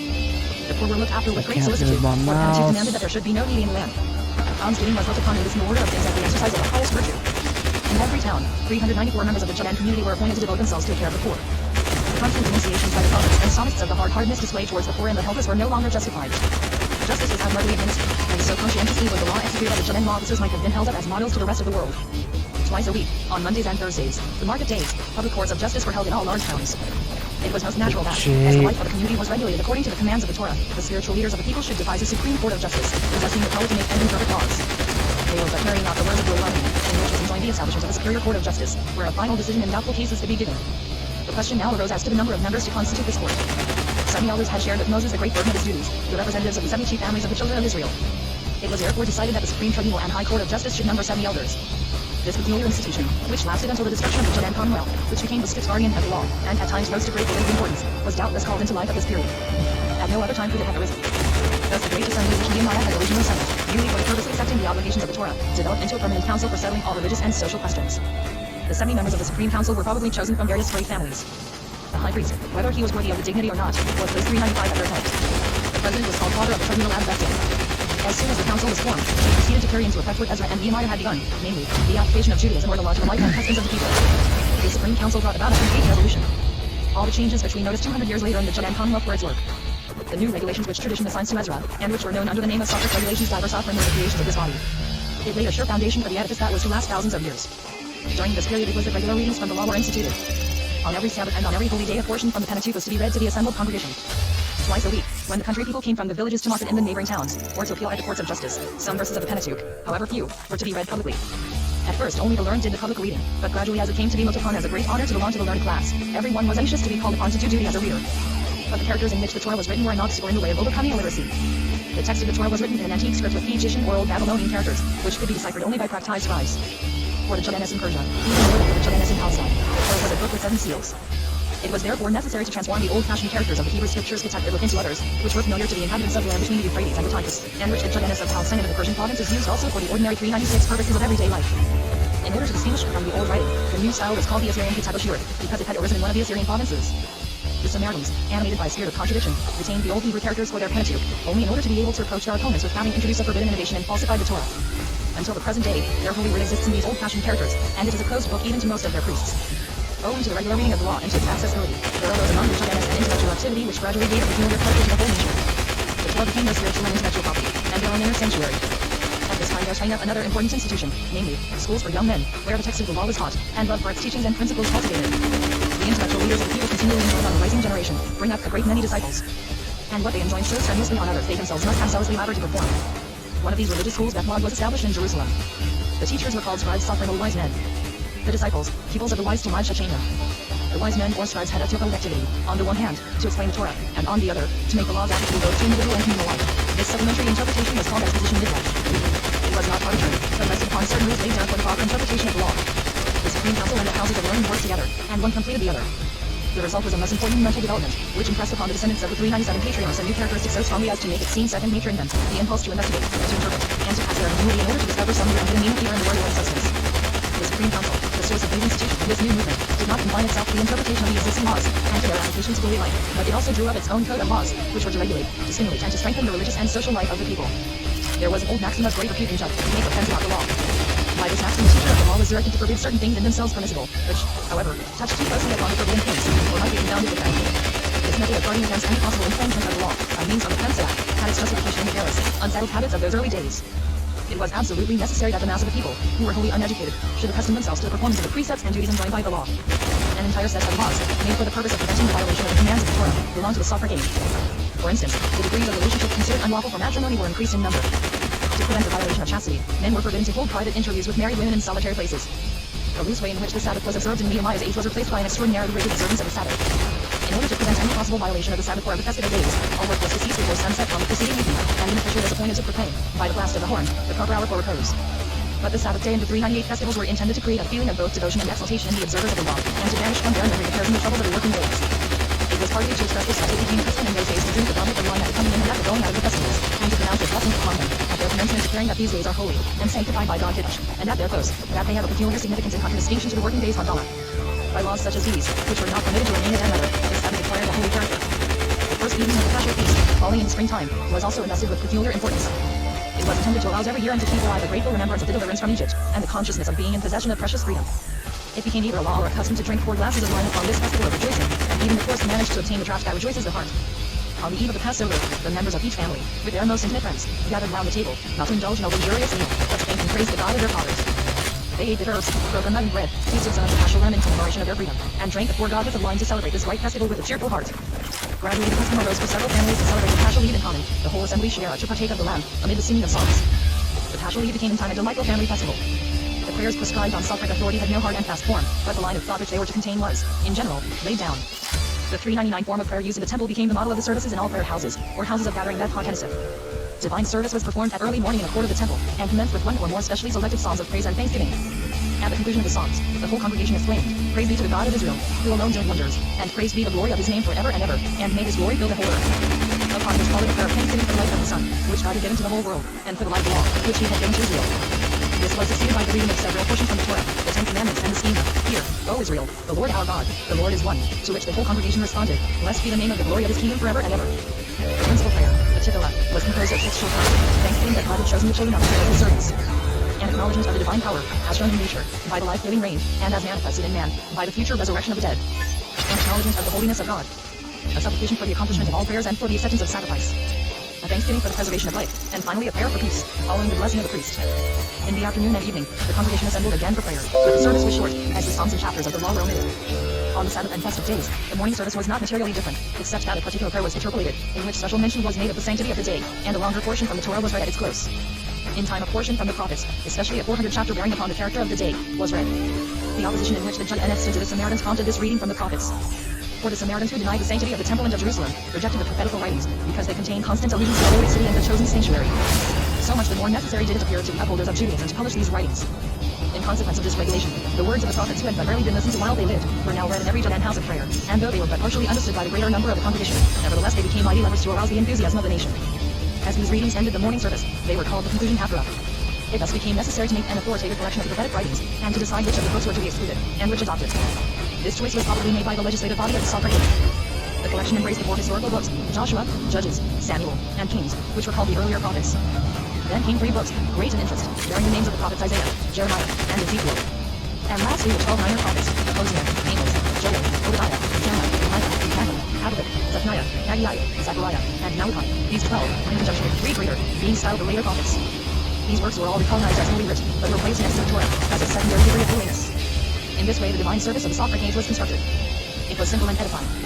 It contained nothing superfluous, disturbing or wearying, and it embodied the thought and spirits of those time-honored treasures, the writings of the prophets and 401 psalmists. It contained only one foreign element, the belief in the resurrection of the dead on the last day. With this exception, everything was taken from the pure string of the earliest teachings. The inhabitants of the country towns introduced in their own congregations an exact copy of the divine service as it was conducted in Jerusalem. They needed no urging to decide mandatory enactments. Thus in each town, houses of prayer synagogues, model were established, in which was introduced the order of prayer which is the groundwork of the divine service of the present day. Besides the prayers, sacrifices were offered up according to the letter of the law. These 2 forms of divine service were blended into one. They completed and helped one another. The spiritual service adapted itself to the sacrificial ceremonies. 3 times during the day, whilst the priests were offering up their sacrifices, the congregation assembled in prayer houses, whereas on the Sabbath and on festivals, when special sacrifices were offered up in the temple Korban Massah, the congregation assembled 4 times for prayer to Kohath Massah. But even the sacrificial service could not shut out the living word. It had to grow, as it were, more spiritual, and it became customary to sing the psalms at intervals between the offerings, because of the great influence which this sublime poetry possessed. There was, however, one very prominent feature connected with the temple and the sacrifices, which was opposed to the essentially spiritual tendency of the prophetic and Sabbath poetry. It was that which related to the laws concerning purity and impurity. The law of the Torah had certainly given very precise regulations on these matters. An unclean person could not bring offerings, or approach the sanctuary, or even taste consecrated food. There were many degrees of uncleanness, and the law prescribed how unclean persons might be purified. The last 402 act of purification always consisted in bathing in fresh running water. These laws would never have attained such far-reaching importance, involving every station in life, had it not been for the sojourn of the Judeans, during so many centuries, among the Persians, whose much more stringent purification laws were rigorously observed. The statutes concerning uncleanness, according to the Iranian Avesta of the Persians, whose priests were the Magi, were extremely strict, and the means adopted for purification revolting. Dwelling among the Magi, the Judeans absorbed much from them. The striking resemblance of many of their laws and customs to their own could not escape their observation, and they yielded to Magian influences. The fundamental conception of the deity, as of one incorporeal perfect God, was so family implanted in the heart of every Judean, that no one would allow himself to be influenced by the conception of the Persian god of light, Ahura Mazda or Must, however spiritual that conception might be. Their seers, full of penetration, speedily divined the error of the Iranian doctrine of acknowledging 2 great rival powers, the god of light and goodness, and the god of darkness and sin, Angro-Manias Arnon. They contrasted that doctrine with their own belief, that the God of Israel created light and darkness, good and evil. They denied that the world and mankind are being perpetually drawn in divergent directions by 2 rival powers, but are destined to live in peace and unity. The spiritual leaders of the Judeans in the Socratic age expressed this belief in one of the morning prayers. God is the creator of light and of darkness. He has created peace and has made everything. But although the Judeans resisted any alteration in their conception of the deity, still they could not prevent many of the ideas and customs of the Persians from gaining ground among the nation. They imagined that they were adding to the 403 glory of Godhead. In imitation of the Iranians, they surrounded him with myriads of obedient servants. The messengers of God, whom we read of in the Bible as executors of his will, became, after the pattern of Persian beliefs, heavenly creatures, endowed with peculiar characteristics and special individuality. The people pictured to themselves the divine throne, surrounded by a countless throng of heavenly beings, or angels, awaiting a sign to do the bidding of God. 1,000 times thousands served him, and myriad times myriads stood before him. Like the Persians, the Judeans called the angels of holy watchers Zarin Kadison. The angels received special names: Michael, Gabriel, the Strong, Raphael, Bahir, Uriah or Suriel, Madjoran, and others. As Fancy had changed the Azaris into angels, and given them a Hebrew character and Hebrew names, so also were the bad spirits, or devas, introduced among the Judeans. Satan was a copy of Angro-Manias, but he was not placed in juxtaposition to the God of Israel, for this would have been a denial of the fundamental doctrine of the Judeans. He, the Holy One, I am mighty and all-powerful, could not be limited, or in any way interfered with by one of his own creatures. Still the first step had been taken, and, in the course of time, Satan grew to be as strong and powerful as his Iranian prototype, and was endowed with a kingdom of darkness of his own, where he reigned as the supreme power of evil. Once created in the image of Angro-Manias, Satan had to be surrounded with a host of attendant demons or evil spirits Shilin, Maziki, Nel Shvala. One demon, as an adaptation of the Iranian deva names, was called Ashmedal. Another, by the name of Samael, was at the head of a troop of persecuting spirits. The angel of death Malikam Nabat, lying in ambush, ready to seize upon men's lives, was endowed with 1,000 eyes. These creatures of the imagination soon took firm hold of the Jewish 404 soul, and with them many usages resembling those of the Magi invaded the Jewish religion. And especially the laws of purification became more and more rigorous. It was also at that time that a new doctrine of retribution was developed in Judaism. According to the Iranian doctrine, the universe was divided into 2 great kingdoms, that of light and that of darkness. The pure, or worshippers of Ahura Mazda, were admitted into the region of light paradise, and the wicked, the followers of Angro-Manias, into the kingdom of darkness hell. After death, the soul remained during 3 days near the body it had tenanted. Then, according to its life upon earth, it was taken by the Azaris to paradise, or was drawn down by the days into hell. This idea of retribution after death was adopted by the Judeans. The Garden of Eden Eden, where the story of the creation placed the first human beings whilst they lived in a state of innocence, was transformed into paradise, and the valley of Hinnom Hinnom, in which, since the days of Ayaz, sacrifices of children had been offered up, gave the name to the newly created hell. In what way could such new beliefs have crept into the Judean faith? That is as little capable of demonstration as is the way in which the pores of the skin become impregnated with a disease that has poisoned the atmosphere. However, these views about angels and Satan with his attendant spirits, about paradise and hell, never obtained the dignity of fixed dogmas which it would be mortal sin to doubt, but on the contrary, during that time, and in all future time, their adoption or repudiation was left to the discretion of the individual. Only one belief emanating from the Iranian religion, that of the resurrection of the dead, became part of the spiritual life of the Judahists, until it grew a capacity of binding dogma. The Magi had taught and insisted upon this doctrine. They believed for a time that the reawakening of the dead would take place at a future day, when Kuraman will have conquered and destroyed his rival, when the god of darkness will have to give up the bodies of the pure men which he has stolen. The Judaism of the Sophic age adopted this vocal and inspiring doctrine all the more readily, as allusions still existed in the Judaic writings. The prophets had constantly made references to the day of the Last Judgment, and the scribes, inferring that the resurrection of the dead was meant, made it an article of faith amongst their people, and in a daily prayer, prayed with rendered to God for awakening the dead to life. At a later day, when the Judean nation was struggling with death, a seer, comforting the sufferers, said, "Many of those who are sleeping in dust will awake, some to eternal life, and some to disgrace and everlasting abhorrence." Daniel Z. 2. In this manner, a peculiar doctrine of retaliation, with a brilliant picture of the future, or of the next world Al-Haba, was evolved. A magical world unfolded itself to the eye, intoxicating the believer. He saw the time come when all discords of life would change into harmony, when all disappointments would vanish, when the pious, the faithful, and the just, who had suffered so much upon earth, would rise from their graves and enter on eternal life in innocence and purity. Even the sinners who had erred only from frivolity and weakness would be purified by penitence in hell, and would enjoy the pleasures of eternal life. But how was this resurrection to take place, and how was this beautiful new world to be organized? Imagination could not find an answer to such a question. Fervent faith and enthusiastic hope do not indulge in subtle inquiries. They are contented with giving the pious the comforting assurance that a just recompense is in store for us for them in the future life, and thus has waged the sorrows of an unhappy earthly existence. Although Judaism received the essence of this teaching from without, yet the power of enriching it, and of endowing it with the faculty of working immeasurable good came from within. The foreign origin of this belief becoming finally obliterated, it was considered as an original Judean doctrine. Only the Samaritans objected, for a considerable time, to the belief in the resurrection and to the idea of a future life. During this long period of nearly 200 years, how the Judean community established itself, and Judaism developed by the emulsion of its own doctrines and the adoption of foreign elements from the death of Nehemiah to the destruction of the Persian kingdom. We do not find a single personage mentioned who assisted in that great work, which was to outlive and defy the storms of the ages. Was it from excess of modesty that the spiritual leaders of the people, looking in the order of things that originated, veiled themselves in obscurity, in order to eliminate from their work every vestige of individualism? Or is it the ingratitude of posterity that has effaced these names? Or, again, were the members of the great council not sufficiently gifted or remarkable to merit any particular distinction, and was the community indebted for its vigor, and Judaism for its growth and development, entirely to the zeal of a whole community, in which every individual rule was completely ignored? Whatever was the cause, the astonishing fact remains, that of these long stretches of time that few details have become known to us. Either no annals were kept of the events of those years, or they have been lost. It is true there were no very remarkable events to describe, the activity of the Judean community being entirely restricted to its inward life. There was nothing which might have appeared of sufficient importance to be chronicled 407 for posterity. There was indeed but little for historian to write about. A stranger might perhaps have been struck by the changes which were gradually unfolding themselves, but to those who lived and worked in the community, what was there of a peculiar or extraordinary nature which might deserve to be perpetuated in history? The Judean people occupied themselves almost entirely with peaceful avocations. They understood but little of the use of arms. Perhaps not even enough to preserve their own territories against the attacks of their neighbors. The prophet Ezekiel had described what the condition of the Jews would be after their return from captivity.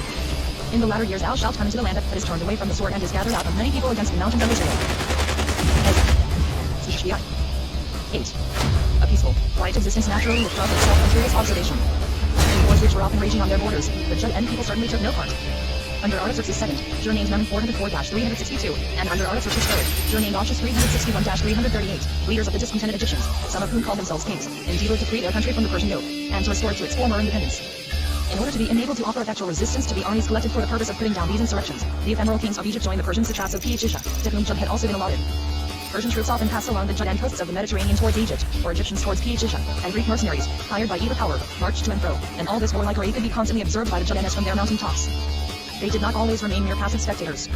For, though they 408 were not compelled to join the armies, they were certainly not exempt from various charges and tributes. The relation between the Judeans and the Persians was at the same time somewhat disturbed. The latter, influenced by foreign example, began to practice idolatry. The goddess of love, who, under the different names of Beltis, Ida, or Aphrodite, was constantly brought under the notice of the Persians, exercised a fascinating power over them. The victories they had achieved and the riches they had acquired inclined them to sensual pleasures, and they were easily impelled by the goddess, and induced to serve and worship her. As soon as they had adopted this new deity, they gave her a Persian name, Anahita, Goddess, and included her in their mythology. Artaxerxes' second sanctioned her worship, and the images of her placed everywhere in his great kingdom, in the three principal cities, Babylon, Susa, and Ecbatana, as well as in Damascus, Sars, and in all the towns of Persia and Bactria. Through this innovation, Persian religion sustained a double meaning. The strange deity was admitted, and his worship introduced. Thus the spiritual link which had bound the Persians to the followers of Judaism mere common forms of idolatry is broken. No longer was pure incense offered to the incorporeal god of the Judeans. Having compelled his own people to bow down to this newly adopted goddess of love, Artaxerxes tried, as it appears, to force her worship upon the Judeans.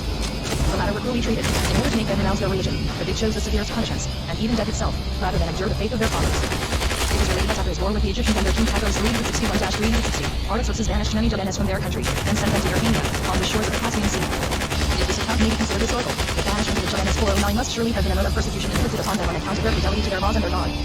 For it is hardly to be supposed that they took part in the revolt against Persia, which was then spreading from Egypt to Phoenicia. In Jerusalem there was much suffering at that time, caused by one of those abject creatures, who, owing to the growing degeneracy of the Persian court and the increasing weakness of the kingdom, raised themselves from the dust, and ruled both the countries and the throne. This was the eunuch Artaxerxes, who under Artaxerxes III became so powerful that he was able to set aside the king, and fill the throne according to his own pleasure. Before attaining this supreme position, Artaxerxes had been the commander of the troops stationed in Syria and Phoenicia, and he had taken advantage of the opportunities thus offered him to acquire great riches. He received bribes from Joshua, the ambitious son of the high priest, who hoped thus to secure that post for himself. Joshua and elder brother, Jonah, and both were sons of Joanna, one of whose nations, having connected himself with son Balaam, had been banished from Jerusalem by Nehemiah, and subsequently had introduced the rival worship on Mount Gerizim. After the death of Joanna, the younger son, trusting in the countenance of the gods, came forward to seize the high priest's title. The elder brother was enraged at this presumption, and a struggle, which ended in bloodshed, took place between the two in the temple itself. Jonah slew Moses for redeeming the sanctuary. Settlement for the future. Upon hearing what had occurred at Jerusalem, the eunuch instantly proceeded thither, not to avenge the death of Joshua, but, under the pretext of many not well-deserved punishment, to extort money for himself. For each lamb that was offered at the daily services in the temple, people were ordered to pay 50 pounds as expiatory money, 410, and this sum was to be paid every man before a sacrifice was performed. But thou was also violated the law which forbade any layman's entering the sanctuary, and when the priest, in accordance with the prescriptory decree, tried to prevent his entrance into the temple, he asked, mockingly, if he was not so pure as the son of the high priest, who had been murdered there. The people paid the expiatory money for 7 years, when, for some reason, they were freed from their burden. The discipline to which the Judean nation had fallen with the last Persian king was turned to come by their malevolent neighbors, the Samaritans, in order to lead them to their utmost power. They appear to have regained by force warping the border districts of David, Hira, and Maya, which they had formerly been invited to. The Judeans were now reduced to a struggle for their existence. Few and brief had been glimpses of life which had brightened the annals of the Judean community during the last 200 years. The sight had illumined the first enthusiastic days of the return from captivity during the reign of Darius, who showered favors upon them, and during the time of Nehemiah's presence and zealous activity at Jerusalem. With these exceptions, their lot had been oppression, poverty, and pitiable helplessness. They appear to us in their sadness and misery to be ever asking with tearful, uplifted eyes, whence shall help come to us? And traces of this helplessness and misery are visible in the writings that have come down from that period. While the exile lasted, the grief and the longing, which kept the captives in constant and breathless expectation, had brought forth the fairest blossoms of prophecy and poetry. But as soon as the excitement ceased, and hope became a reality, mental and poetical activity began to sink. The later prophetical utterances, if beauty of form be considered, cannot bear comparison for leaven with those of the captivity. The poetry of the Psalms was unique and full of repetitions, or else borrowed the tune of older productions. The graceful idyll of the Book of Ruth forms an exception in the literature of this period. Historical writings were, from causes easy to explain, completely neglected. Ezra and Nehemiah have given only a short and polished account of the occurrences they had witnessed. Quite at the end of this epoch, towards the close of the Persian Union, it appears that Levi compiled an historical work chronicles, narrating the events from the creation down to his own time. But during the life of the author of the Annals, or shortly after he had finished his history, a new period dawned, which gave rise to fresh mental exertions among the Judeans, and brought forth proofs of their capacity and worth. This new period was ushered in by the Greeks. They wrought a thorough change in the manners, customs, and thoughts of other nations, and materially raised the degree of civilization among the various peoples then known in the world. However, the diffusion of this civilization, which was the consequence of the acquisition of political power and widespread conquest, was owing, not to a purely Greek race, but to a mixed people of Greeks and barbarians, namely, the Macedonians. The grace and charm of the Greeks had caused their faults to be leniently regarded by mankind, but they were not overlooked by the ruler of the world, and their sins brought retributive punishment upon them. Advantage was easily taken of their mutual jealousies, their many foibles, their restless, unruly disposition, and Greece was apt to fall a prey to any ambitious leader who was an adept in the art of intoxicating flattery, lavish with his gold, and supported by martial force. Such was the case with Philip, king of Macedonia, who dazzled all with his cunning and his wealth, his valor and his army. All Greece lay at his feet. But even 412 now when the king proposed, as a satisfaction to their national pride, that a war should be undertaken against Persia, in which they might at once punish the latter for inroads upon their country, and win fame and booty for themselves, petty feelings of jealousy continued to exist among the people, and to prevent common action. Some of the states could not be influenced, and refused to send delegates to the assembly, whilst other states, or their representatives, had to be obliged to give their consent to the proposed plan. Philip's project of war against Persia was cut short by the hand of an assassin. Then appeared his son, the great Alexander, who was destined to remodel entirely the relations of the various countries, and to draw the peaceful inhabitants of Judah into the vortex of the great world conflicts. New troubles and new trials were brought upon the Judean people by the convulsions felt from one end of the unknown world to the other. The Judean seer compared Alexander to a leopard endowed with the wings of an eagle. In 2 battles he gave to the Russian Persian monarchy its death blow. Asia Minor, Syria, and Phoenicia lay at his feet, and kings and princes, attired in all their pomp, did homage to the conqueror. Tyre and Gaza, the one after 7 months, the other after a 2-month siege, were both taken August and November, 332, and met with a cruel fate. How did the insignificant dominion of Jugheir with the invincible hero born in Egypt, the proud band of Pharaoh, had fallen humbly prostrate? The historical records of those times have come down to us only in the form of legends, and consequently give us no authentic account of the passing events. It is scarcely credible that the Judeans were prevented from doing homage to Alexander through fear of incurring any guilt by breaking their oath to their Persian rulers. They had never taken such an oath of fealty, but even if they had, 413 after their treatment by the last Persian kings, they would not have felt much remorse in breaking it. There is no doubt that the story of Alexander's approach to Jerusalem, and the favors which he heaped upon the Judeans in consequence of a peculiar vision, rests upon a legend. The high priest, so it is related, dressed in his holy garments, followed by a troop of priests and Levites, went forth to meet the youthful warrior, and produced so great and extraordinary an effect upon him, that his anger was at once changed into kindness and goodwill. The explanation given by Alexander to his followers was that the high priest Hezekiah had appeared to him in a dream which he had in Macedonia, and had promised him victory.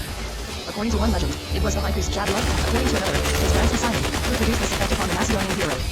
In reality, the meeting between Alexander and the envoy of the Chilean community no doubt passed simply and naturally enough. The high priest, perhaps known as I, Jaddua's son and Simon's father, went forward, like the kings and princes of the land, with the suite of the elders, to do homage and swear allegiance to the conqueror. Alexander was a noble, generous conqueror, who punished cruelly only resistance to his will, but in no way interfered with the peculiar development, the customs, or religious rites of any nation under his sway. He did not force the Grecian faith on any nation, and the favor which he granted to other nations he certainly did not deny to the Chileans. They were only obliged to pay the Macedonian governor the same tax on their lands as the Persian satrap had received. The first meeting of Greece and Judd, both of which were, in different ways, to offer civilization to the world, was of a friendly character, although the one appeared in all her glory and might, the other in her weakness and humility. Judd became part of the 414 province, which was bounded on the north by Mount Taurus and Mount Lebanon, and on the south by Egypt, and was called Syria Syria, to distinguish it from the higher Syria, which lay in the neighborhood of the Euphrates. The governor of this extensive province, which had formerly been divided into many independent states, resided in Samaria, from which we may infer that it was a fortified and populous town. Samaria, however, was indebted for this preference to a dangerous station to its situation in the center of the province and in a fertile region. Andromachos was the name of the governor whom Alexander placed over the sea Assyrians. Why were the Samaritans displeased with this apparent distinction? Did they feel themselves hampered in their movements by the presence of the governor, or was their anger roused by jealousy at the favor shown by Alexander to the Chileans, whom they hated so bitterly? The violent resentment of the Samaritans, or at least of their leaders, went so far that, heedless of the consequences, they rose up against Andromachos, seized him and consigned him to the flames 331. Alexander's wrath, upon hearing of this act of atrocity which had been committed upon one of his generals, was as great as it was just. Had this small, insignificant people dared defy one who had subdued all Egypt, the proud priests of which country had prostrated themselves before him, proclaiming his preeminence and his glory? Upon his return from Egypt, while he seemed pondered further, he hurried to Samaria to avenge the murder of Andromachos. My daughter's, I'm sorry guys, especially Another was placed over Samaria, and the town was filled with Macedonians. But my daughter just woke up. She's crying, so I gotta go to the He favored the latter in order to mark his displeasure towards the former. Tell me what's wrong, dear, and I'll get you whatever you need. Hold on. What?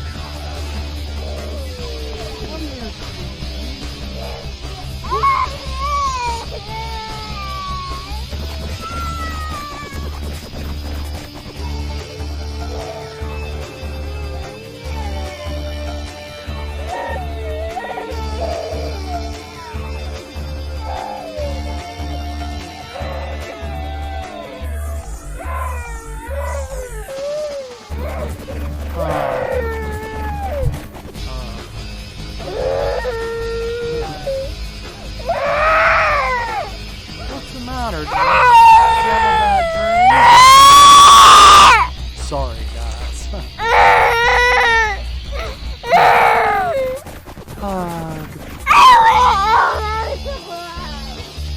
What you want? You want a surprise? Okay, I'll give you a big surprise. And just so we calm down a little bit, I'll give you a big surprise. Don't worry. Did you have a bad dream? No. Come on. Oh, that's a good hug. That's a good hug. That's good.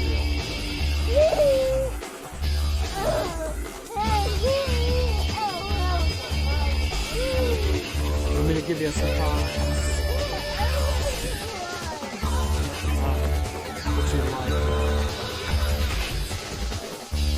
A birthday girl crown?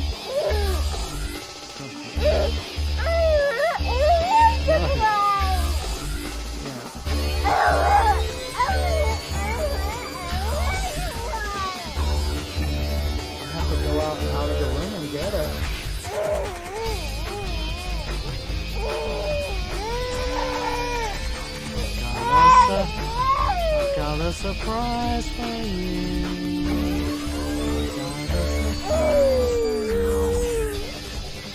Got a surprise for you.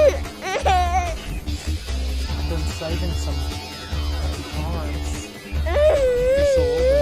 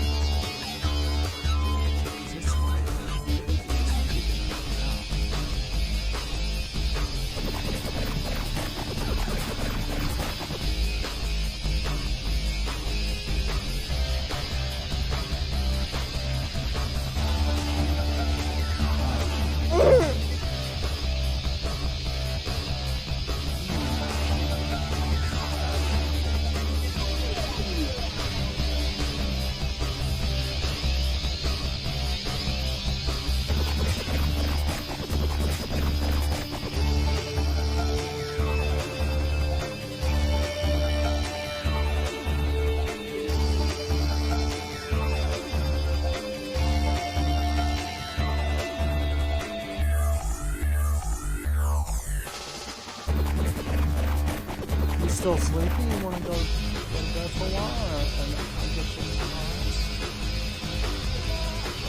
Okay, yeah. We can go lay down. We can. Alright, folks, I'm going to stop the stream. And my daughter's just waking up. Sometimes she wakes up cranky. So she's okay. Don't worry.